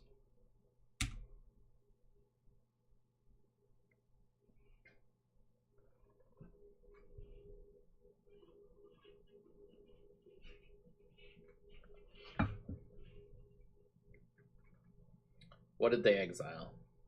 Rings, that's a good one to exile. Were nothing like super necessary, but a bunch of good cards, like all relevant cards they exiled, but nothing like turbo relevant. They have win cons in their deck. They have draw sevens in their deck. They're down some tutors, an engine card, a couple mana rocks. Defense grid is a nice one for them to not have, but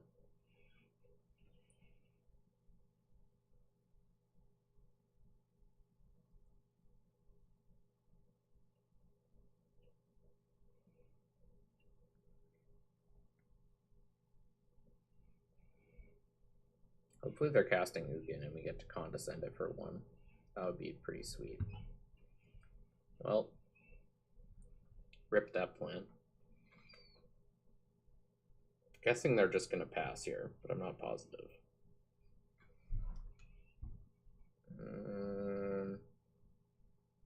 I actually kind of want them to Twister. I don't think this hand's very good.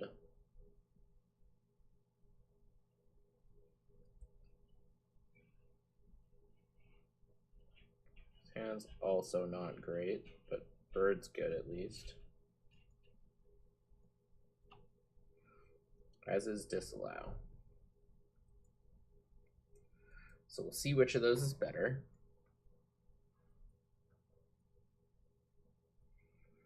Yeah, Paradox Academy does have the propensity to powerfully do nothing for sure. Man, every time. Do they have any other lands in their deck? I can't wait for my Never Lucky emote. I'm gonna spam the crap out of it.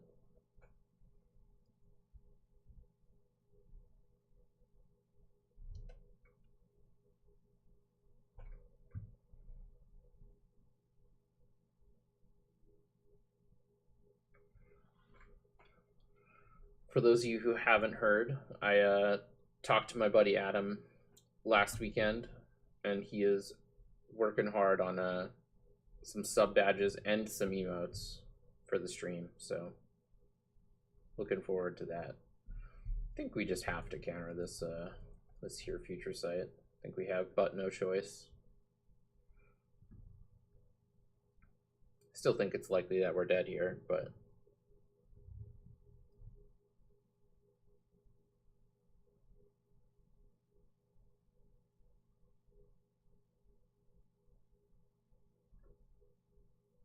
yeah, so if you're subbed or thinking of subscribing, definitely something to look forward to.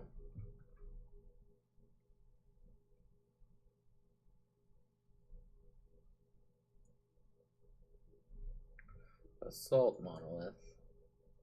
Memory Jar. Ugh.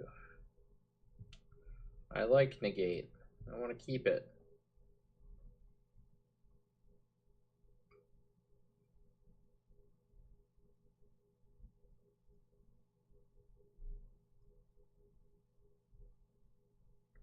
You still only have one card in their jar hand. So if we somehow don't die, then we might win. But that's a big if here.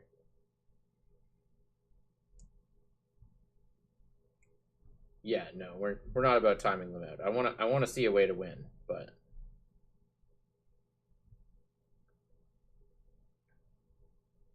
I'm not about winning by time. But like, if they're powerfully doing nothing, then like, I'm not gonna scoop.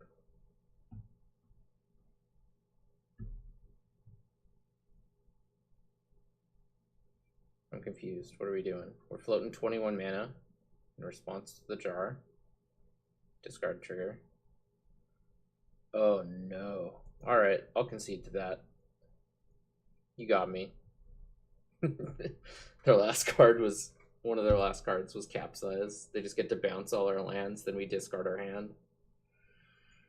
Whew. We were not winning that game. No, sorry, Bob. Alright. Pinot Graham. Oh no, we already played Pinot Graham. Exaveron. One last time. One last time. Let us battle.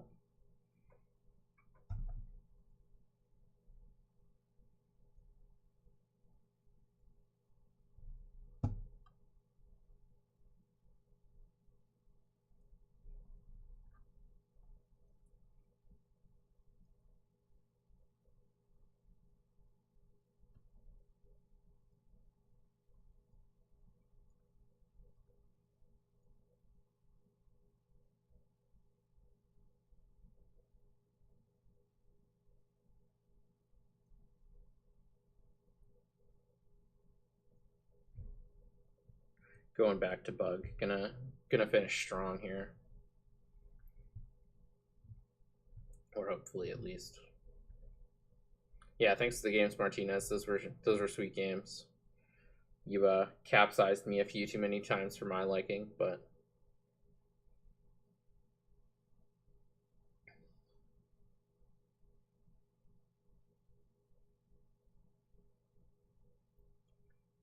yeah, Candelabra is a tricky one to get.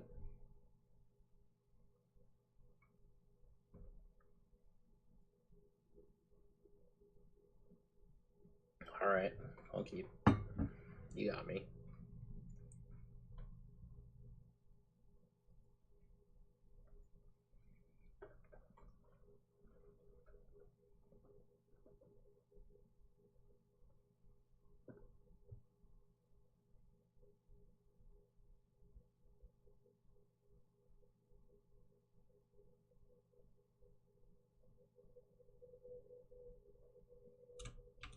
Oh, likely one of their best starts. That's typically the case with green decks.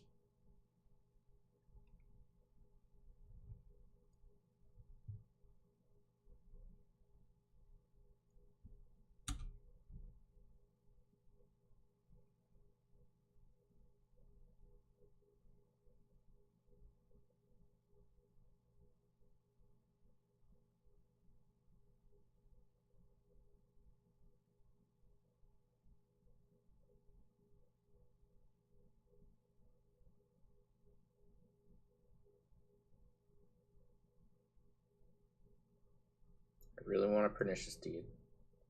Show me Pernicious Deed Salad.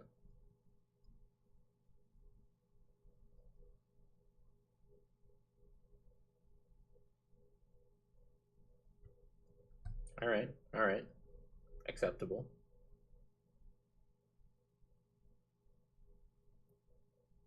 What do I think is the best way to sequence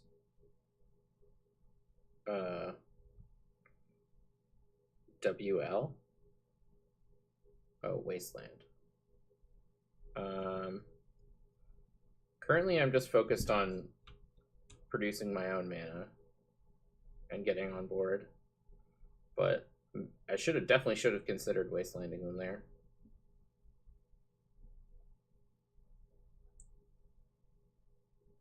I'm surprised they're worldly tutoring.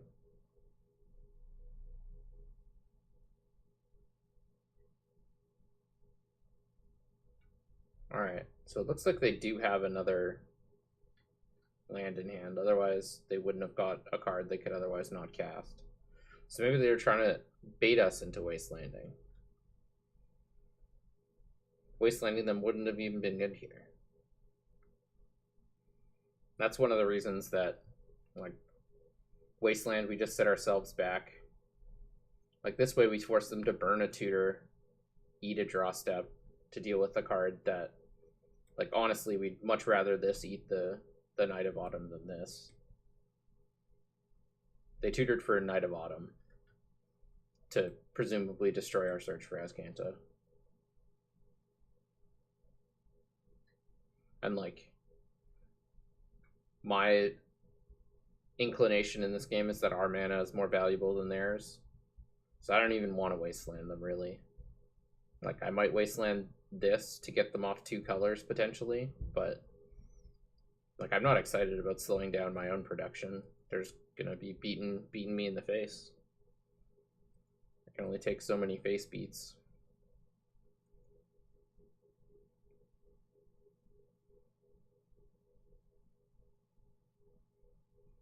Yeah, that can be an interesting discussion, I think. It just depends on the deck. Like, this deck basically never wants to tempo wasteland. You just have to know your role in the matchup, basically. And like, I think lots of people actually would have wastelanded the Dryad Arbor when they just played out the Dryad Arbor on turn 2. Because they're like, oh, they played Dryad Arbor, they obviously don't have any more lands. No, it just means they didn't have a card that they wanted to play that turn, or they had a 1-mana instant that they were maybe going to play. And so lots of people would have just wastelanded the Dryad Arbor, or even the Bayou to get them off black. And then they would have just done the same thing, or they would have just played their fetch land the next turn, and then your wasteland looks ridiculous.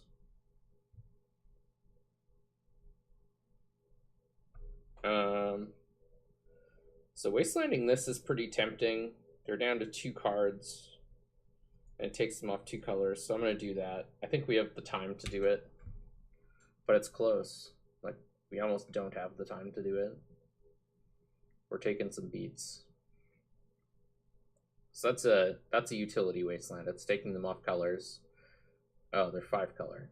I see. I see. Interesting. Maybe they're Allurin.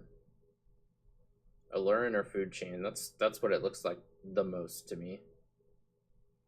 How's Reclamation been working? It's been doing really well, Fiden. It's been the base of the deck. I've had it in play lots. It's done many good things. I'm sure those in the chat who have watched can attest to that fact.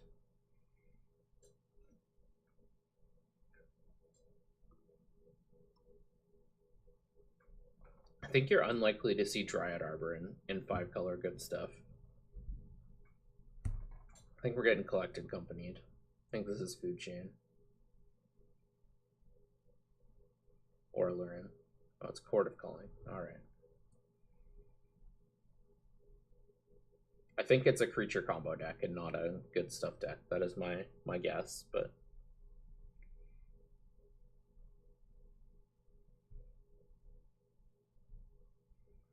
I've actually had pretty good success with Food Chain, but it is kind of wonky sometimes. Doesn't always do what you need it to do. Yeah, Reclamation plus Library plus Azcanta. There's not a lot sweeter than that. I'm surprised they didn't just get another 1 power dork here. What?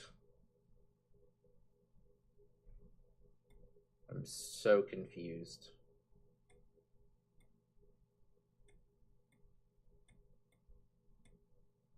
Does anyone else know what's happening?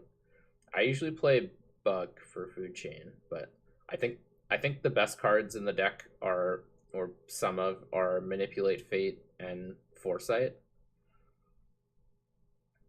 Just because like Manipulate Fate plus Foresight and a Food Chain is just a win. A likely win.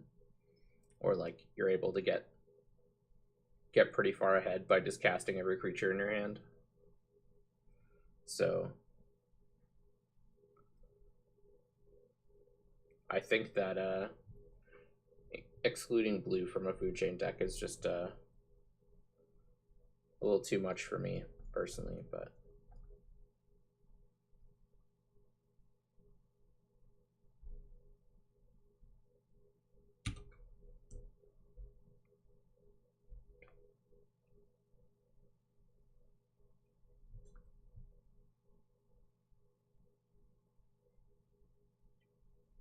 alright. They don't have any cards in hand, so they're just playing off the top. They can start drawing with staff, but that's very expensive. If we draw land, we can get Primordial Mist going. I think this game is very close.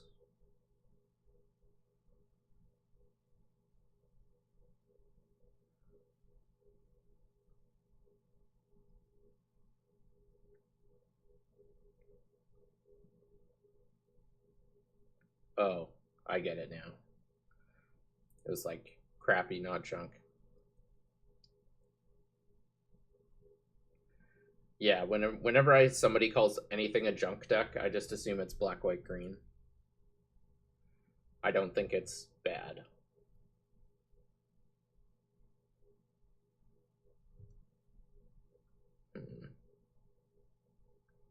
I thought about just casting Mission Briefing to try to scry into a land there to hit Primordial Mist. It might have been good. I'm just going to cycle Miscalc here. Land ball. Alright, that'll be good next turn.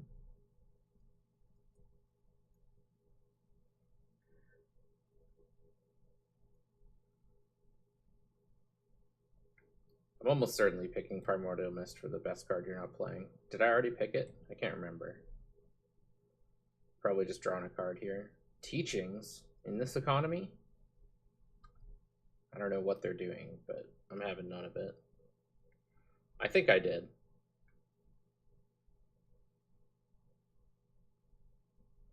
I think I've done it already, but it was very worthwhile.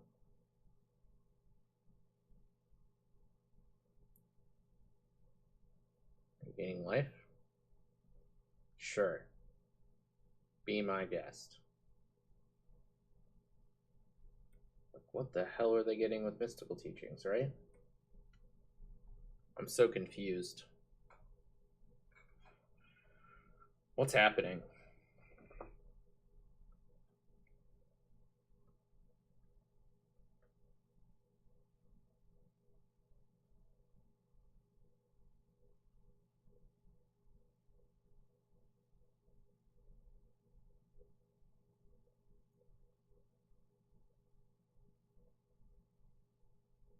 What was the explanation for why it's the best card you're not playing? I just don't think a lot of people realize what it actually does. Like, a lot of people are just like, oh, you manifest the top card of your library. What's the big deal? Well, it also lets you essentially draw that card. And it gives you the better of two options, whether you get a creature or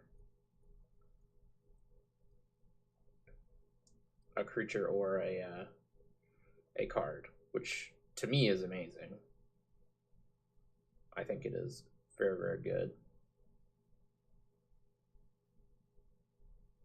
Like, you just get the card on layaway. Lots of times, I've seen lots of people lose games because they can't get the ETBs off creatures they've manifested. You can get the ETBs off creatures by just casting them. Yeah, but this is when a lot of people even read the card and they just like don't fully comprehend what it allows you to do,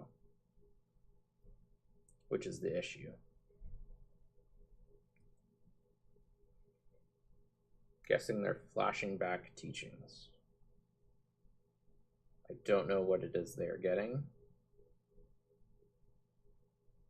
Oh, they can't flashback teachings. They can draw a card. But then they will have nothing in play except for these 4 lands.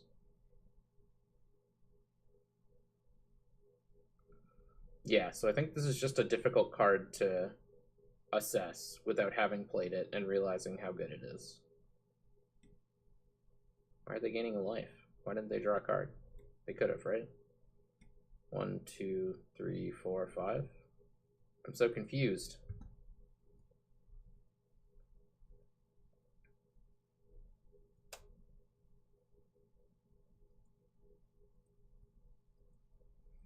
Three. Bammo.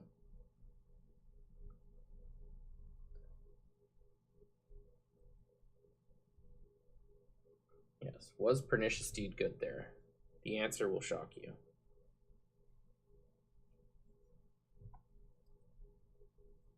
It won't shock you. It was very good.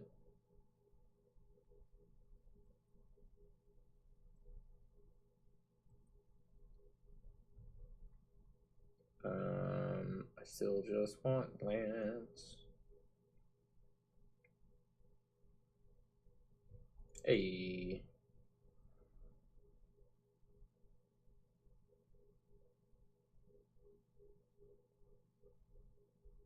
Don't want to do anything goofy here.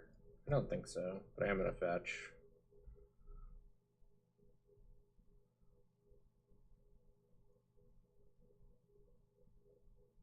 So we have to remember they have a mystical teachings in their graveyard.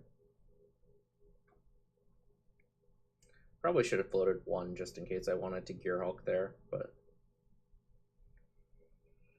we have briefing for either Miscalc or Mana Leak here if we need it.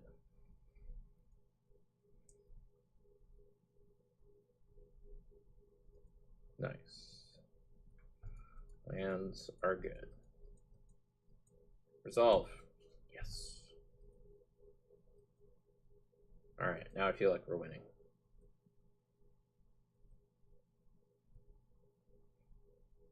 Hieroglyphic Illumination. See, look, this is a perfect example. We just flipped to Hieroglyphic Illumination. It's a 2/2 until we want to cast it. And at any point we want to just cash it in for 2 cards, we can. Which is great.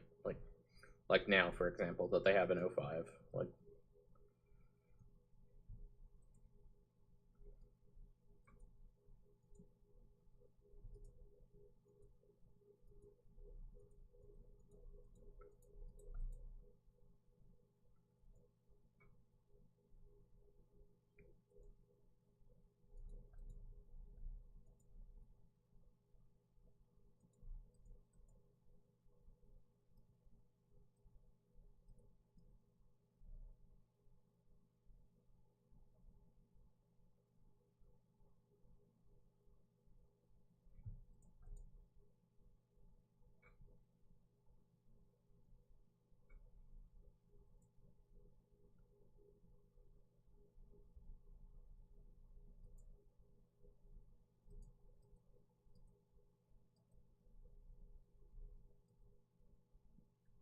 Inquisition. So we don't need to float mana. So just let this resolve. And yeah, now the game feels relatively over. Since we're pretty sure they're just casting whatever they have, like, we can just start beating down with this Inquisition of Kozilek. It's like, so like, it's better than either a card that makes a 2/2 every turn, or a card that draws you a card every turn. Because if you would draw a dead card, it just lets you keep it as a 2/2. And if you really want the card, you can get it. If it's a sorcery speed card, you don't necessarily get it. You don't get it until your next turn, but it's still very good. And that's what people don't understand. It's like a card that draws you a card every turn is good, but it's not good every turn. And a card that makes a 2/2 every turn is good, but it's not good every turn.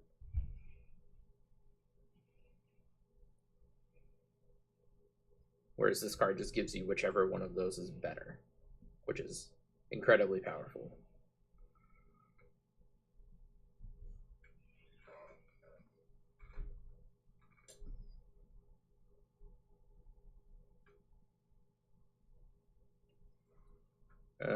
Yeah, we'll counter this. That's likely going to get a Rex Sage Knight of Autumn type thing. Just get more pressure in play.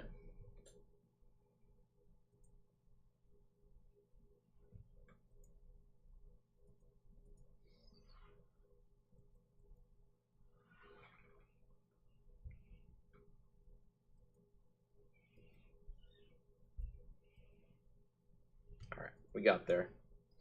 I'm going to take a quick bathroom break in between games. I will be right back.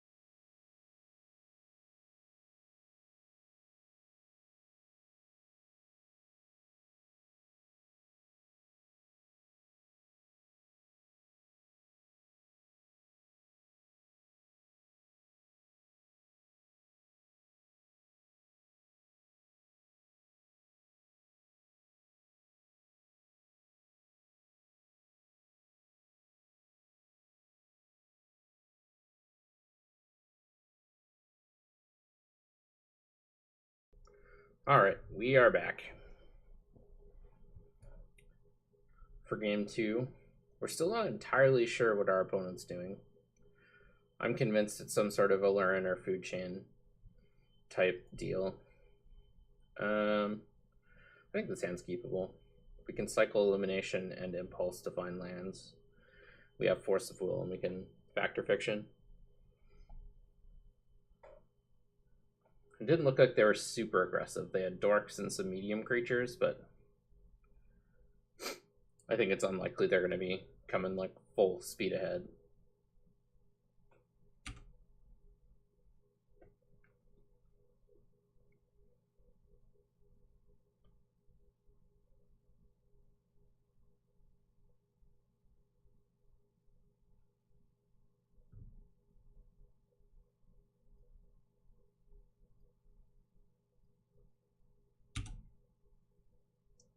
Just planning to cycle this Illumination here.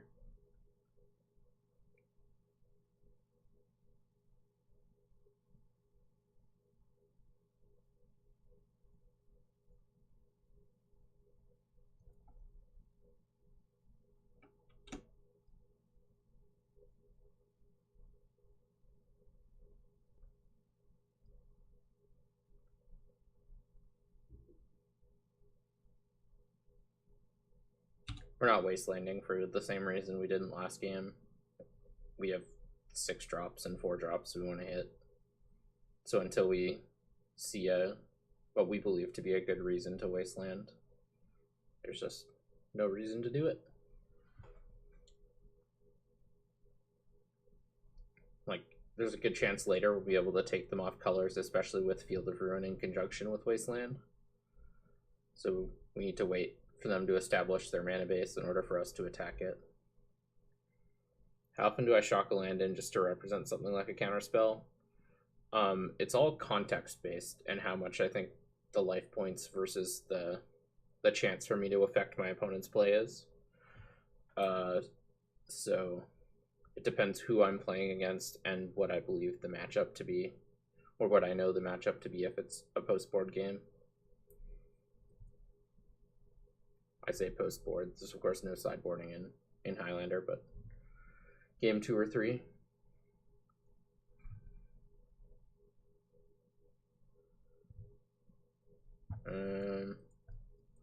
So staff is fine. We already have a naturalize for it, so we're not going to force it, but I am going to impulse in response. I'm just going to take clutch here, plan to transmute clutch for wreck, and go from there. I don't have any reason to believe that Notion Thief is particularly good in this matchup. The only card we've seen says draw a card in their deck is Preordain, I think, so.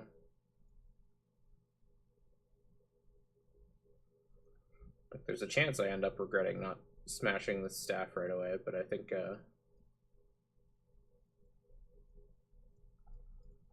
this is going to be worthwhile.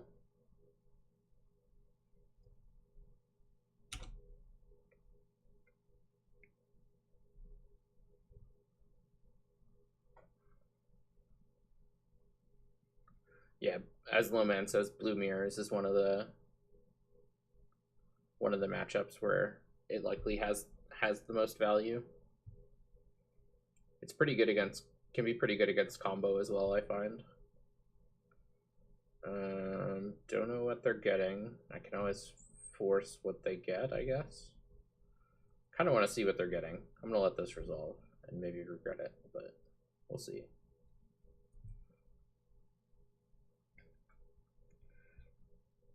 Clutch is the only one, Martinez, but I have a couple tutors that can tutor for clutch, so I can tutor for it. But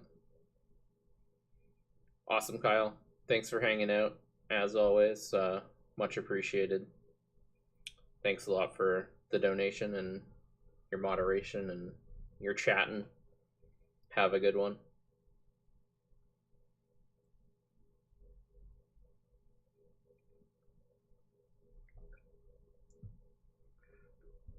And mystical teachings for worldly tutor.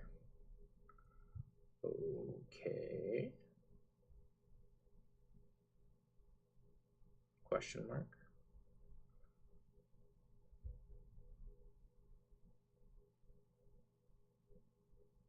Oh, I should have played Field of Ruin. Because then I could have force shuffled their Worldly Tutor. Punt.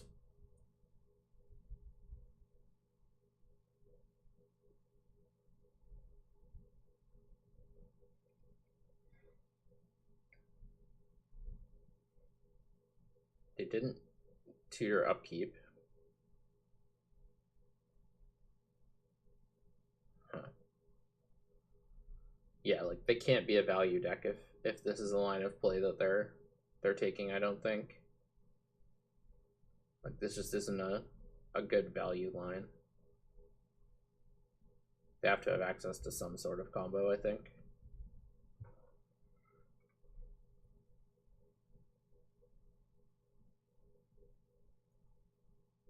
Alright, so now we know they have no further lands.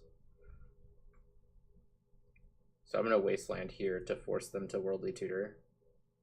And then I can shuffle it if I want to with Field of Ruin. They're floating black. That doesn't seem correct. They're ordering? Are they vault? I'm gonna let this resolve because I have Sultai Charm.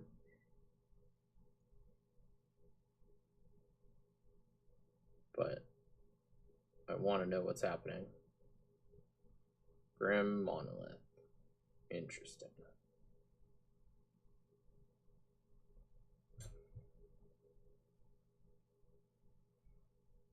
Very interesting. Chat, do you have any theories? What's happening here? Should I just smash this Grim Monolith? That's what I'm leaning towards doing right now. Just seems like very safe, which I like. So I'm just gonna do it.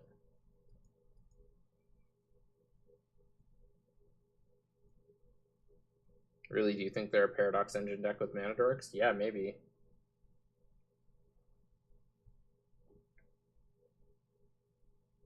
I just don't understand why you'd be 5 color if that was the case, but I'm sure they have a reason if that is the case. Limman didn't like smashing, but I like just constricting their mana. It seems super clunky right now.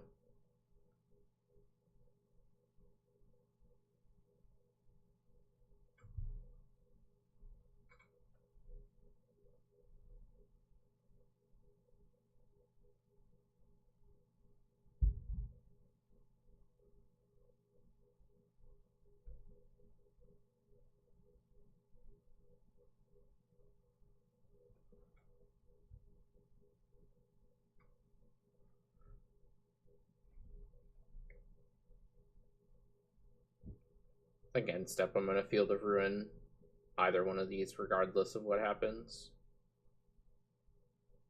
They're tanking here. We know one of their cards is an uncastable Worldly Tutor, or currently uncastable Worldly Tutor.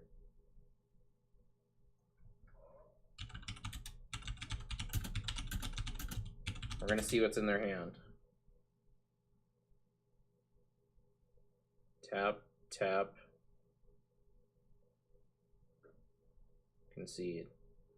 Stroke, Seasons Past, Script Ranger, Necromancy.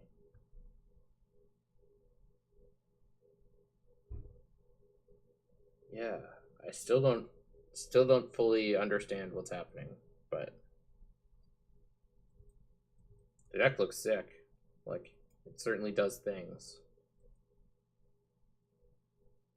Looked like I was just able to keep you off the things. I'm still not certain this is a Paradox deck. It could be,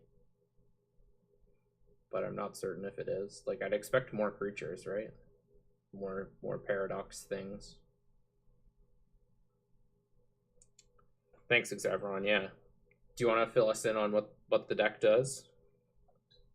Yeah, is it like a turns deck or is it Paradox?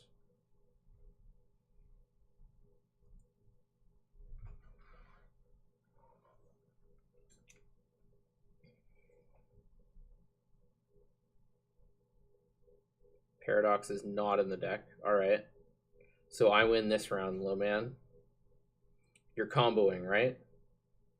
Is there is there either an Aluren or a food chain in your deck?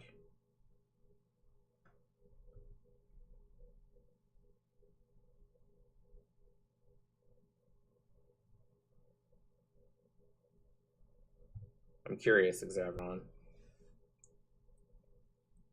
Yeah, sure. Let's look at the deck. I'll bring it up on stream and we can look at it if that's all right with you.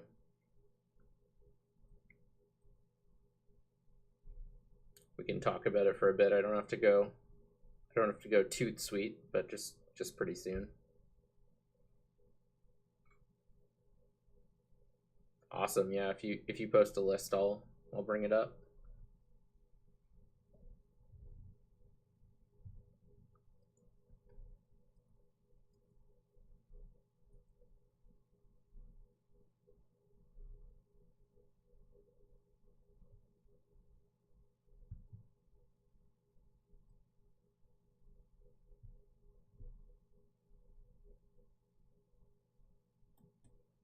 Trying to do one of three things. So this is the Hulk deck. All right, or the Flash deck. That makes sense.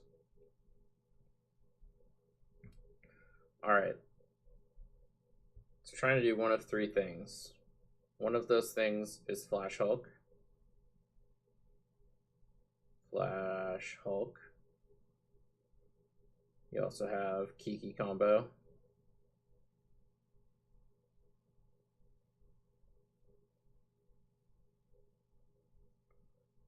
And then third thing is you can Seasons Past.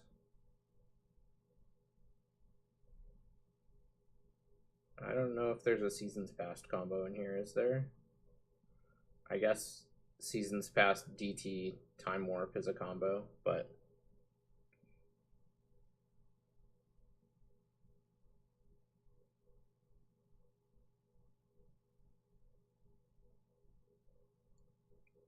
yeah, Rings, Monolith, Staff, and there's Power Artifact as well, which works with Grid Monolith or Basalt Monolith. Oh wow, there's Pod in here too. Secret Pods.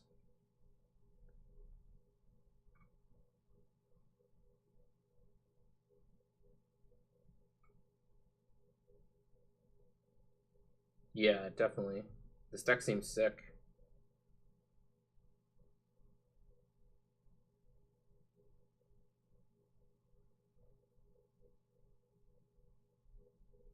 Yeah. Makes sense. So you're trying to Kiki.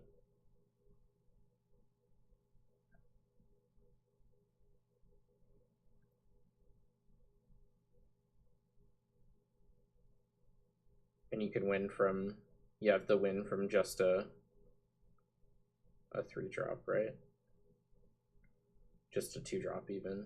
Or just a 1-drop. You can pod 1-drop into Script Ranger to untap Vannifar, and then Deceiver Exarch, untap Vannifar, then Hippo, untap Vannifar, then Vannifar, the Hippo for Karmic Guide, gets back Hippo, untap Vannifar, Hippo into Conscripts.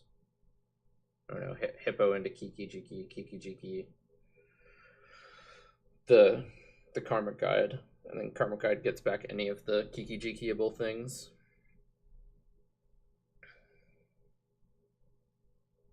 Yeah, Seasons Past, Personal Tutor, Time Warp works, you're right.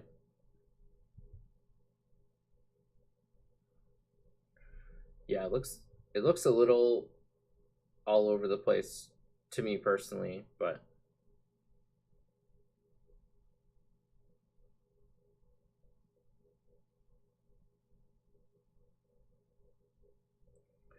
it's certainly doing a lot of things.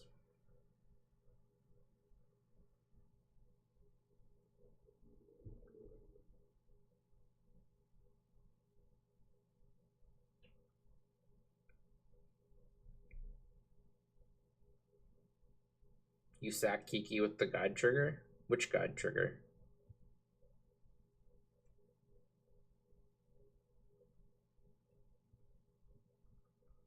How are you sacking Kiki?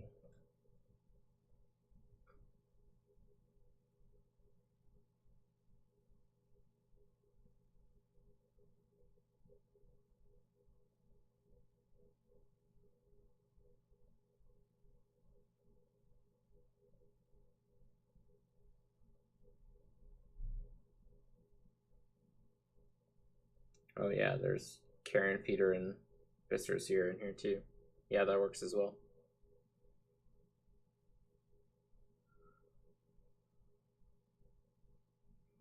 Yep, that also works. Good catch, Martinez. Or Exaveron, you pointed it out, but yep. Nice. Well, this deck does a lot of things. Sweet. We played a lot of powerful Magic today. I'm gonna call it here. Yeah, my if you haven't seen it yet, my streaming schedule is down below somewhere down there.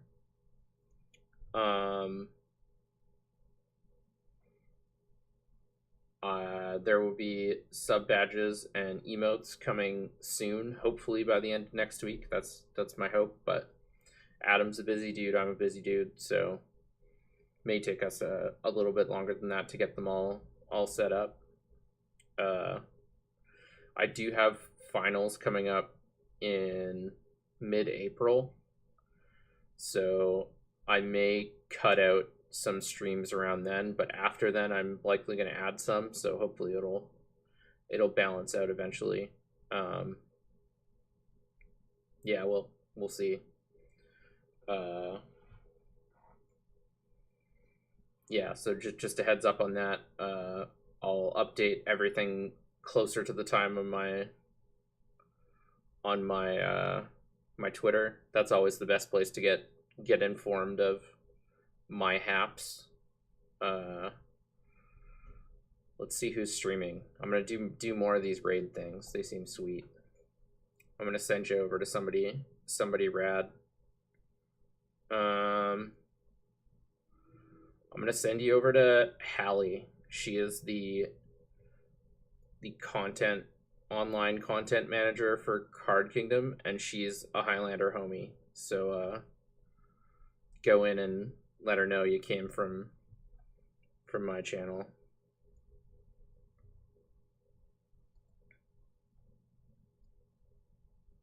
Raid.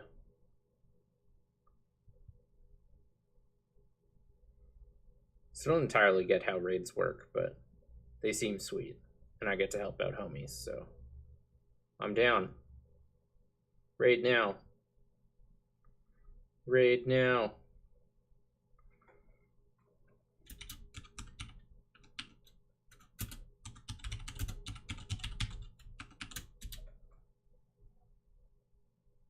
Rawr, we're raiding.